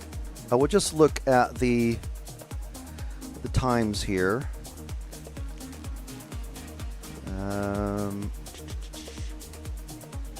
And I know this is fantastic television, isn't it? Just waiting for me to look at the times. But because there was definitely scheduled a 10-minute break or so after Q1.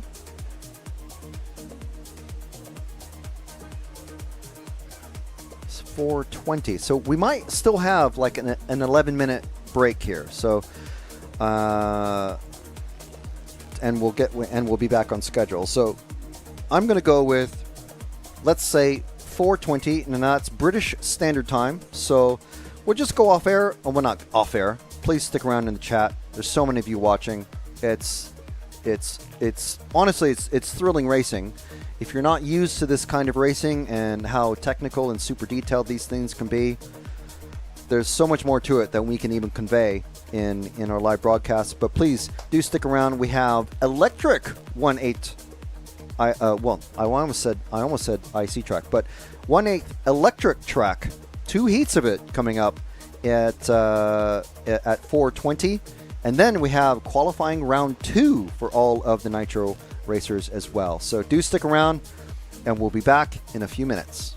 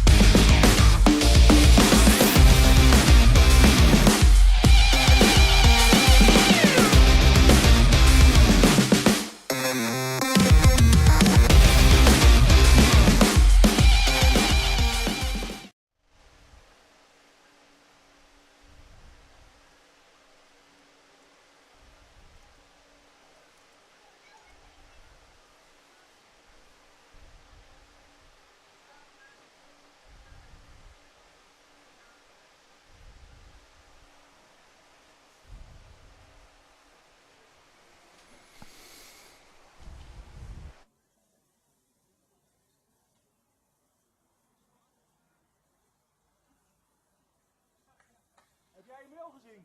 Hé, jij moet even je mail zien. Daar moet ik te lachen. Ik heb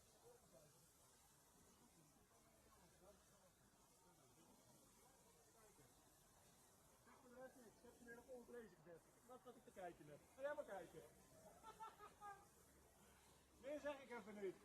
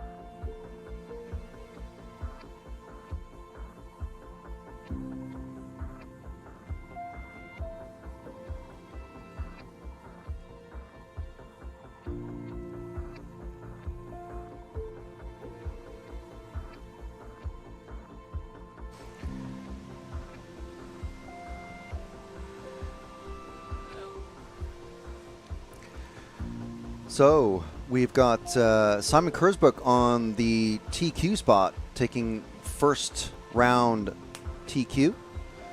3 rounds to count. We've confirmed it. Thank you very much to RCTV guys, to the other guys, to helping us just make sure that it is 3 rounds to count. So 2 dropouts.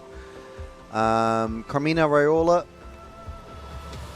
coming in second, Andrea Catanzani third, Tony Gruber in fourth, Alex Thurston in fifth, Francesco Tironi sixth, Maxime Ripoll seventh, Dario Balestre in eighth, Lars Hopp in ninth, and Timu Linu in 10th. Now the other drivers that could potentially pop up into there: Tim Wood in 11th, Alvaro Fernandez Calvo in 12th, Rick V in 13th, and 14th, Tilo Baldas, and 15th, Lamberto Calari. Of course, I think we can expect Dario Balestre, who finished 8th in that qualifying run. There we go. There's our current qualifying order. Of course, after 1 run only, you can see there, so 3 to count. We're about to go into qualifying round 2. And I think, of course, I was the only one in the room with Simon when I was talking to him. But let me tell you, the confidence exuded by Simon, wow, is literally, it's palpable. You can feel it, you can sense it. I think, though, we're going to see a big challenge come from, obviously we're going to see a big challenge come from Dario Balestre and Carmine Raiola. But, what they're going to come up with is, I'm sure it'll be fantastic, because the team behind Dario, even, he's got Team Massimo, Mr. Massimo of Max Power, and Massimo, his mechanic. The years of skill and teamwork behind Dario is immense. So I know we're going to see a much better result out of him in qualifying round 2. Raiola finishing second. It's not first, but it's not terrible. Any other driver in the world would say that's a fantastic result. But not Carmine and not Balestre, I bet. So it is going to be a very fascinating round 2, I believe. The sun has, at the moment, it's behind some clouds, but we're going to see, basically, we've gone from overcast to partly sunny, partly cloudy, whatever you want to call it. As you can see there's, from the pit lane camera, soft shadows, shall we say, diffused shadows. So there's not direct sun on the track at the moment, but it is going in and out of the clouds. So the track is heating up, the humidity is going away, the setup changes are coming. And we've got basically electric cars. The silence will continue.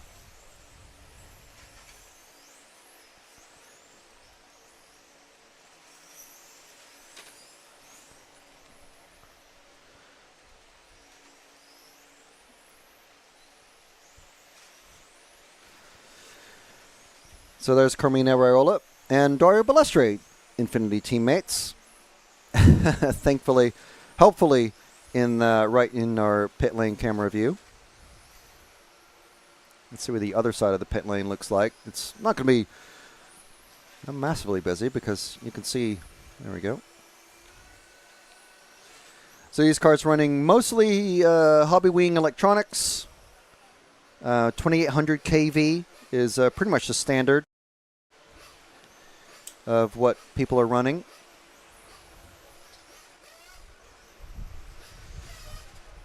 And they're getting lined up and ready for the second round of qualifying. I'm not sure I'd want to be on the dirty side where that number 7 is. That's very dirty there. Look at the lines in the dust. So it's not a great place to start. Maybe circle it around or something.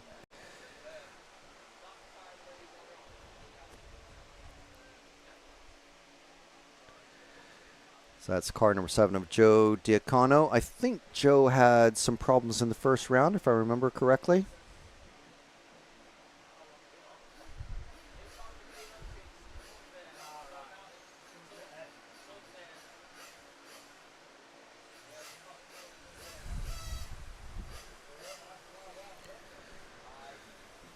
So I'm not sure if we're going to have warm-up. Okay, so Joe, well, he goes from one side of the dirty grid to the other side of the dirty grid. Oh, we have a very late comer coming.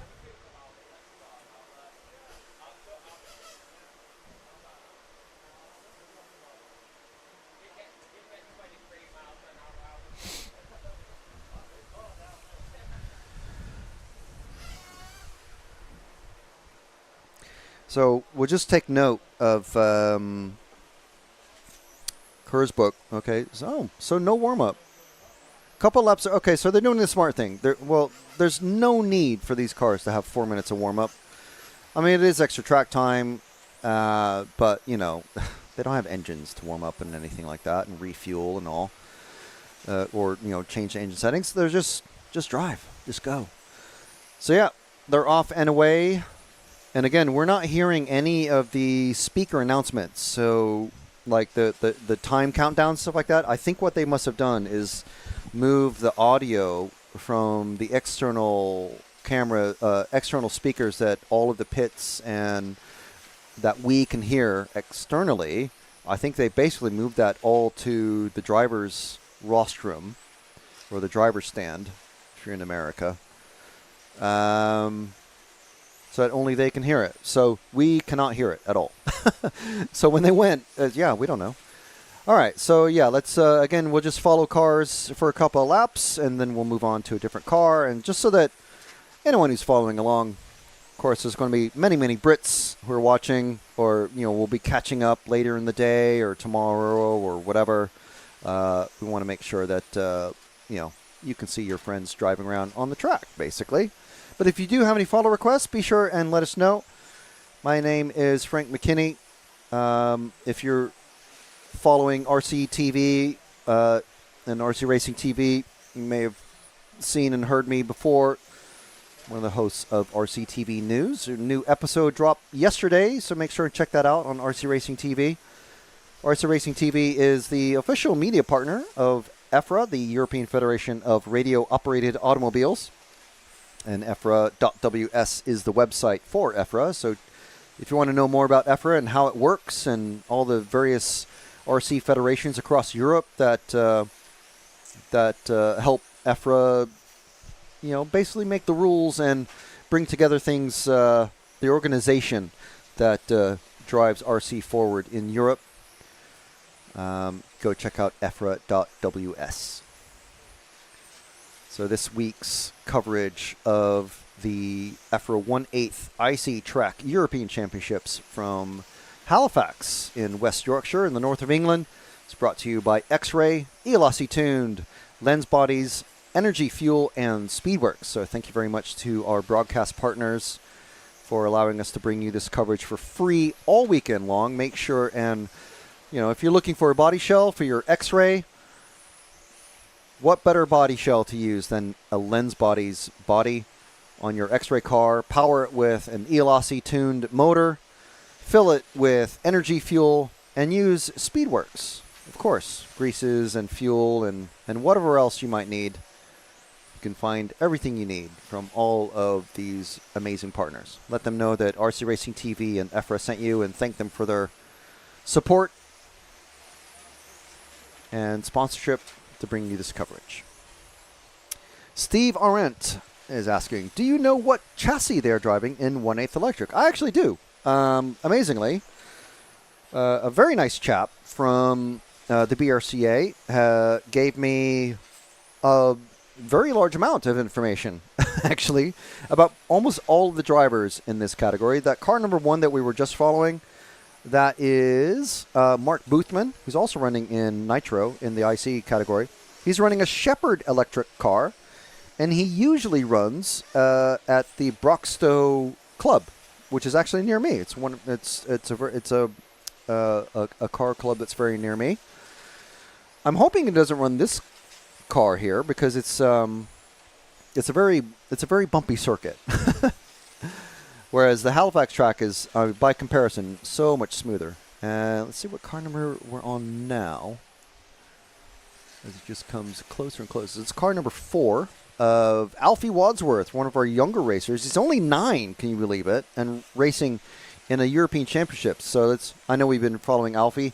Let's stick with Alfie for at least while we're talking to him. Of course, he's from the UK. He's from Huddersfield, so he's not far away. So he'll be familiar with this track.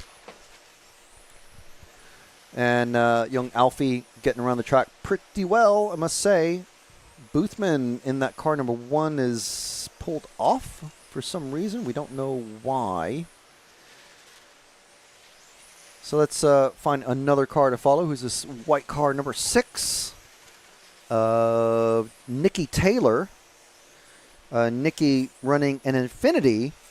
So Infinity, as I understand it, does not have an official electric 1.8 chassis, but there are people who have conversions or homemade versions and stuff like that. So Nikki running an Infinity electric car from the Southport Club, and also runs in the Iconic F1 series. Iconic is like a vintage touring car and also buggy series that runs across the UK during the summers. It's gotten very, very big, and I found to my detriment that it's very hard to get an entry into it unless you sign up months ahead of time. Wendy Hook saying, thank you so much for the TV coverage. Well, thank you very much for joining us, Wendy, and for cheering on Craig. Especially for the family that can't be there. Really appreciate it. Thank you again, Wendy. Very welcome to join us in the chat and ask us to follow. Just remind us when Craig's on track, and I'm sure he's up in the next group. Yes, he is in car 2. So we'll make sure and follow Craig. Chris Hardesty, thank you very much, Chris, for joining us. Mr. Electric Category Vice Chairman, I think. The electric are mostly Serpent. Yes, that's true. There are mostly Serpent cars. There's a handful of Infinity cars. There's an ARC chassis. A little surprised there's not many X-Rays seeming to be running, but who knows? I happen to be proven wrong. But look, I mean, just there's 3 Serpent chassis that we can see already. Shirts, I should say. Monstab Musik saying hello and good evening. Well, hello and good evening to yourself. We're approaching the evening, but we're still, for us here at least, we haven't had to change the times on our watches or phones or anything like that, or the laptops. So it's all still just, for us anyway, or RCTV, the normal time because we're just a couple hours north of where we live, basically. So we have Mr. Serpent, Mark Green, in this one. Mark did I think it was a 13.9 fastest lap in the first round of qualifying. I'm not sure what's the qualifying time. I mean, very easy to say that Mark set the TQ time. Let's see here.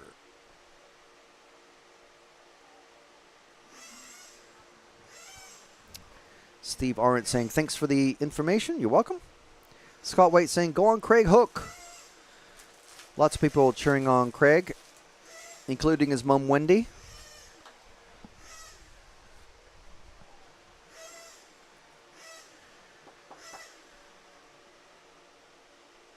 I have to go into a different page entirely to bring up the electric.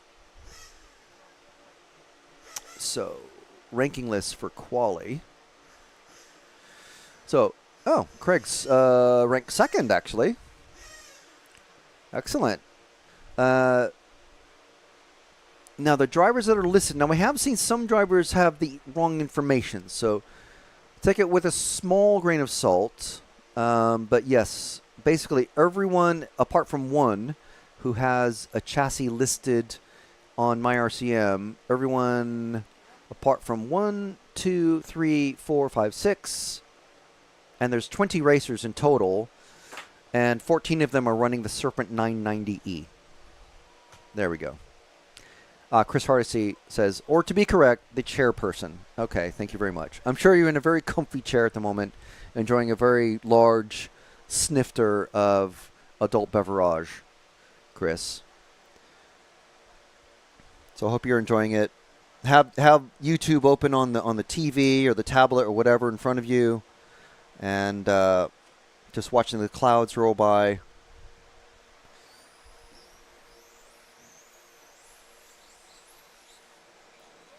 And here we go for a couple of warm-up laps. So there's our runners and riders in Q2, Heat 2. So Heats 1 and 2. Actually, no, it changes once we go to the Nitro. It goes back to Heat 1. So they get basically, I mean, a couple of minutes. There's no, like, tire warming really needed. There's no engine tuning needed. So basically, it's just a formation lap.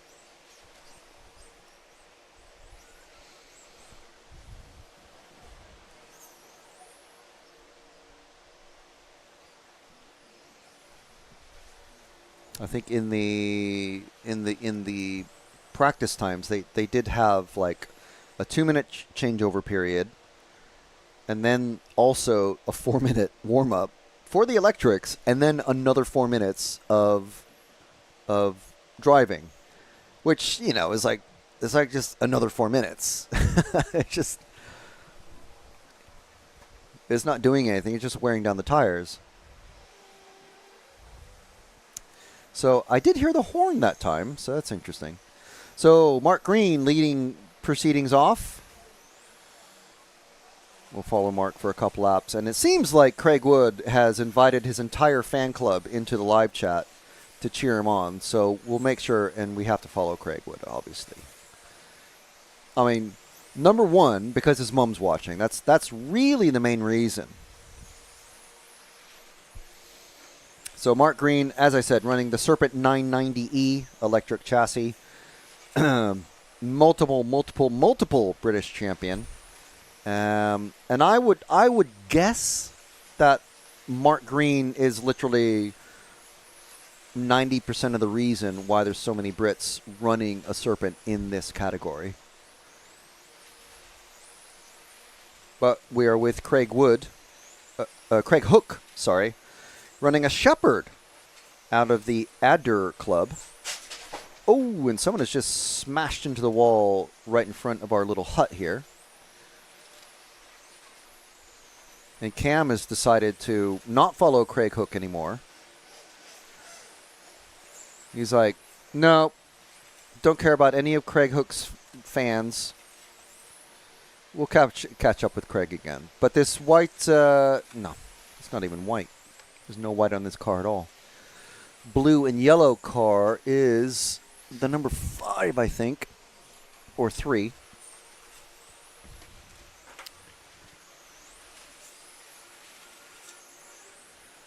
Of Craig Nutting. So 2 Craigs. Chris saying, no adult beverage, but now you've mentioned it.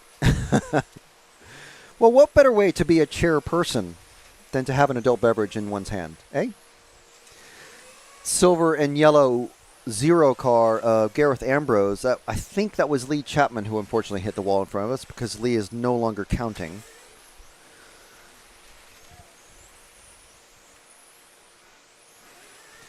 My favorite thing about this category is that how nice and quiet they are. I don't even have to have my ear protection in. That's the second line of my RCTV catchphrase is stay hydrated and wear your ear protection. So 2.5 minutes remaining, and we're with the gold car. So we see this gold car again, not this car, but another car painted gold later in proceedings. This is Arie Manton from the Netherlands.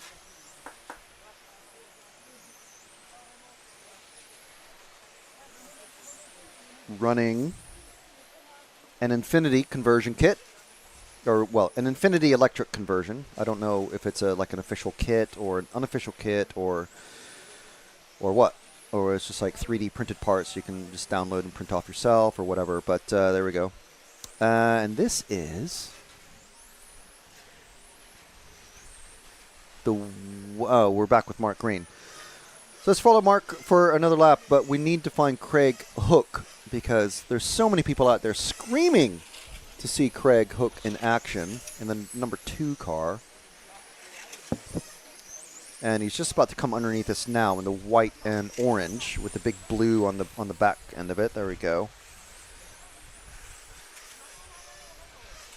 So Mark Green's leading things off. Glenn Beal at the moment in second. Craig Hook running third, on pace to do 21 laps in 5:03. Now, I was starting to say, well, 21 is a lot more than 18, but there is an extra minute of racing for the electric category. They have 5-minute qualifying runs, where the Nitro cars have 4.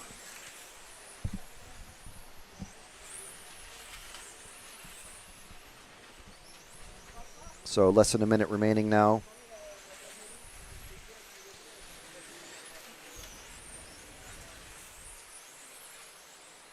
And we hope the Craig Hook fan club is getting their fill of Craig.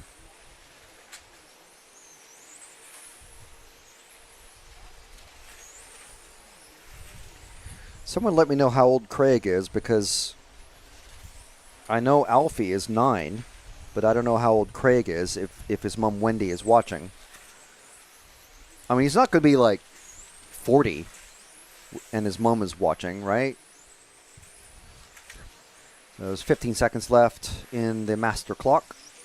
Is there anyone who we haven't followed? Well, I mean, they're kind of finishing off, but car number 9 of Freak Van Delft is just the orange car just underneath us. The number 9, bright orange. Well, it's the only, pretty much all orange car. First time we followed Van Delft, so I just want to make sure that we spread the love and make sure that we follow as many people as we can, even if it's only for the very last lap. So Mark Green getting 22 laps, doing a 13.8 that time round. I'm going to get my hearing protection in because the Nitro cars are about to start up.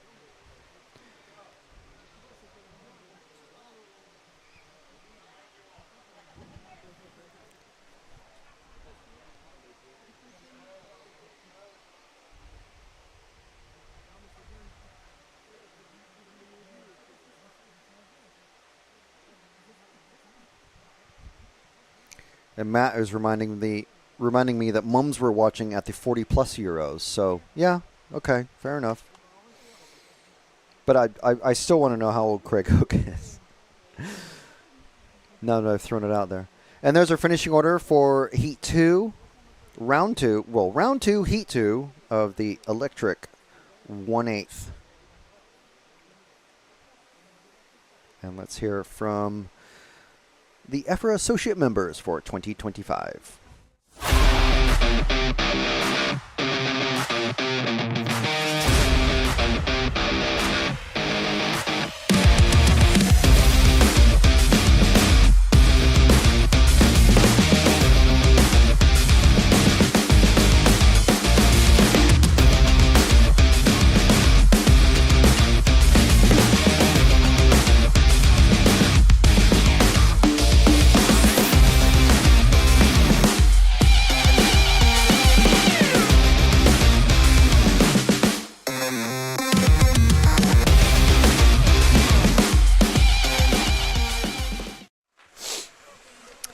Okay, so we do have an answer to how old is Craig Hook. Apparently, we're told, the world is told, that he is 35.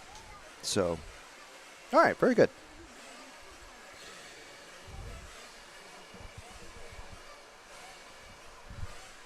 And as you can tell from, well, I'm sure you can hear the noise. And you can see the smoke. Nitro cars are revving up and getting warmed up. Ready for Q2 Heat 1 of Nitro proceedings. And again, it looks like we're missing Mughal.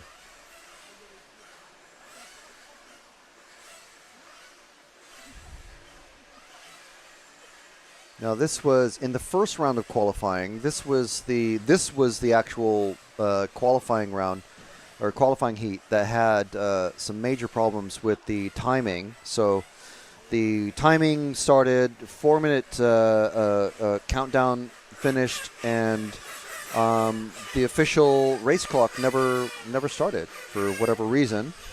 So Mughal had a ton of time to get ready. Extra time. I think it was about 10 minutes before they got things sorted out and back to where we are. And yeah, so there's our runnings and riders. Runnings and riders? Runners and riders.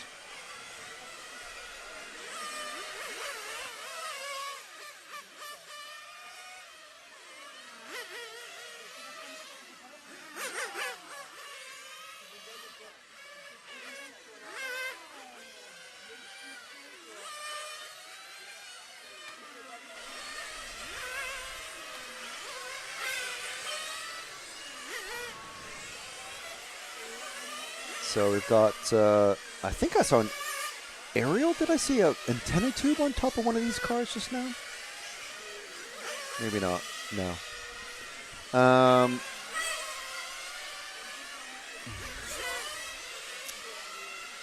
Yeah, so a 4-minute warm-up for drivers. And it looks like Mughal has checked in. You see the one next to the name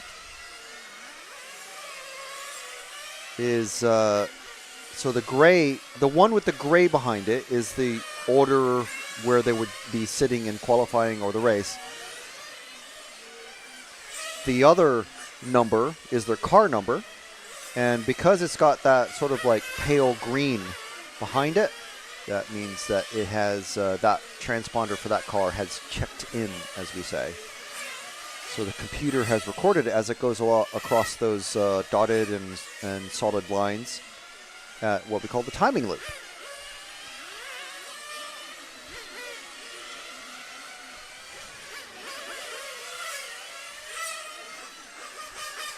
So I think we're looking at, if you guys have to step away for whatever reason, we're looking at, I think that's a bit wrong now.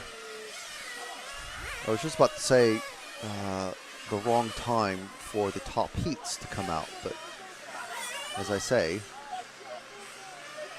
it's wrong. Trying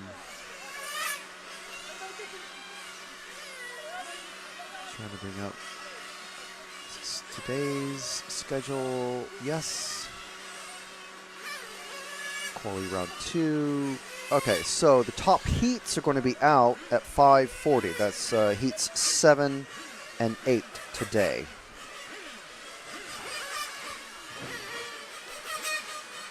Tomorrow, assuming everything is all good and we don't have any delays or whatever, we're going to have a 9 a.m. start tomorrow for qualifying round 3. And that makes the top heats, which is heats 7 and 8 of Nitro. They will be out at 10:20. 12:10 for qualifying round 4, and for qualifying round 5 at 2 o'clock. And then we will have at 2:20 a lunch for 1 hour, just so everyone is aware. And then we can start with the lower finals. But meanwhile, we've got qualifying round 2, heat 1 of the IC side of things. And the clock has been running for about half a minute now. And we're on the car number 5. Car number 5 of Jake Sheldon. Doing pretty good. And it's good to see Idol Mughal out on track. It's mostly Brits out on track out of the 9. However, there are 3 Dutch racers of Luke Lowershin, who's running 7th at the minute. Is that right? No, I might need to refresh this.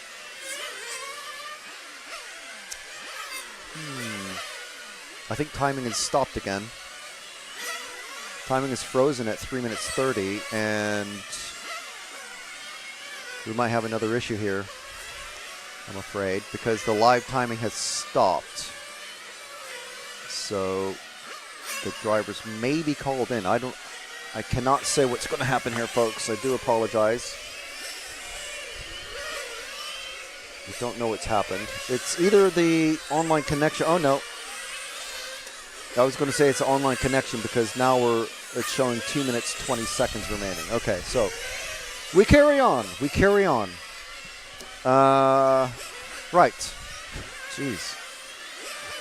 Does the track have lights? No, it does not. Well, it has one gigantic light up in the sky, but that's about it. But we finish racing by 6 p.m. anyway, so it's all good.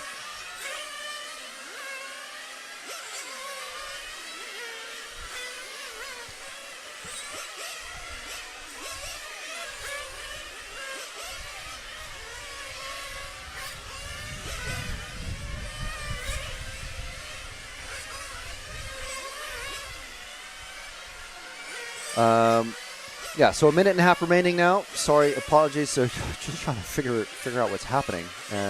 Obviously, that's impossible, so I'll just carry on. Jesse Keller, as we mentioned before, he's out of place in this one, and I think possibly Mughal is as well. Keller was the only driver in the first round to make 17 laps, where everyone else, the next closest drivers, were getting only 15 laps. So that would put Keller possibly in a semifinal position. As long as he's able to stay clean, it's just really unfortunate that during the seeding practice that basically places you in your various qualifying groups, he just had terrible runs. So, yeah, it's racing, it's luck, stuff happens. But yeah, it's not always smooth running for racers, but it's part of the deal. Sometimes you eat the bear, and sometimes the bear eats you, right? So we're with this white and blue car of number 8 of Jesse. So whether by luck or skill, we picked up Jesse as he's finished his run now. So this is his pit in lap, so to speak.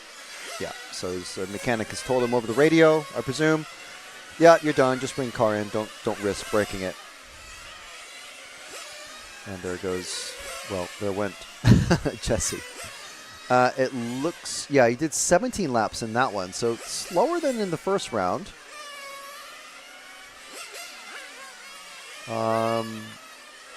So we'll see. We'll see. So that is Heat 1 done of the Nitro side of things. Heat 2 coming up next, and we'll see the finishing order pop up on screen in a moment.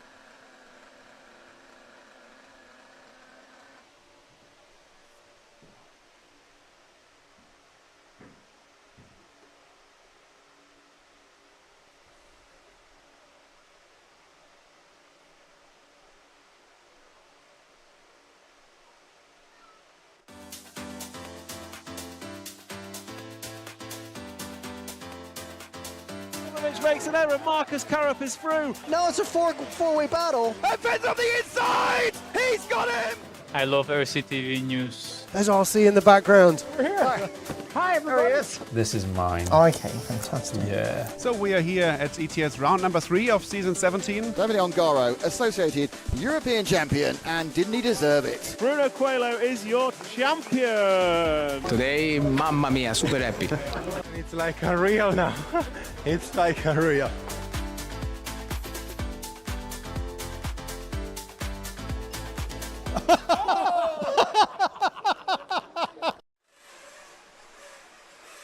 Okay. Don't forget to subscribe and like the channel, no matter what channel you're watching us on, whether it's RC Racing TV or EFRA. Make sure and like and subscribe. There's our very tall British racer wearing the number 46 again.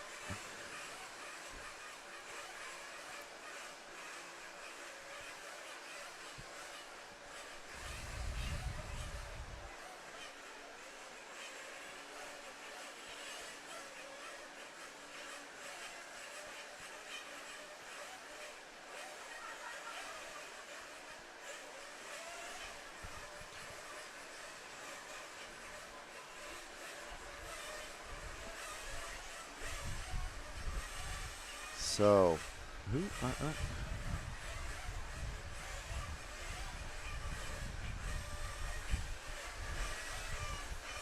sorry, my tabs just get really weird. Maybe my fingertips are just, I don't know. It's not like I have ketchup all over my fingertips. I'm trying to find things on the desktop so I can tell everyone all the stuff from my RCM on all the different tabs. But anyway, just having a little moment. Okay, so where are we? We're in Heat 2 already. So just to recap, today, obviously we're in Heat 2 of qualifying round 2 of the Nitro side of things here in Halifax, the Halifax track. At 5:40, assuming we have no other delays or whatever, at 5:40 is going to be our Heats 6 and 7, the top heats of Nitro. So we're going to see, is it going to be Dario Balestre who takes TQ for round 2? Is it going to be Carmine Raiola? Is Catanzani going to be able to recover? Is Balestre going to come back from an 8th place finish? So remember, 3 rounds out of 5 to count. There's our runners and riders in Heat 2 here. Plenty of Brits in this one, once again. Our Portuguese friend. And one of the, a few Spanish racers who are here. Tomorrow, proceedings kick off with qualifying round 3 at 9 a.m. That's British summertime. British summertime, remember. So if you're anywhere in Europe or outside of Portugal, I should say, it's going to be 10 a.m. start for you. 10:20 is when the top heats come out for Q3. 12:10 and 2 p.m. That's 1400 for rounds 4 and 5. And then we have a lunch break after the top heats, and that will be 1 hour. Or if it's anything like today, that will be the time that we kind of eat into the lunch hour and just recommence back at 3:20. 3:20 is when we're going to see. I think it's 3:20 when we're going to see the first of the subfinals start off. So we'll be, of course, playing those all out for you with live commentary. We're going to have as many guest live commentators as we can. There's several potential people that we can have in to help co-commentate and provide some extra info and stuff like that. But unfortunately, they're really busy. They're all really busy, and there went the number 9 car. This is just warm-up, so it's okay. That's the first thing to do, is just flip it over and just make sure the car is still running. And then a slow drive back to the pits just to make sure everything's okay, because, well, they will need to refuel. There's about 30 seconds remaining? The timing is frozen very slightly again.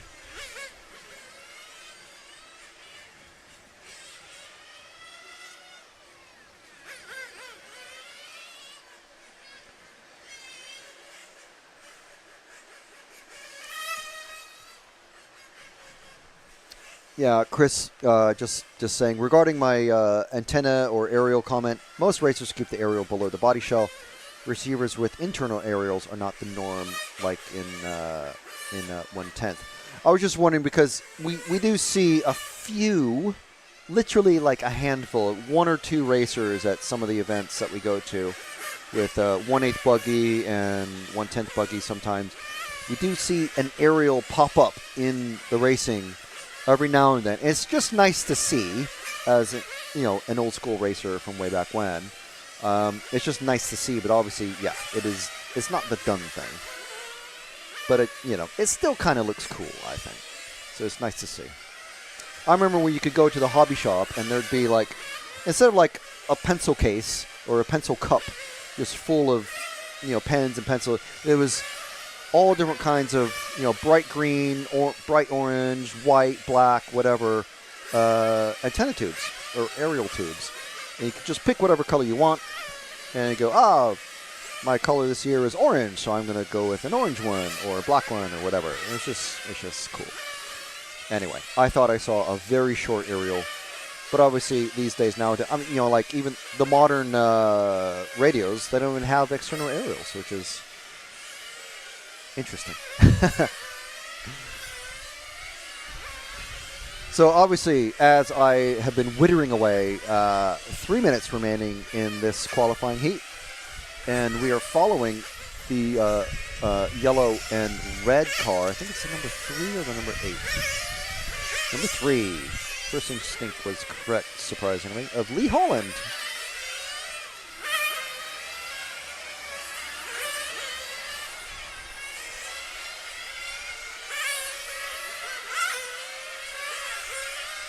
So Lee looking nice and quick there. If we drop back to the car number 9, that is Vitor Gomez from Portugal. He's coming down the straight towards our straight cam. I have to try and be careful how loudly I say Cam, because we have Cam Felton doing some video and photography work for this weekend. So we had Cam on the cam earlier. Oh, where did he go? Where did he go? He went in the grass. That's the very slow way around. And then the avoiding action, unfortunately. Luckily able to get out of the grass with these, basically slick tires. It's hard to describe these tires, but they're basically open cell foam if you're not familiar with them. Car number 7 is who we're with now. Bjorn Baldwin, who we haven't followed before, so good pickup.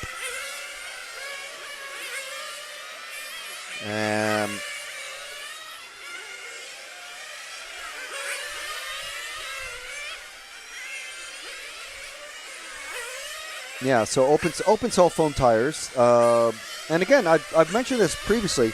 No tire cutting allowed, so there's no truers that are here. No tire truers. There's no shaping them with anything. You take them literally, essentially out of the package, and you put them straight onto your car, and you take them straight off again after you're done. There's no tire saucing. There's obviously no tire warmers. There's not any tire warmers in this category. Anyway, we have a broken, that's the number 2 car that is just broken just in front of us. Daniel Bancroft. That is super unfortunate because he was on a very good run there. Bancroft was on a 16-lap pace, and that is not going to be achieved now. So I think is that the car 1 that we haven't followed car 1 yet, so it's good. We'll stick with Richard Bolt here from the UK. Richard's on a 16-lap 4:13 pace. Now just remember that Simon Kurzbuch had an 18-lap 4:06.830 pace. And obviously, he's very confident, as we talk to him, about basically TQing again in later in this round. So we'll see how that prediction bears out for him. But of course, he's going to have a lot of competition on his hands with basically, the entire Italian team and the Infinity racers, most of which are, I think all of the Italian racers are Infinity. I don't think there's any who aren't. No, sorry. Catanzani, of course, is a Serpent racer. And there's our finishing order already, as I've just been babbling away. So in a moment, we'll hear from one of our fantastic live stream partners after you hit subscribe and join.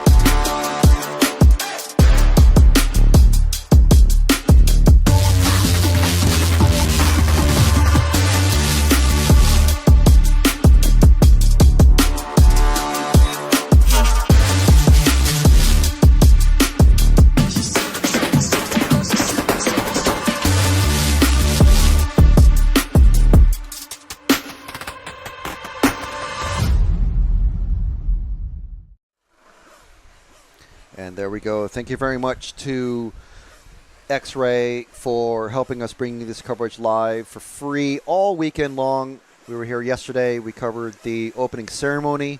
You can check that out on RC Racing TV, YouTube, and on the EFRA Facebook page. We also want to thank Elasi Tuned for helping us bring you this coverage.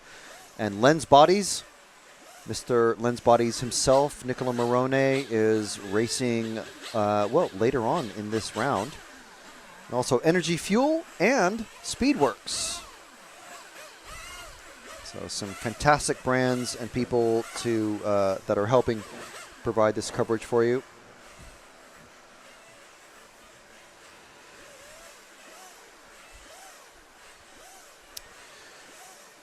I'm not sure how relevant this is, but Daniel Kearney has just popped in with the information that I'm just going to assume it's true because it's on the internet. Mick Jennings is currently the best 1/8 on-road nitro driver in Western Australia. Congratulations, Mick Jennings. And thank you to Daniel Kearney for bringing his name to our attention. So again, it's online, so it must be true. Congratulations, Mick Jennings. And congratulations to Western Australia for producing the talent and the wonderment that is Mick Jennings. I do wonder if he can beat Carmine Raiola's fastest lap time in that round 1 of qualifying of 13.466 seconds for a single lap. So there is that. But Carmine races primarily in Europe and especially Italy, but he's here this weekend in Halifax in West Yorkshire in the north of England, UK.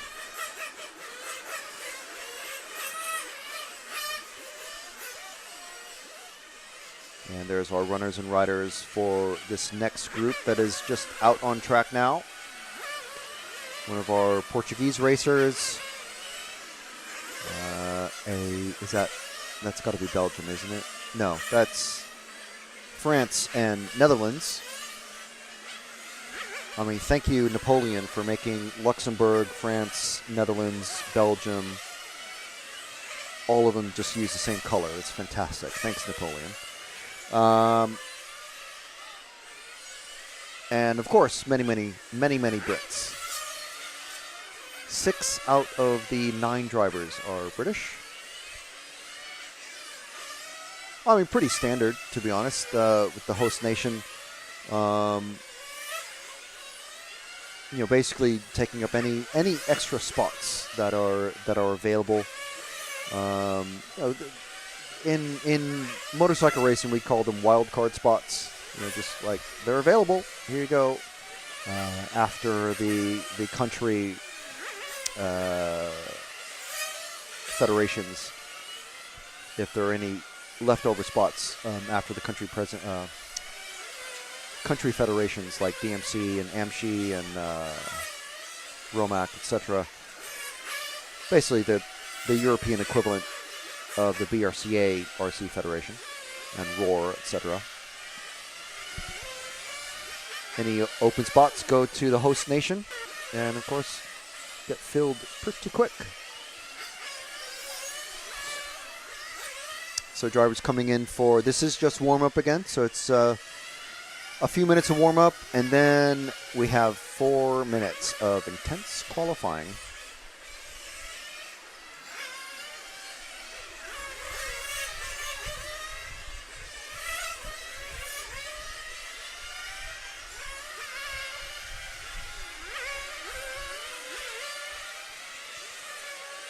See how quick these drivers get up to speed coming out of the pits. Ooh, that's a nice corner cut there. Now, interestingly, there's no curb there. There's no, it's not a raised curb. So you can do, like, the Scandinavian rally style of hooking in on that corner. But I don't know if that's, like, a thing, because you risk chunking your tire, meaning tearing a corner of the tire off and basically making it go out of balance. So that's I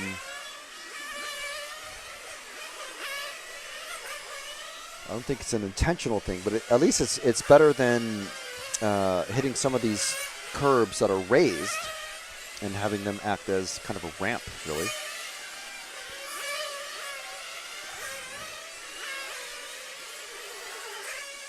Oops, someone's running a bit lame. Just heard a car kind of going whoop, up, up, up, up, up, up. Go past. And time has started. As you can see, the clock counting down. Chris Dickens saying, "Go Team Boothman." Team Boothman being Mark Boothman in the car number 6. And let's see who we're with first. And we're with the car number 3, Gert-Jan van Schaik, which I'm sure I am utterly butchering, but Gert-Jan is doing really well at the moment, running top of the group, or competing, well, in the top, some of the top drivers of the group. Got a gaggle of 3 cars behind. One of them fell off into the grass. So who have we picked up? And one of well, this is the car that went into the grass. It's car number 6 of Mark Boothman. So unfortunately, that was absolutely not my fault. It's not a commentator's curse, but Mark running in the grass there is going to be possibly a throw-out run for Mark. Of course, all 5 minutes count. It's not just best 3 consecutive laps anymore. All 5 minutes count.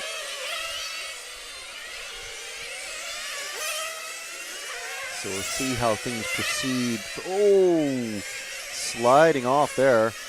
Let's let Mark go a little bit, and maybe the car that's just passing him now, that number 8, the yellow and kind of almost, oh man, and then the 8 runs into the grass on the outside of the entrance.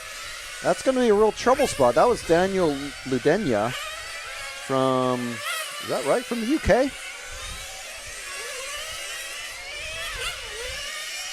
So some trouble there for Daniel. Yeah, as I was saying earlier, a lot of drivers are saying that that is a problem area for the racers, especially just being able to see everything properly.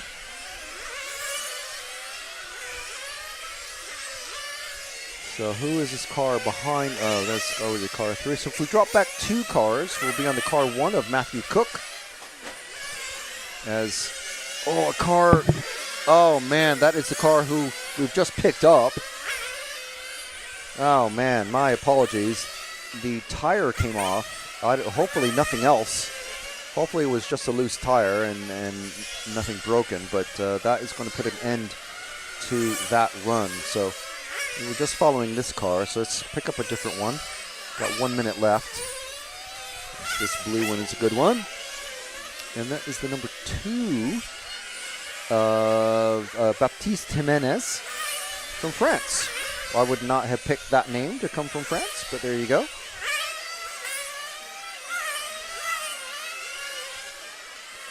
Through the hairpin section onto the main straight. Look how narrow that appears, even from our vantage point. The drivers are a little bit higher, but they're a lot further to our right as we're looking on the main camera. There's so much further. So that entrance point to the main straight is literally at the farthest point of the track away from the drivers. It's a very, very difficult corner to navigate, especially when you're under pressure and you got cars front and back around. Oh man, onto the grass. So luckily able to keep the tires rolling, and there's another car on the grass. So some of these cars are able to keep it going. So time has expired. Master clock has finished. And looks like Stephen Davis going to be, nope, coming across, getting 17 laps. Along with Gert-Jan van Schaik. So those 2 are the only ones on 17 laps. Everyone else with 16 laps, except for the unfortunate Matthew Cook. Not sure what happened to his car, that number 1. But, yeah, hitting the wall and tire came off it, or wheel, I should say. And, yeah, so unfortunate for Matthew.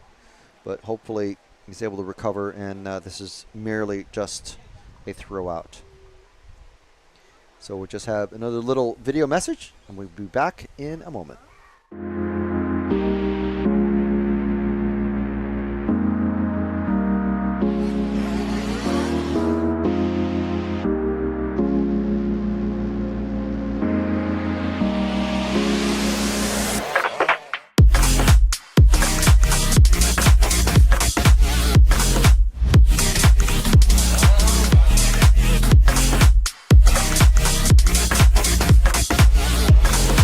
On him now, we got the mid-winker on. Now it's a four-way battle. Pole man is being run back to the pits. Our pole man is going to miss the start. Oh no! Hatler's going with Finn. Finn and Hatler right together now. On the last shot, and Finn's on the inside. He's got him.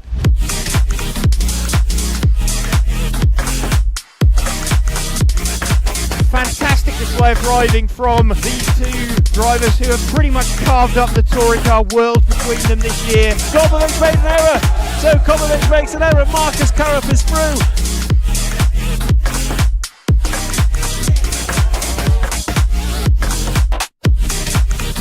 To take the most amazing European Championship, that is absolutely unbelievable. Mark Reinhard takes the European Championship. Yeah, had to be a while, man. Waiting for a long time again.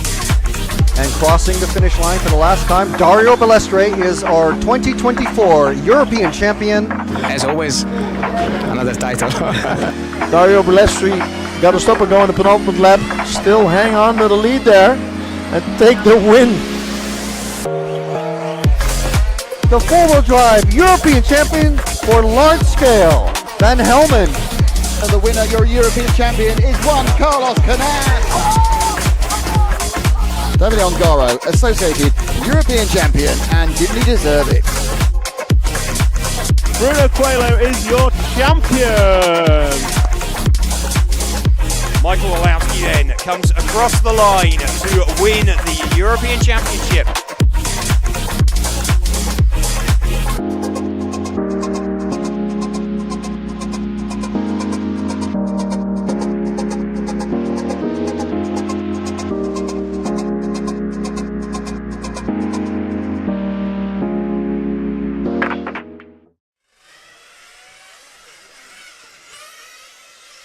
So there we go. There's our runners and riders for the heat that is out on track now. Heat number 4. And of course, that video piece was just some of the fantastic highlights that we were able to bring to you last year. So many more great highlights already this year.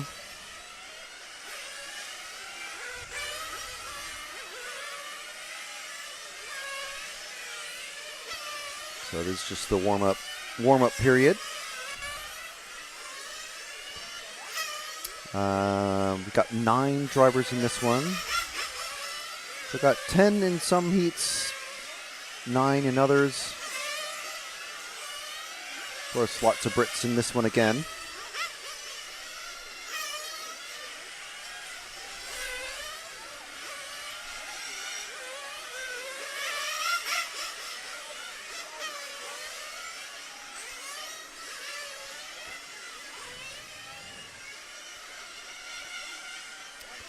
So this is heat number 4.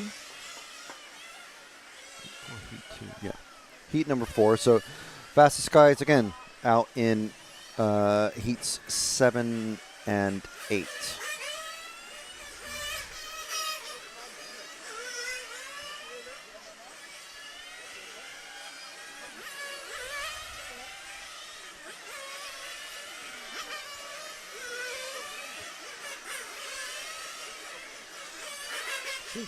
Waiting for a gap in the traffic there. That's good. So they're just like blazing out. So we have about 45 seconds of warm-up remaining. So the drivers are going to start getting called into the pits by their mechanics.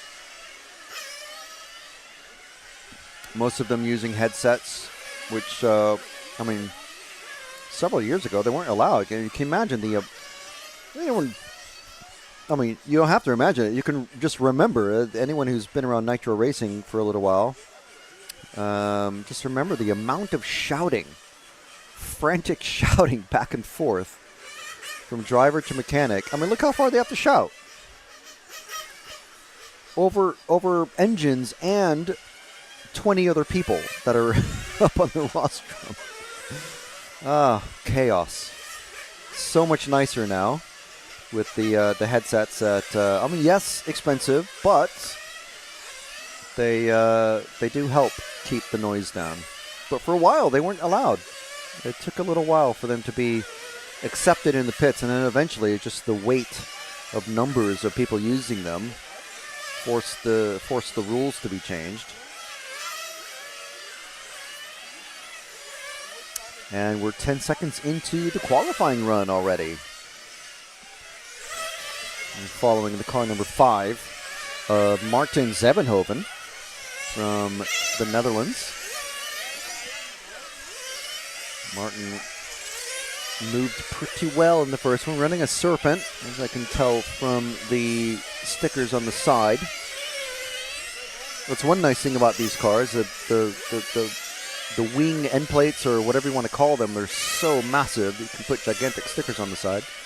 So Martin moving pretty good. And now with the car number 8 of Dave de Baar, another Dutch racer.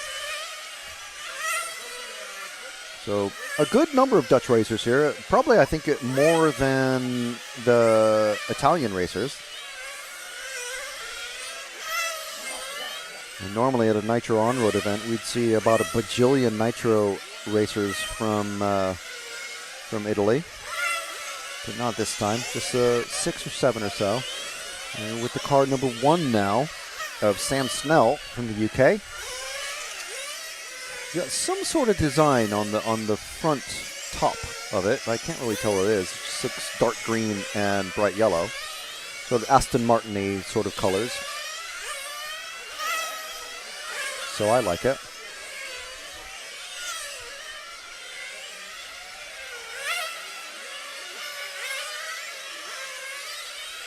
And next car to come across the line. Ooh, and Sam Snell getting it wrong there. Is we're on the car number 7. This white car number 7 is Daniel Leonard.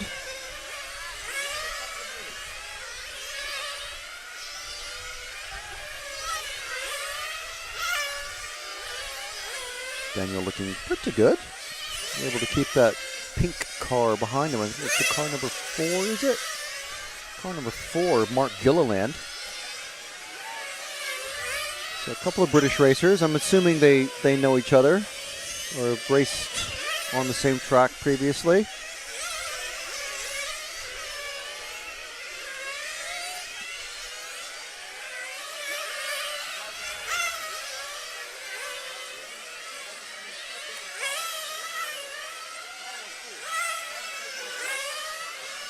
So now on the pink car of Gilliland. He's definitely making inroads. But about a minute to go before, yeah, and he's made the pass off camera. There's about a minute left in this one. And car number 9 now, this orange and yellow. Very simple. You don't have to, I mean, there's no masking or anything like that. It's literally just like a blast of orange on the front and a blast of yellow in the back. And there you go. There's a paint scheme. This is Santos Arenas Eicher, sorry. Eicher, Santos Arenas. Rapidly being caught by the yellow, green and yellow, number 2. He's let by very easily, of Ollie King.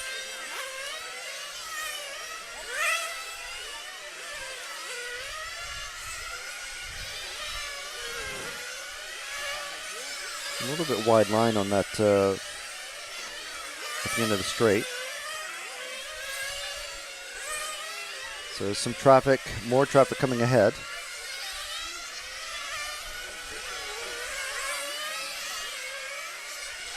And driver's starting to finish. Watch out, don't get knocked over. There we go, and everyone is crossed except for Steve Scott, who didn't start this one. decent marshalling there. And although that marshal looked like they're barefoot, they're not. They are actually wearing some shoes. Okay, so that was heat number 4. Heat number 5. Next up. I love RCTV News. I'm Matt McCallum. And I'm Frank McKinney. And here are your headlines. There's RC in the background. We're here. Hi, everybody. There he is. Totally secret, no one knows. You got any thoughts on it? No, we don't have a clue what you're talking about. That leads us nicely to the 12th Euros. And this week's hot topic. This is a hot topic. Okay, these are rookie numbers. These are rookie numbers. Right where we're sitting now is where that crash happened. We did what you expect of us. We tried to stir up some drama. Another good one. Yeah, yeah.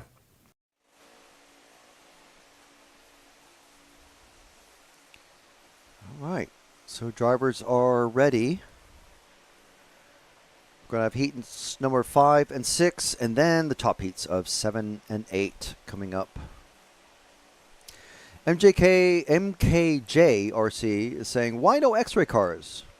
Maybe because Hootie doesn't want to pay for a 1/8 on-road driver, so even hobbyists look elsewhere. Well, I talked to a couple of X-ray racers at some events earlier this year, and they just said they're not coming. They have other events that they are wanting to go to, and there's only so much time off that they can take. So, fair enough. Not everybody is, but those are hobbyist racers. Those are, they're not. They might be partly sponsored by their local distributor or shop or something like that, but not necessarily directly sponsored by X-Ray. I don't really know. Normally, we would see Uri Hootie here, running in the mid-pack, but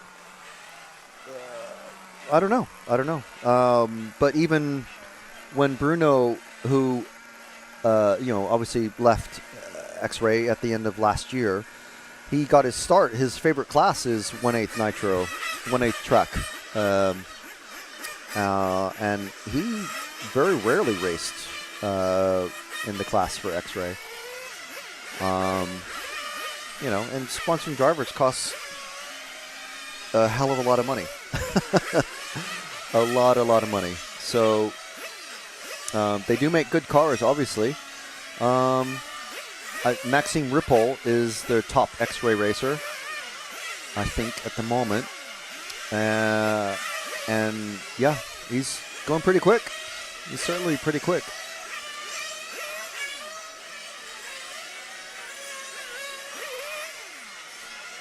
But as far as why no X-Ray racers, that's going to be a question that you're going to have to ask one of the Hootie people.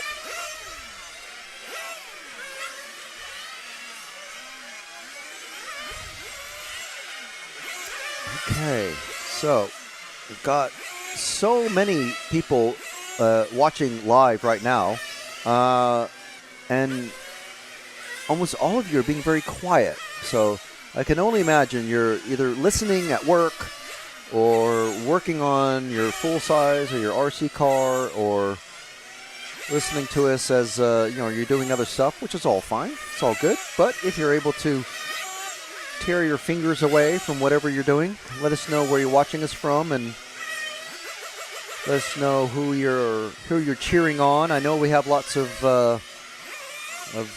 Craig Cook fans and Craig Hook fans, and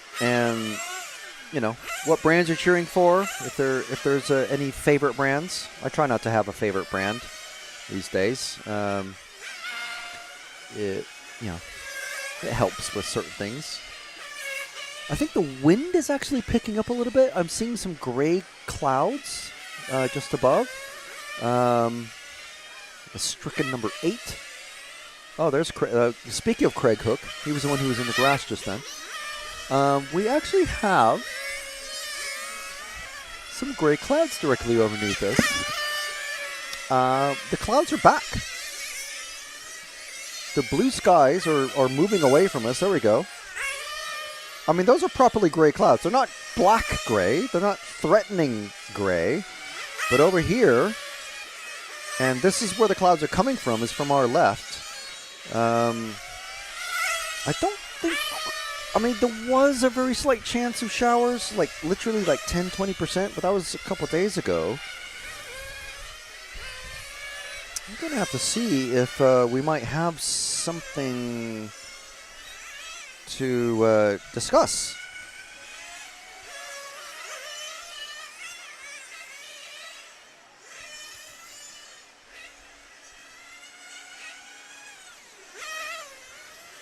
See what's happening in just a random weather forecast search. 5 p.m., 10% chance. So yeah, it's that 10% chance is still there.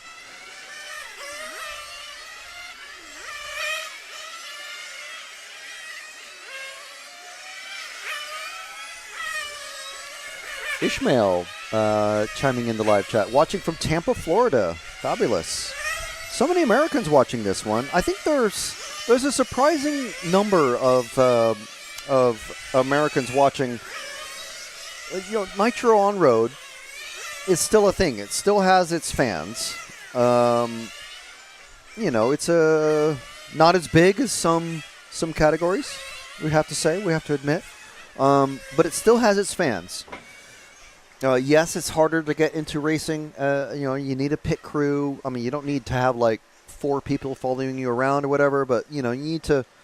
There's a bit more socialness in it because you have to have people do stuff with you at the track and everything. But you know, for some, that's part of it. It's all good. And yeah, so I'm curious. You're not the first American to say good luck to Donna Garcia. So I'm wondering, are they Americans or what's going on? Steve Arndt saying I'm watching from Saarland in Germany while packing organizational stuff for the 24 hours Euro race in Andernach at Arena 33. That sounds awesome. That sounds really cool. Organized by Uwe Reinhardt, of course, and my club, MAC Searsburg EV. Very cool. What does the EV stand for? And what does the MAC stand for? Okay, so Donna and they are Americans. How did they get... Okay. I think they're racing under the BRCA side of things. And what has happened here? Why is there a delay again?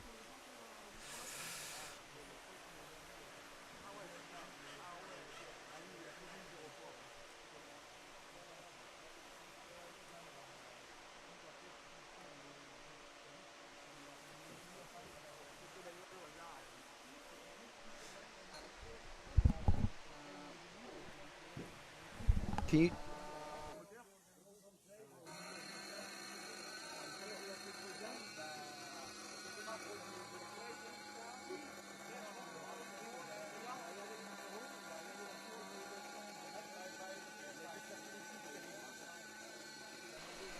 Okay, so we're just trying to figure out what is actually happening out there.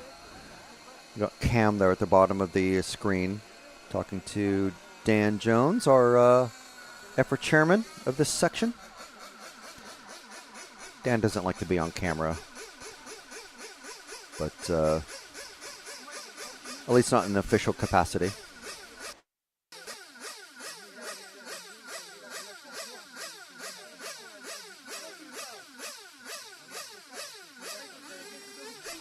Okay, yeah, so we have a little bit of a delay once again. Luckily, it's kind of happened sort of late in the day, this time. And yeah, so things will be sorted out as quickly as possible. So we're just going to pop away for another moment and see if things can sort themselves out while we're on a little video break.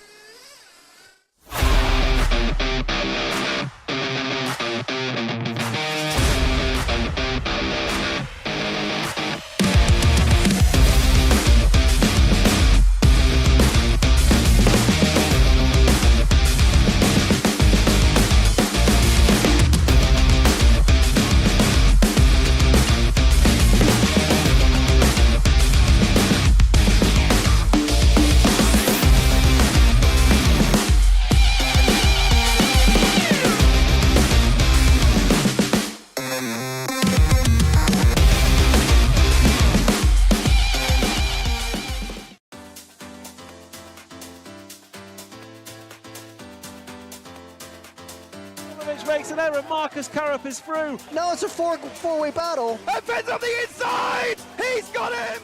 I love RCTV News. There's RC in the background. Hi, everybody. This is mine. Okay, fantastic. Yeah. So we are here at ETS round number 3 of season 17. Davide Ongaro, associated European champion, and didn't he deserve it? Bruno Coelho is your champion. Today, mamma mia, super happy. It's like a real now.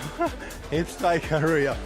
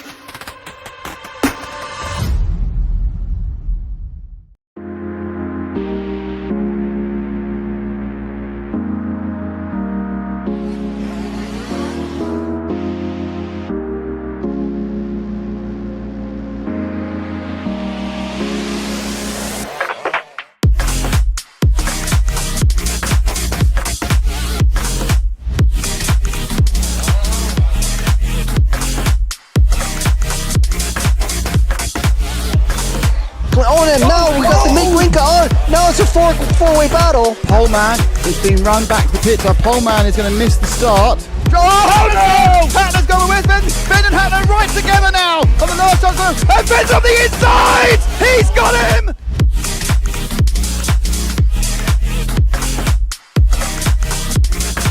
Fantastic display of driving from these two drivers who have pretty much carved up the touring car world between them this year. Kopovic made an error, so Kopovic makes an error. Marcus Karup is through.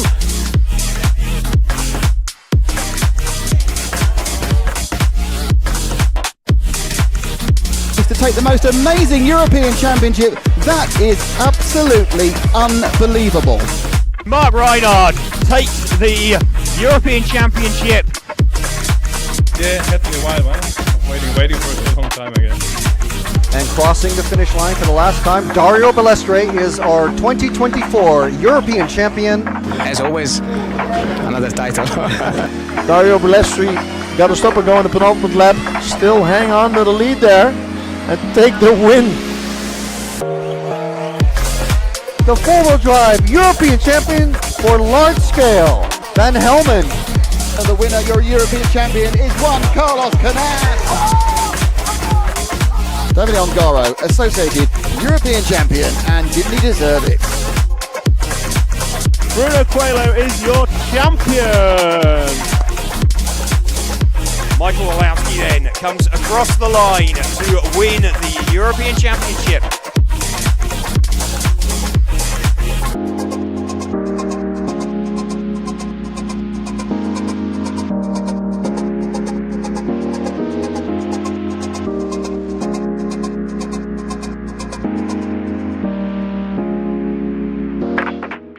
I love RCTV News. I'm Matt McCallum. And I'm Frank McKinney. And here are your headlines. There's RC in the background. We're here. Hi, everybody. Totally secret, no one knows. You got any thoughts on it? No, we don't have a clue what you're talking about. That leads us nicely to the 12th Euros. And this week's hot topic. This is a hot topic. Okay, these are rookie numbers. Right where we're sitting now is where that crash happened. We did what you expect of us. We tried to stir up some drama. Another good one. Yeah.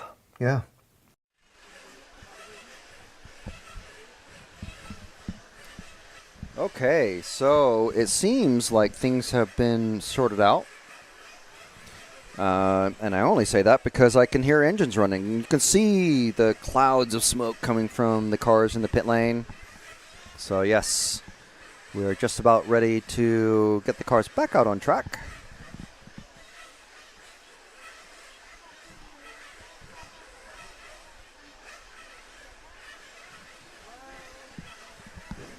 So just to catch up with the live chat, I missed Pekko Ivanen saying, of course, Timu Leino. So, of course. Fellow Finn, Pekko Ivanen. Pekka, when are you going to come back to touring car, man? Leave that eighth buggy. Everyone does eighth buggy. Let me see. I can't remember who it was, but someone said that supposedly Bruno left because they couldn't run. He wasn't allowed to run 1/8 off on road. You know what? If you check back RC Racing TV podcast, I talked to Bruno about why he left. And I mean, that may have been a tiny part of it, but there's obviously lots of issues there. I mean, no issues. He left on very friendly terms, and won a world championship and a European championship last year for X-Ray or with X-Ray. So yeah. It's all good between them, but at some point, everyone, would like to move along.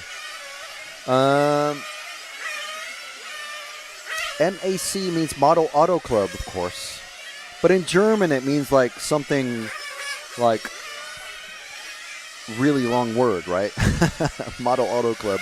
EV means registered club. Very good.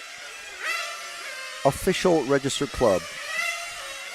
Charles Yates joining us from South Carolina. Fantastic.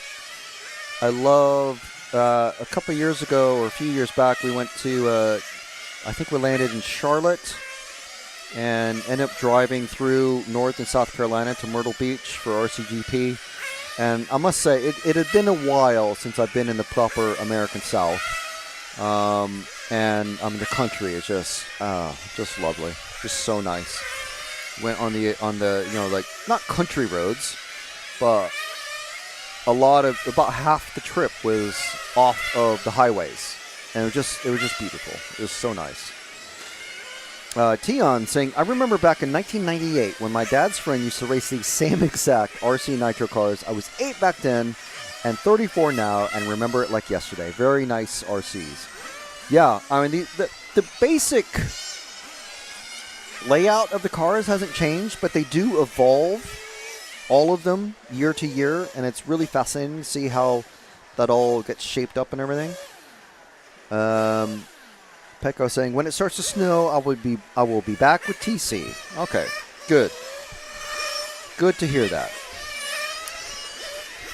Okay, so timing is about to kick off, I think.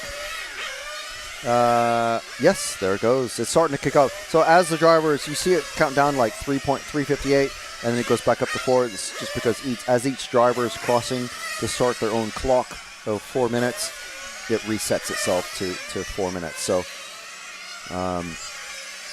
now I think everyone has crossed the line, and we're with, I think, is that the car number 9, I think, of Ashley Gouveia from the UK.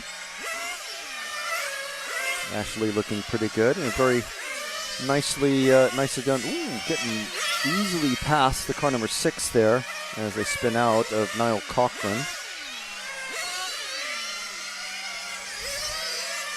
Around the keyhole. Across the timing loop again. Go to our straight cam. There we go. Around the keyhole, and that is car number 4 that we're with, I think. Yep, of John Carr.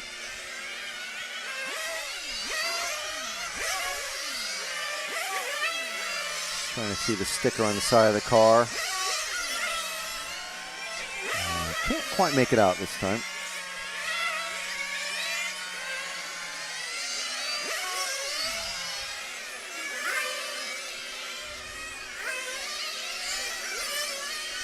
Now the cars 1 and Well, 2-1, I think. And that is Jason Frost and David Kruger.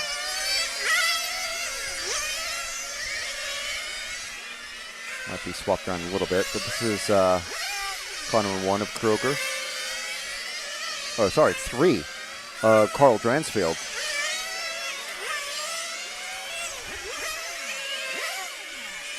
Oh, weird spin out there. Coming on the main straight. At least it's not onto the grass or into the barrier. It's always bad if you slide across the grass and go into the barrier. Oh yeah, this one here, the ice cream body, because we've just been asked by David in the live chat. Now I remember this back in the 80s and 90s as the rocket pop, but I can't remember. I don't remember what it's called by the ice cream vans here in the UK. So this is Yorick Gulling from France. But someone in the live chat, correct me if I'm wrong. I'm pretty sure this is the rocket pop color scheme. Maybe I think it's meant to be the French flag in car painting form, but it looks like the rocket pop to me. So just Google rocket pop and it'll come up in images.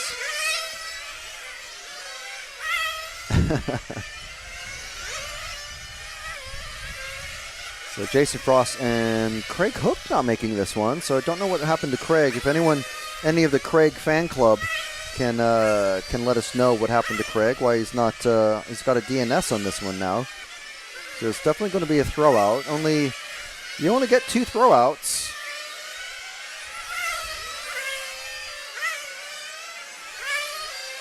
And David in the live chat is letting me know that Yorick is Yorick's dad is the one who paints his bodies for him. So how old is Yorick? Let's know how old Yorick is, because we like to follow the young racers and just give them their due, and let the older guys know who to watch out for in the coming years, as everyone is starting to come across and finish their run. They only get 4 minutes. So Niall Cochran's going to be the last one to finish on 17, or is he going to be able to? That's Carl Dransfield. So he's finished. Oh, wow. There's another one that's out. 4. Everyone who is running has finished at least. So Niall with a pretty slow lap on that last one, I think. So 17 laps for everybody that ran. That's pretty decent.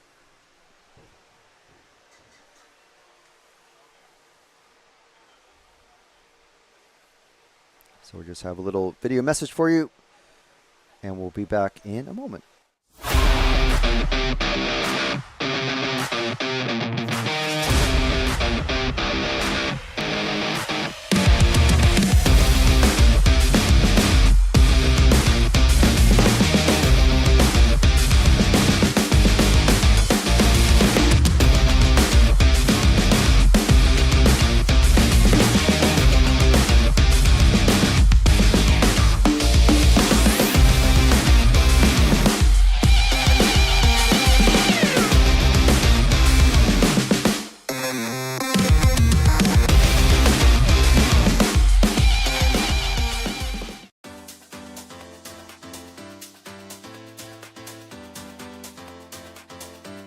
Makes an error. Marcus Carrup is through. Now it's a four-way battle. And Finn's on the inside. He's got him. I love RCTV News. There's RC in the background. We're here. Hi, everybody. There he is. This is mine. Okay, fantastic. Yeah. So we are here at ETS round number 3 of season 17. Davide Ongaro, associated European champion, and didn't he deserve it? Bruno Coelho is your champion. Today, mamma mia, super happy. It's like a real now. It's like a real.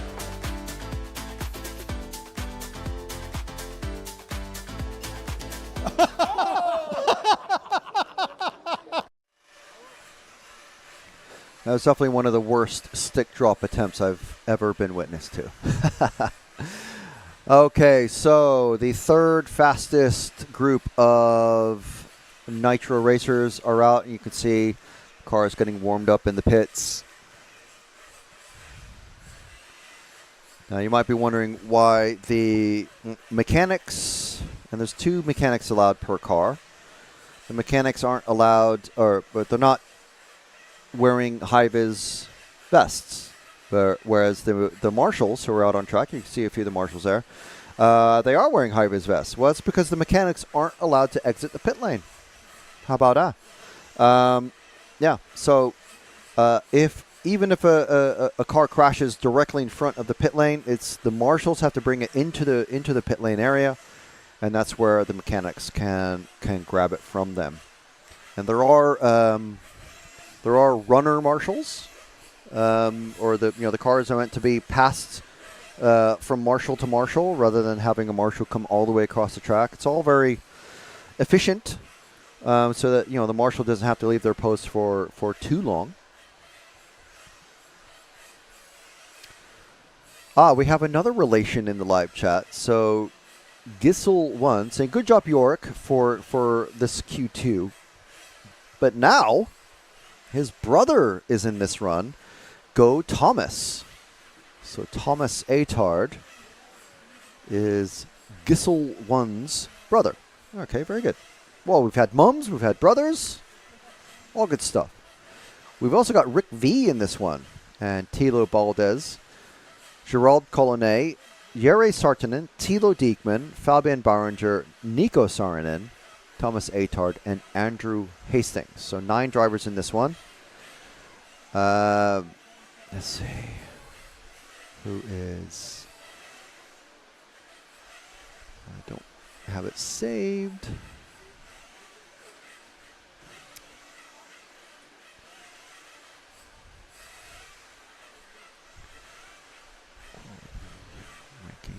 No, ranking lists.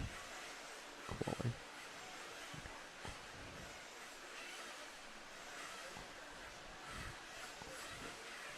There we go. So, in the next group, we're going to have Timu Leno, Nicola Morone, Robin Hertong, Ricardo Hoffmeyer, Lamberto Calari, Tim Wood, Marco Weigerding, Alvaro Fernandez Calvo, Lars Hopp, and there's our drivers who are in this group. 2 of our 3 Finns are in this one. The remaining Finn is in the next race. So, Pekko, if you're still with us, you have to watch this race and the next one.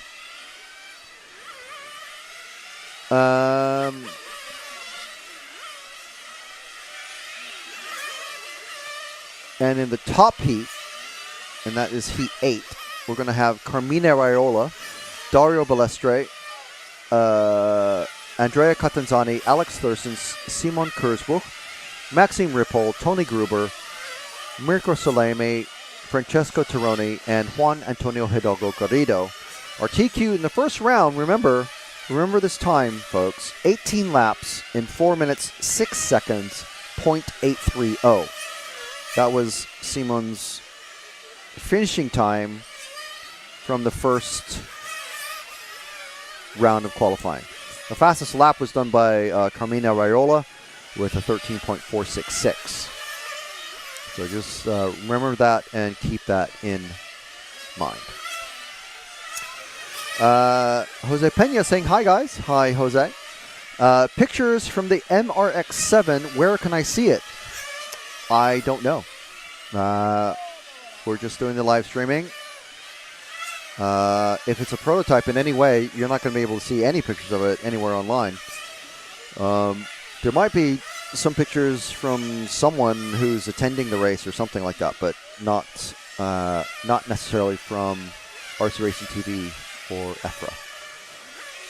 We don't want to be violating anyone's trust with taking pictures of prototype stuff and plastering it all online and stuff like that when they don't want it to be published. But I really don't know. I'm assuming it's a prototype, but I don't know. Okay, so we are 40 seconds to go before the start of this round 2 for Heat 6.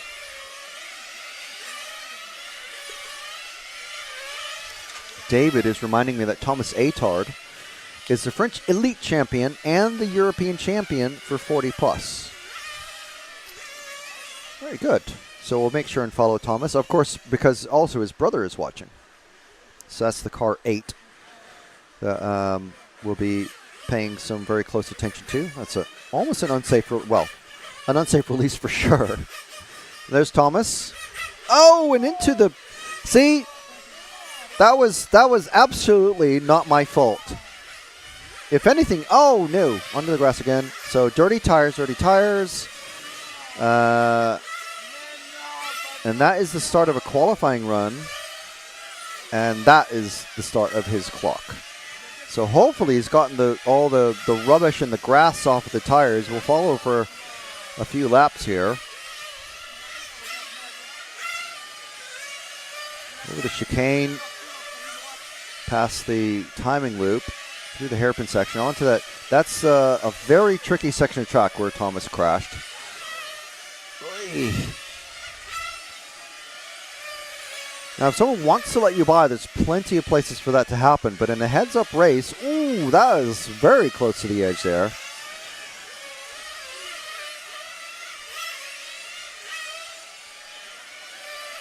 So in a heads-up race, as I was saying, it's going to be very difficult to make passes.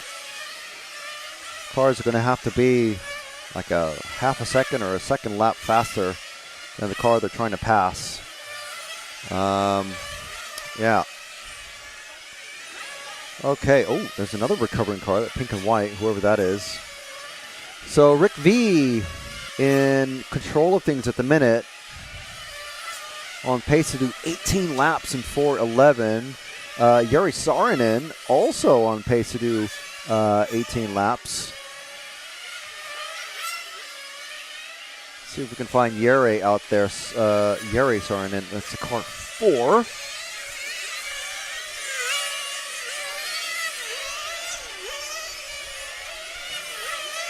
Can't remember which of the green cars it is. It's definitely one of the green and white cars, I think. I might be wrong. I am wrong.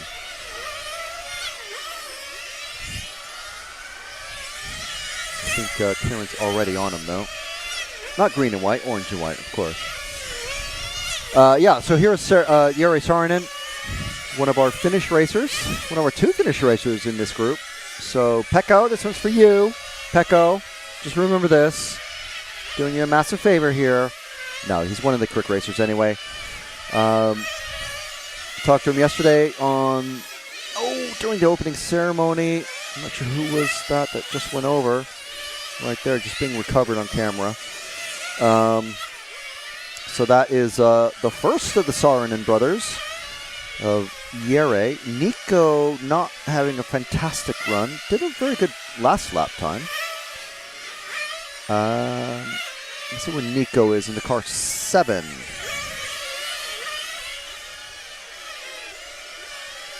The other of our Finnish racers who's out there somewhere.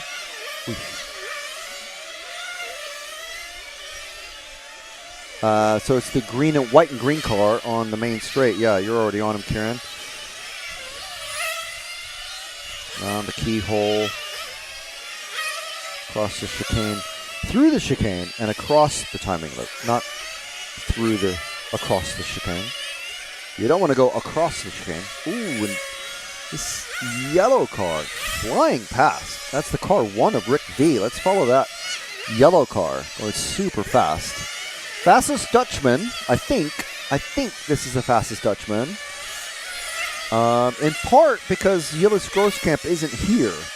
I mentioned this earlier in the day, but Gilles concentrating on electric touring car now with the Infinity team. So obviously there's the brand new Infinity IF14 Speciale, which is out now, and that's what he's concentrating on mostly. He did make an appearance at the 1/10th IC Track Heroes several weeks back, but I think that was mainly because it was like just down the road from him. But this is Rick V, and time has already expired. The master clock has finished. So drivers feathering the throttle to try and make it back into the pits under their own power. And a few not making it. So Rick V taking that one. 18 laps in 4:11. That is 5 seconds off Simon Kurzbuch's time. Kevin Brown asking, where are the results posted? You can go to myrcm.ch. And if you look for the Yorkshire Radio Controlled Model Car Club link, that information is all on there. And Jose Pena, hopefully you caught that when we were following Rick V, his car is the yellow car. Gasol 1 saying, good job for my brother. 3rd place. Yes, indeed. Anybody can be that quick in this sort of company is doing a fantastic job, especially on a track that you've never been to before. You know, it's one thing for the British racers to be quick. You know, some might say, well, you know, you would sort of expect them to. It's, you know, the home track and all that, but not. You know, it's if you live down south and you're 4 or 5 hours away, it's not necessarily home track. There are some racers here who this is literally their home club, but no one in the top group, no Brits in the top group. I don't think this is their home club for any of them.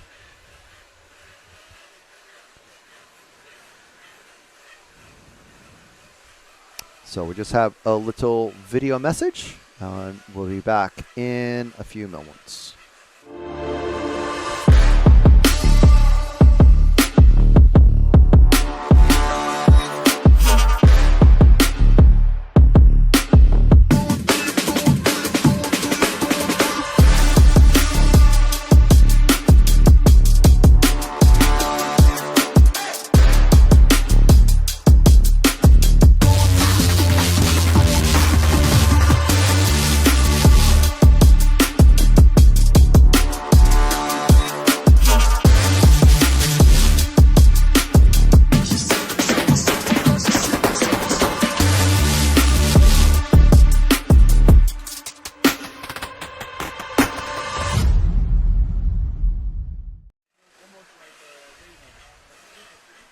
So there you go. It's a nice little reminder of the amount of different racing vehicles that X-Ray offers to the racing public.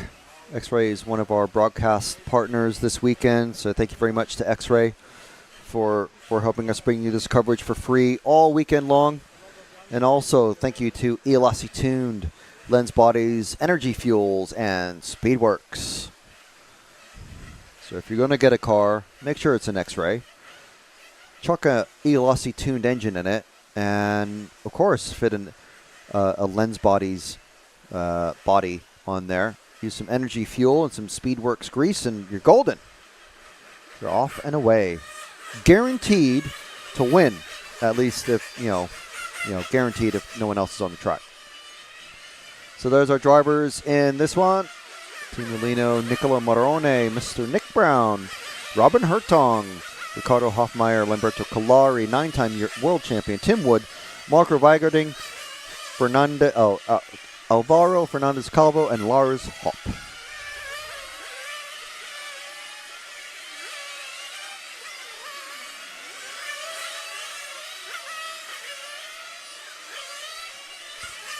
So this here is, I say just, but it is just warm-up. So this is letting all the drivers get their get a feel for the track conditions and see what they're like, and obviously for the mechanics as well, to tune the engines and get everything warmed up properly, make sure the clutch is working right, the nitro settings, the engine settings are okay, suspension settings are all, even if they're not perfect, at least getting used to how they are so that you can drive around any issues, hopefully, if you're able to. And if there's something that could be changed rapidly, like, I don't know, obviously a nitro engine change is the big one, but there's ride height and I don't know what else you can change very quickly on these cars. There's not a huge amount, to be honest. You need to be on it from the start. So let's pick a different car. There's an unnerving amount of orange cars in this one already.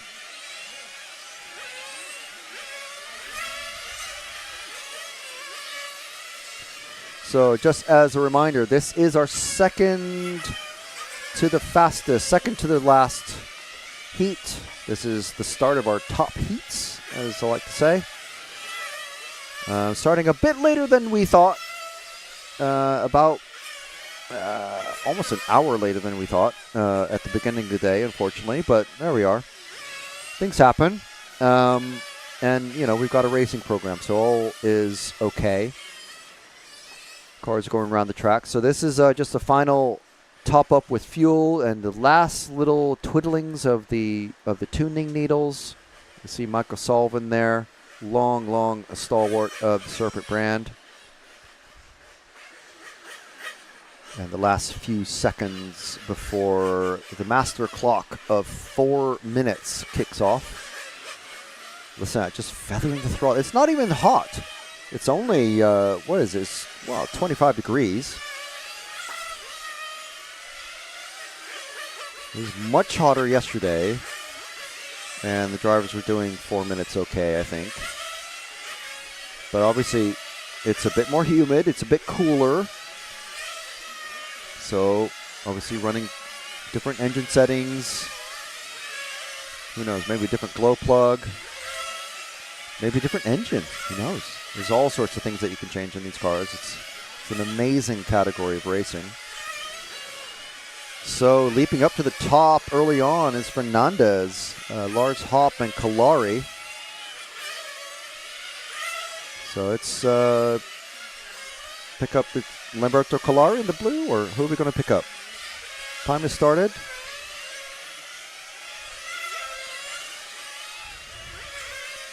Here we are. I think this is that's Team Ulino, our last of the Finnish racers that we're going to see on track today.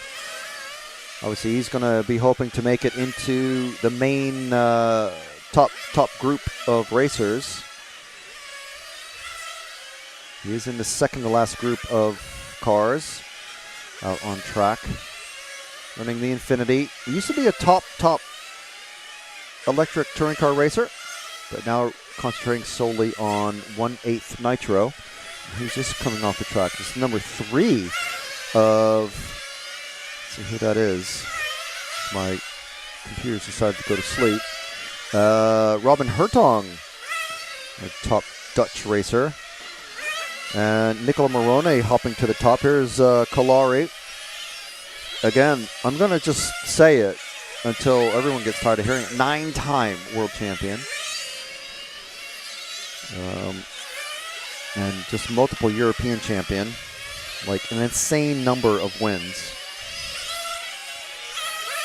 Kalari running the Infinity. Teammate to Dario Balestri, who's going to be trying to make it into the TQ position obviously next time round, but it's going to be facing down teammate Carmine Raiola and a very strong Simon Kurzbuch.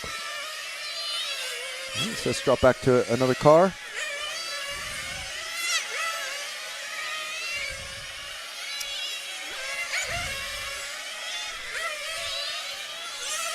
This is the car number on this one, but this is the number 9 of Lars Hopp, okay, from Germany.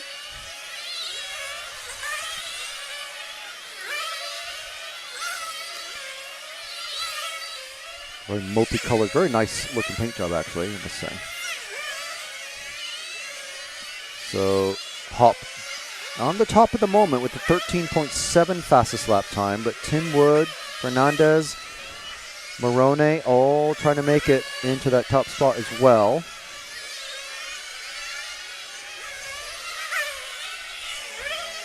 Let's find here. I think this is Morone in the 2, yes. Running that new Lens Bodies body shell. He's got a few clear ones available if anyone wants to buy one. But there he goes.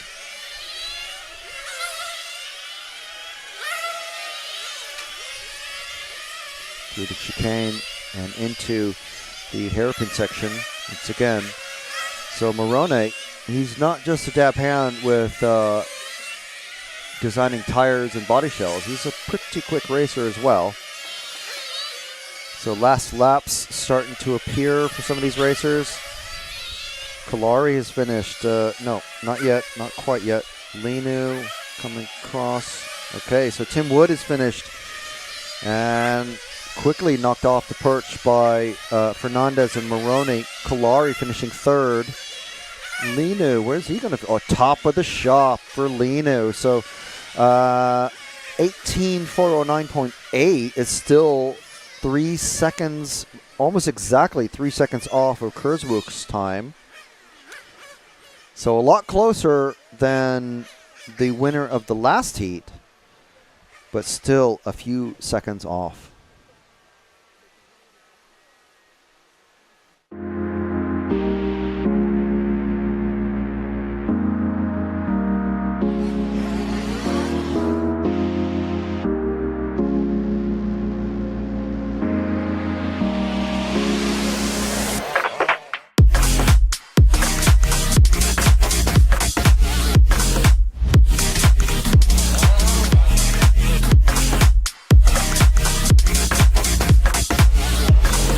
On him now, we got the mid-winker on. Now it's a four-way battle. Poleman is being run back to the pits. Our Poleman is going to miss the start. Oh no! Hatler's going with Finn. Finn and Hatler right together now. On the last time, and Finn's on the inside. He's got him.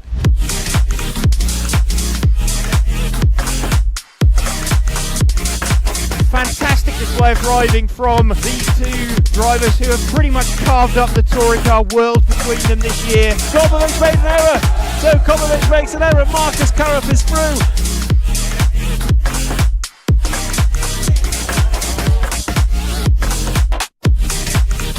To take the most amazing European Championship, that is absolutely unbelievable. Mark Reinhard takes the European Championship. Yeah, it had to be a while, man. Waiting for a long time again. And crossing the finish line for the last time, Dario Balestre is our 2024 European champion. As always, another title. Dario Balestre got to stop and go on the penultimate lap. Still hang on to the lead there and take the win. The four-wheel drive European champion for large scale, Van Helmond. And the winner, your European champion, is Juan Carlos Canas. David Ongaro, associated European champion, and didn't he deserve it? Bruno Coelho is your champion. Michael Walowski then comes across the line to win the European Championship.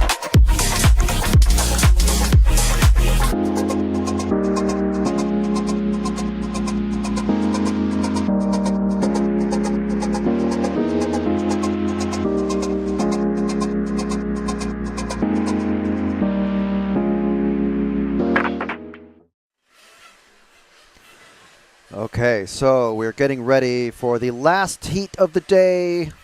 Last heat of the day. And we are looking at Carmina Raiola in the car number 1, Dario Balestre in car number 2, the young Italian Andrea Catanzani in the Serpent in car number 3, Alex Surson in the Mugen in the car number 4, Simon Kurzbuch in the Capricorn car number 5, Maxime Ripoll in the Capricorn car number 6, Tony Gruber from Germany in the Capricorn car number 7, Mirko Salemi in the Capricorn. No, sorry, Maxime is in the X-Ray. My apologies. Francesco Torroni in the Infinity, and there we go. Juan Antonio Hidalgo Garrido from Spain. I don't know what car he's running, so if anyone lets me know, I would appreciate it. Otherwise, I'll have to go. I'll try and find out myself after once the racing's finished, but it'd be great to know. So yeah, there we go. Last time round, we had Simon Kurzbuch take TQ with 18 laps in 4 minutes and 6 seconds, .830. So there he is there. just coming through the banked corner turn at the end of the main straight here at the Halifax track in West Yorkshire in the north of England. So it's very, very quick racing. And very, very tight at the top. So the qualifying order last time round, if I can bring up that tab again.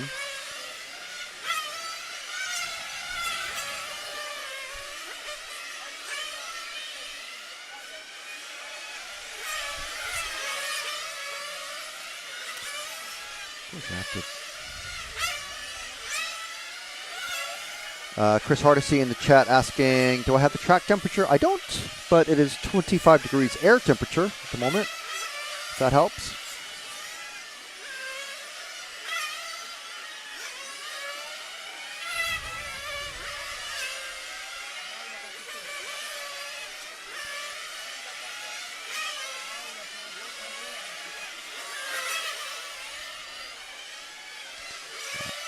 I realize I'm in the wrong category to try to find the quali ranking lists. Quali ranking lists. Here we go. So in the first round of qualifying just a few hours ago, we had Simon Kurzbuch take it, as I said, with 18:406.830. That is the time that everyone's going to want to beat. Carmina Raiola did 18:407. So what, 0.7 of a second back?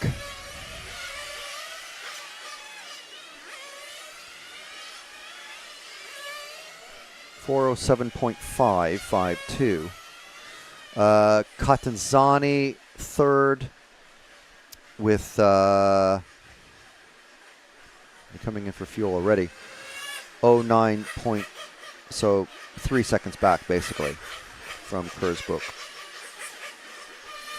Balestre finished 8th, and he's obviously going to want to do better than that. Never, ever count him out. Master clock has started, so we're going to move to the live timing, and we'll see how things kick off in this one. Let's follow, yes, there we go. Let's follow Kurzbuch around. Oh, actually, this is Gruber that we're with. Gruber, another one you can never, ever count out.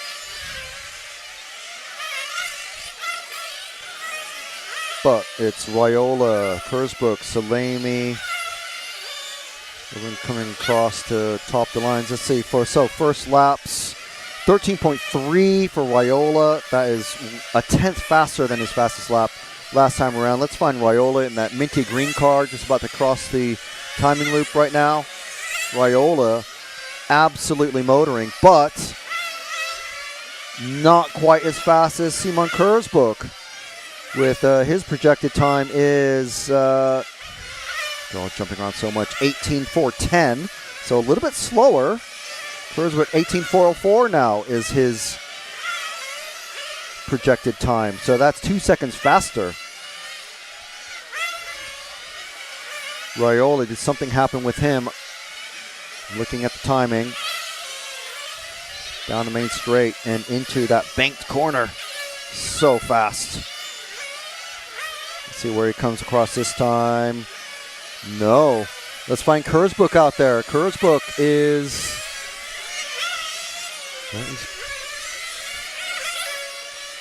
There he is. We're on him right now. I think the amount of confidence that was absolutely dripping off of Simon Kurzbuch in his TQ round 1 interview was, you could actually just feel it off him, the amount of confidence he had. But Dario Balestre now coming through, 18:404.429 projected for him. Thurston 18:408, so he's not out of the picture, but he's a few seconds behind Kurzbuch and Balestre. Was Balestre in the... Balestre running a different color car now again? No, he's just about to come on straight in that number 2 orange car. There's Balestre. Balestre looking super strong. First round finishing 8th with an 18.403 pace previously. Now it's dropped slightly, I think, with traffic to 18.404.537. Ooh, and coming across a very bold pass there at the end of the straight. Let's see what he's got now. 18.404.9. Wow. Absolutely. 2 seconds, almost 2 seconds faster than Simon Kurzbuch's round 1 qualifying time. That time around, 18.404.692. That's better than 2 seconds faster. Thank you very much, SRP. Let me know that Hidalgo runs a Serpent car. We are following Dario Balestre, who is at the moment on pace to be TQ for round 2 here at the EFRA 1/8 IC Track European Championships. 18.404.3. That's 2.5 seconds faster than Kurzbuch's first round TQ. What an amazing pace. Kurzbuch has fallen off the boil to 18.413, so he's had a moment or 2 or 3 out there on the track. Raiola now picking up speed to an 18.405 pace. Thurston still topping the leaderboard there, but actually on an 18.409 pace. It's Balestre and Raiola, but actually Balestre is actually a second behind, a second ahead of his teammate Carmine. And we're going to follow Balestre coming across. And, and so he's just hit him from behind, but he's actually already finished. I don't know who that was. Wow. That was a massive hit because that car is roasty toasty. Car number 10, that is actually Hidalgo. So, okay, so we're going to... That is it for racing today, but Dario Balestre takes round 2 TQ. So we knew we'd come back, but we didn't know that we would be able to see him take TQ once again.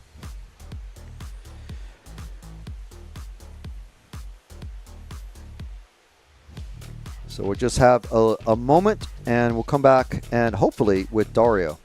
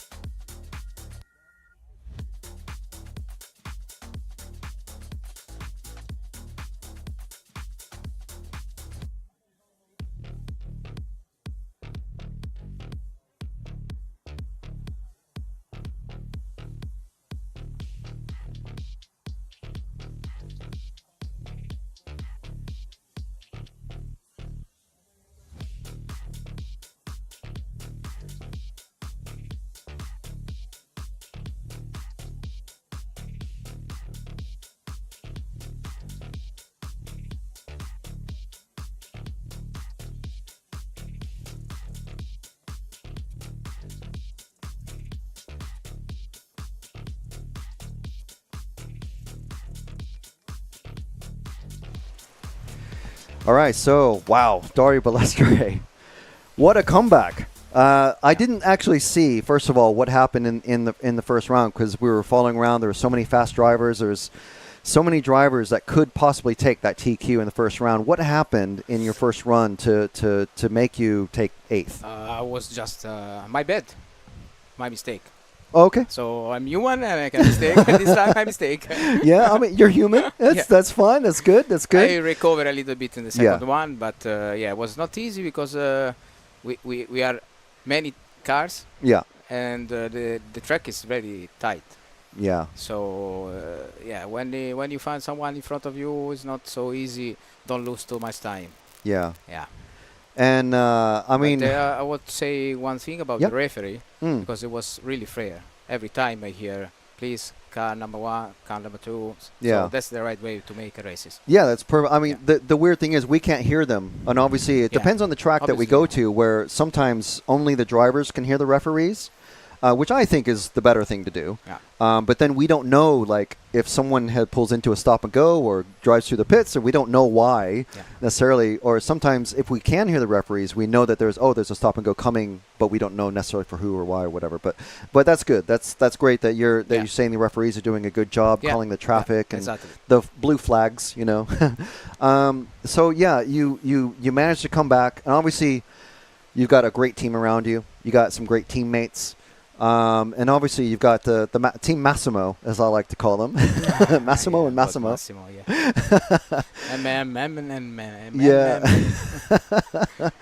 So, I mean, is that... and I know there's 3 rounds to count. You know, the first round is maybe a throwout, and you're like, were you worried at all after that first one? Or was there any sort of like, you know...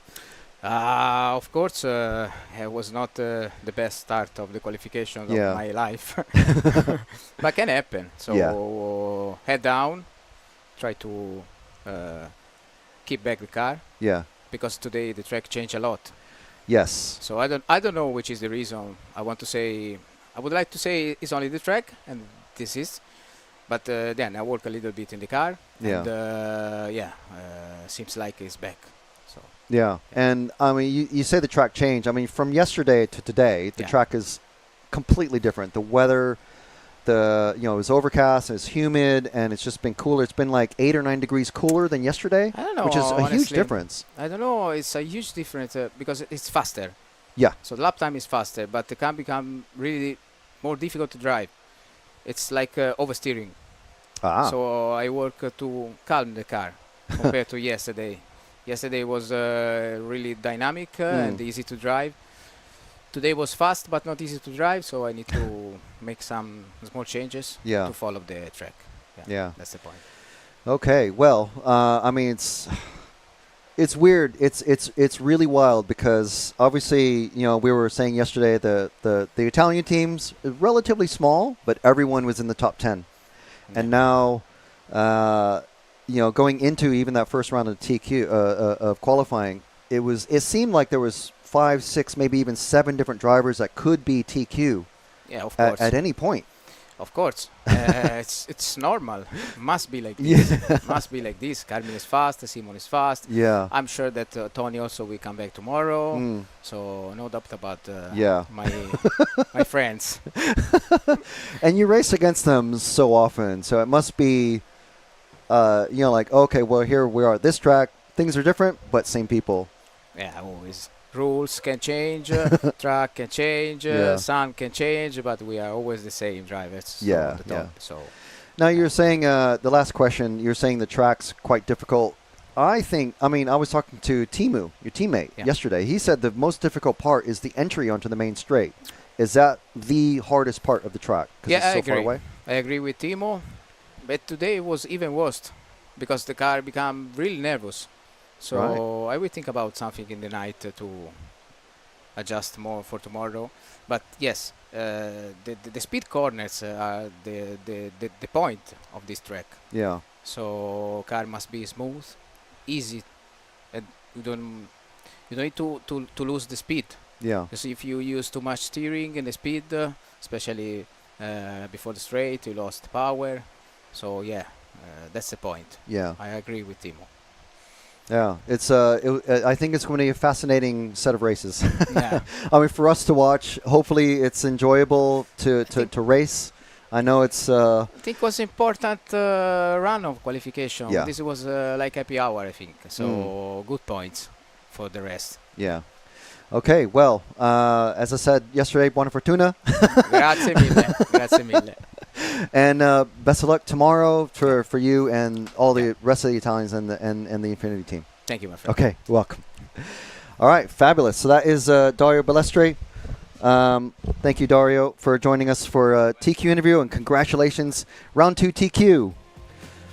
Okay, so that wraps it up for today's coverage from the Halifax track in West Yorkshire in England for the EFRA 1/8 IC Track European Championships.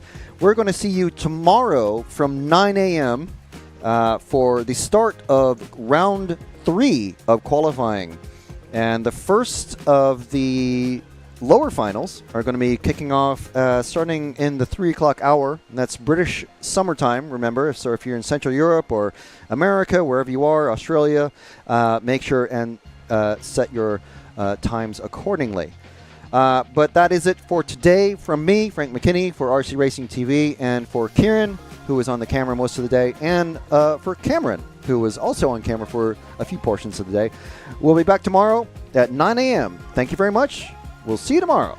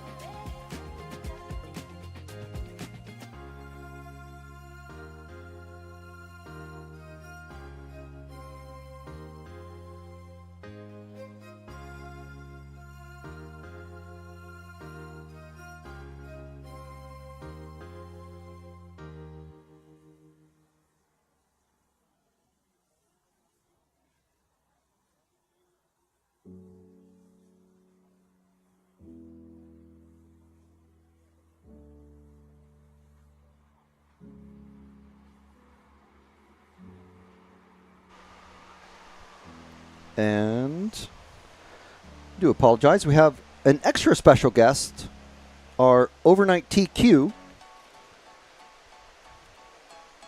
There we go. Carmina Raiola.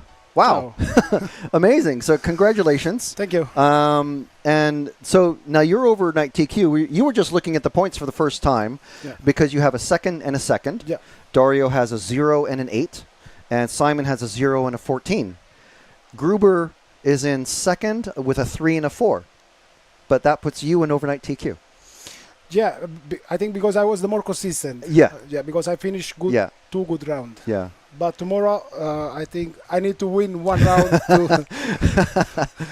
I mean, yeah. There's a, I think maybe a big problem called Dario Bellestri. Yes. So yeah, I mean, Dario is always strong. We knew he would come back in that in the second run. It's impossible to call. I mean, I was telling Simon and Dario just now that going into the first round, even the second round, just looking at the names, it's like any one of these 5 or 6 drivers can be TQ at any time. Yeah.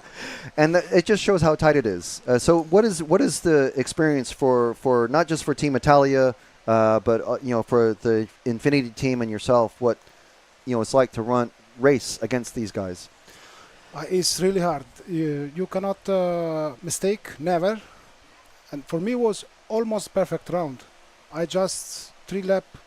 I cannot push because someone crashed in front of me, so I have to. And also the engine, the car, you feel perfect, but someone is little bit always better. Yeah. So the perfection, I think, is the point. Yeah. Yeah. And it makes it. I mean, it's very exciting for us to watch. What's it like on the driver's stand when you're stood next to... No good for my heart. I know it's nice to watch because I told you I follow always the race from home. It's really nice. But from the driver's stand is little bit different. Yeah. Because we have a communication with the mechanic. So they say you are 0.2 in front, 0.2 behind. So if mistake little bit, fuck, But I'm happy. The car worked good, engine good, the fuel also super nice. And now 1 hour I try to change something on my setup, and tomorrow I try all. Yeah. How much was the in English? I hope you understand, but the swing in the setup, the type of setup that you have from this morning. to what you just ran? Obviously, the weather is completely different from yesterday. The track conditions, all that is so different. Yeah. I changed the shock oil from this morning to now because we see a lot of track that change the condition, but this track is the maximum I see because in 3 laps is 1 second different from one round and another round from the practice. So 1 round the car spin too much, 1 round is oversteer, 1 round you make normal lap, super fast lap, and another round perfect lap, and lap time is really high. So need to be focused and don't lost any second of the track. So I write everything so I can be ready. I hope I will be ready before the track change, you know? Yeah. Simon said in his first run that it was like half luck and half skill, you know, that he just happened to have the right setup, because during the run, I think like 10 or 20 minutes before, it was cloudy. Yeah. And then the sun comes out. Yeah. Bright sun on the track. You know, very sharp shadows on the track. And you know, how much does that like affect things? You're going out in the pit lane. You're waiting. Your mechanic's waiting with the car. You already know what your setup is going to be. And then 10 minutes before, the sun comes out. Everything changed. Yes. I don't think it was luck. I think he was a really good driver, and he was ready with this car in that condition. Yeah. All right. Okay. Well, so last question. Everyone has said how difficult the track is. Timu and Dario have both said the entrance onto the main straight. Wow. Probably the hardest. Yeah. Point of the track. Yeah, because from the drive stand is the point that we cannot see 100% good. Yeah. And before the straight, when we come out from this corner, the car spin a little bit, so it's difficult to find the line. Right. And after the corner, the straight is not that straight, but it's like this. Yeah. So if you go a little bit far, you go in the grass and you don't understand. Yeah, so And then you have the bank corner at the end. Yeah, that wait for us.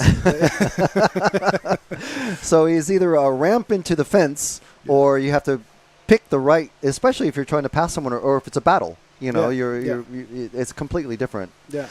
All right. Well, we'll let you get back to your car. Best of luck for tomorrow. Thank 3 you. rounds more to go, and obviously, you know, yes, you have Dario and you have Simon, but you know, like you say, you're the most consistent at the moment. Yeah, at the moment, yeah. So you have a little bit of an advantage. Yeah, but I already know how the end of this story. I see already this movie. Okay. Well, best of luck to you. Thank you. And we'll see how it goes for you tomorrow. Okay. See you tomorrow. Fabulous. Ciao. Thank you, Comene.